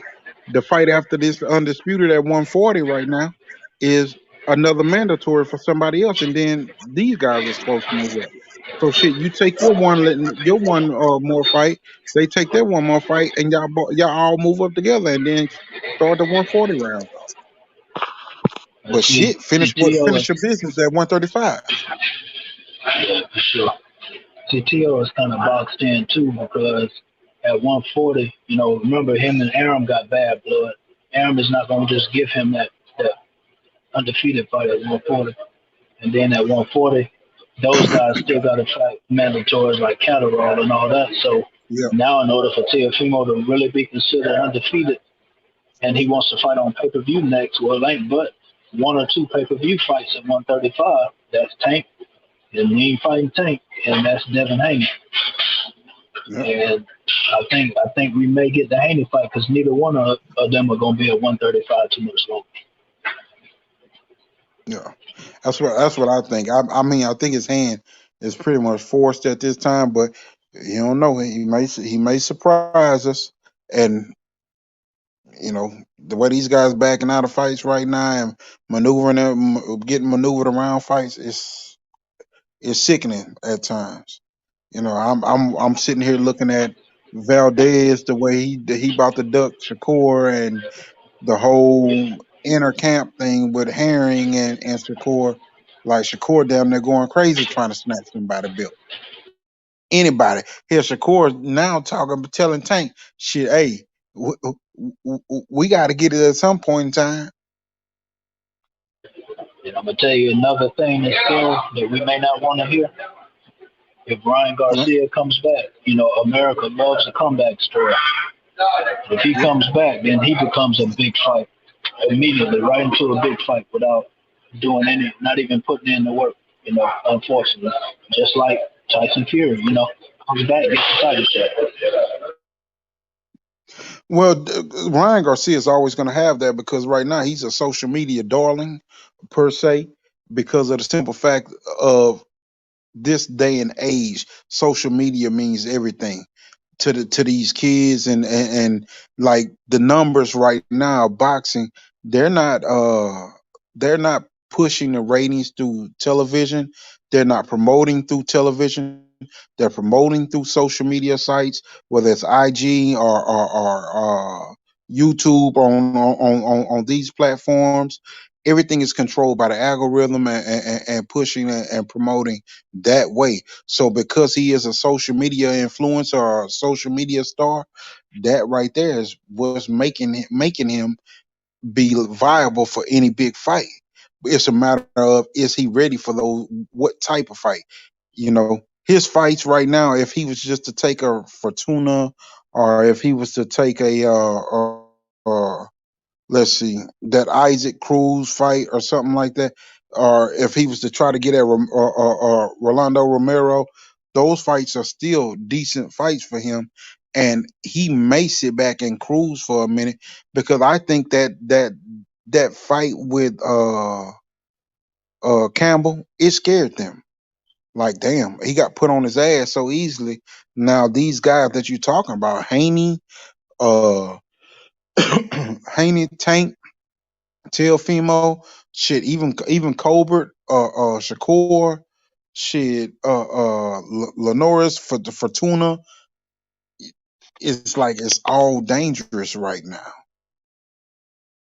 How fast his team has to evaluate how fast is he picking up on the fundamentals of what they're trying to teach him, and how well is he adapting in the ring and putting it all to use. That body shot was a very, very well timed body shot, and coached or not, it was carried out very well. But throughout the fight, is he reacting right? They may hold him back and just have him take some light touches. Is what it seems like anyway. Yeah. They could do that, man. I mean, I just kind of feel like, because I heard a rumor, and I don't know how true it is, but I heard that something happened in training camp, as far as something happened in training camp that, triggered all this, I'm pulling out, I need time, and all this stuff.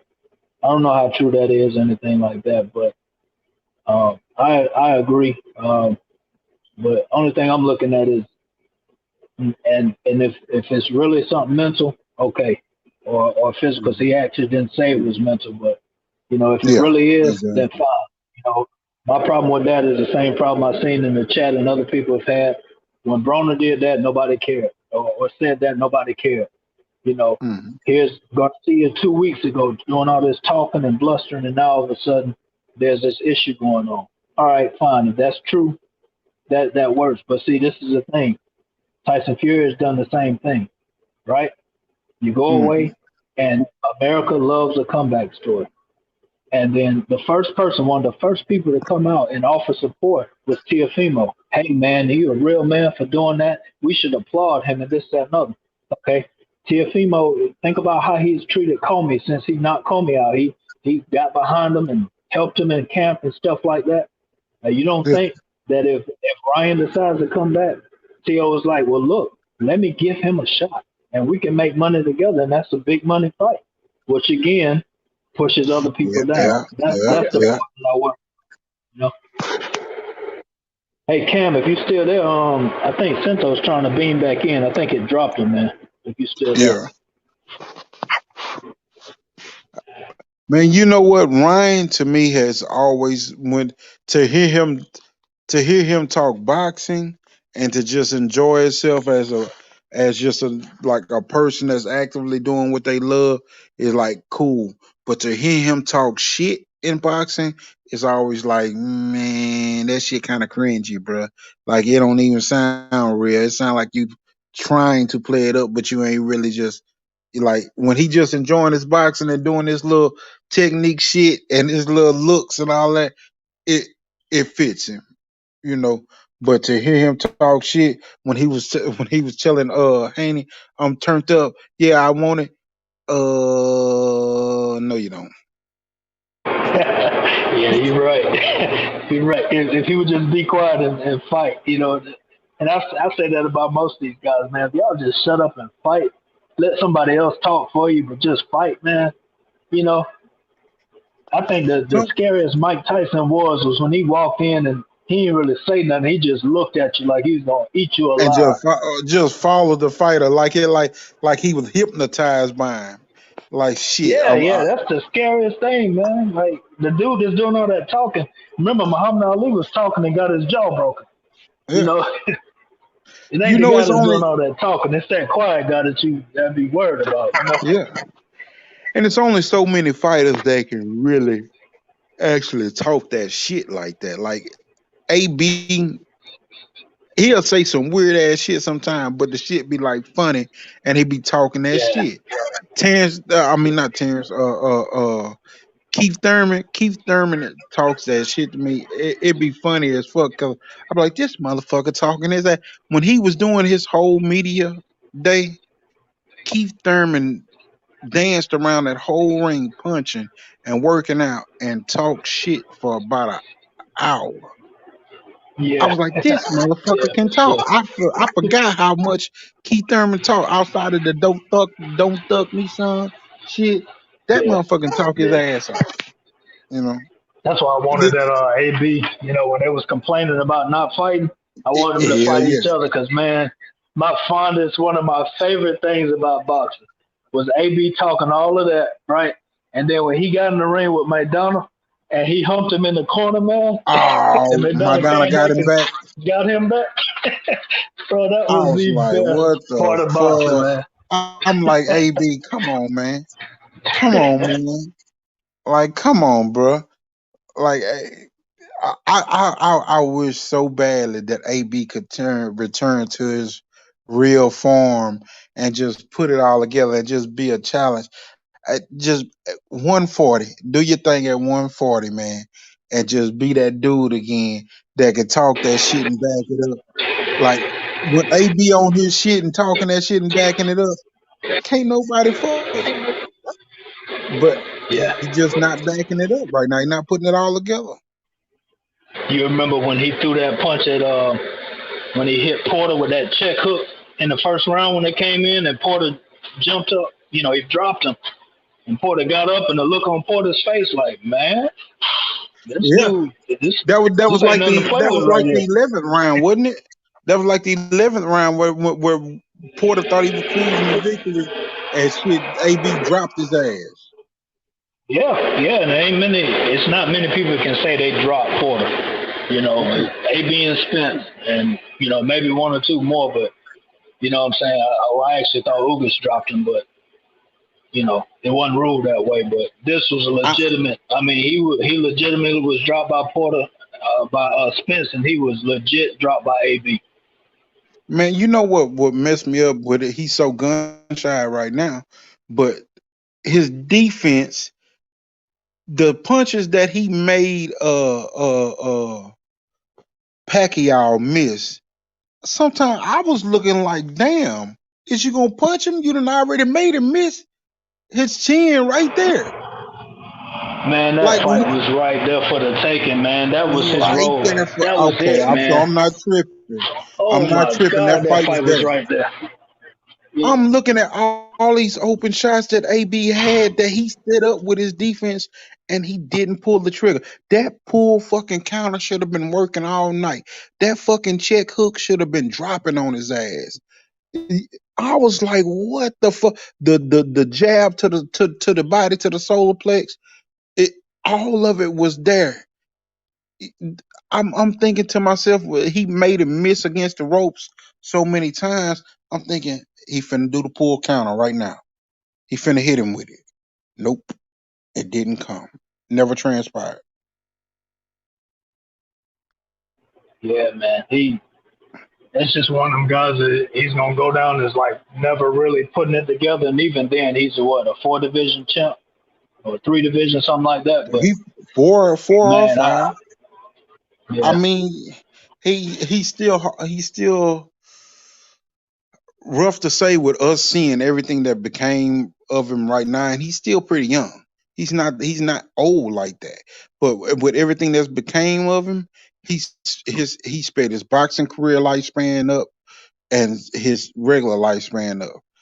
That people think that AB is older than what he is. AB is not that old. AB is what, 31, 30, 32 maybe? Yeah. If that old.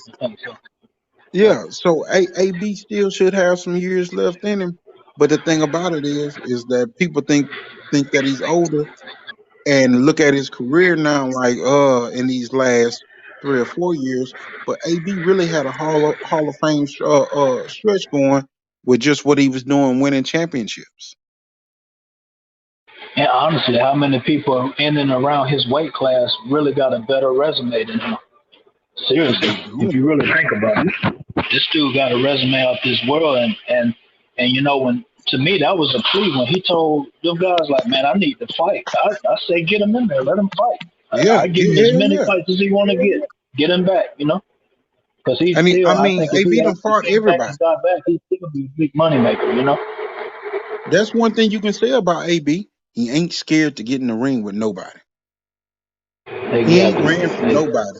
And at all the big fights, the big stage, he loves the big stage. He just got a little gun shy.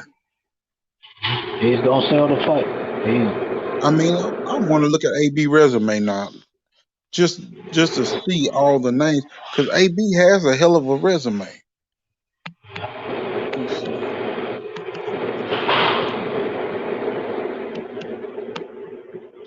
I was hoping Santos would jump back on, man, because my phone about to die and I got to close out this shift, man. So I'm gonna have to jump off here in a second.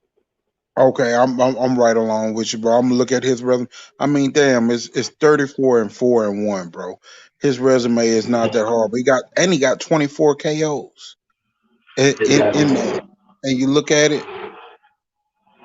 he got Pacquiao, he got Jesse Vargas, he got Garcia, he got Porter on there. He got Maidana, he got Malignaggi. He got what I think he had punts on there too. Antonio DeMarco. He got some pretty good names on there. Yeah, Ponce de Leon. So we'll see, man. But, matter of fact, I put it this way: if he had won those fights, then you're talking about number 1, 2 pound for pound. Because I mean, we argue about Crawford pound for pound, and his resume ain't nowhere near what AB's is, in my opinion. You damn right. If he had won those fights, he'd be pound for pound. We'd be talking about him that way. Absolutely, I absolutely agree. And although he lost those fights, was he really outclassed, or is it more what he didn't do? He didn't get what he didn't do. I mean, he got beat in a couple of, but he lost it himself. You know what I'm saying? So. But look how he came back and fought Maidana, though. Yeah. After Maidana put them hands on him like that, Maidana said, "This motherfucker won't go away." AB ain't never been knocked down. Man, he was coming on. Punching Maidana too. Yeah, he was. Well, man, hey, it's been good talking to you, bro. Hey, definitely, bro. I'm getting ready to turn it in. Cam, come on and play the song if you're still here, man. If not, hey, we're gonna shut it down, fellas. DJ, as always, good talking to you. Pound for Pound Sports Entertainment, good talking to you, bro. Santos, good talking to you. Dion Lyons, I see you in the chat. Let's see who else here. Dre's Finest was in here. Robert Brown was in here with us. Box fans, Tone Brown, man, salute to everybody in the chat, man. Once again, hey, good night. We had a good night. Peace to everybody. I'm gonna turn it in. All right, bro. Have a good one. All right.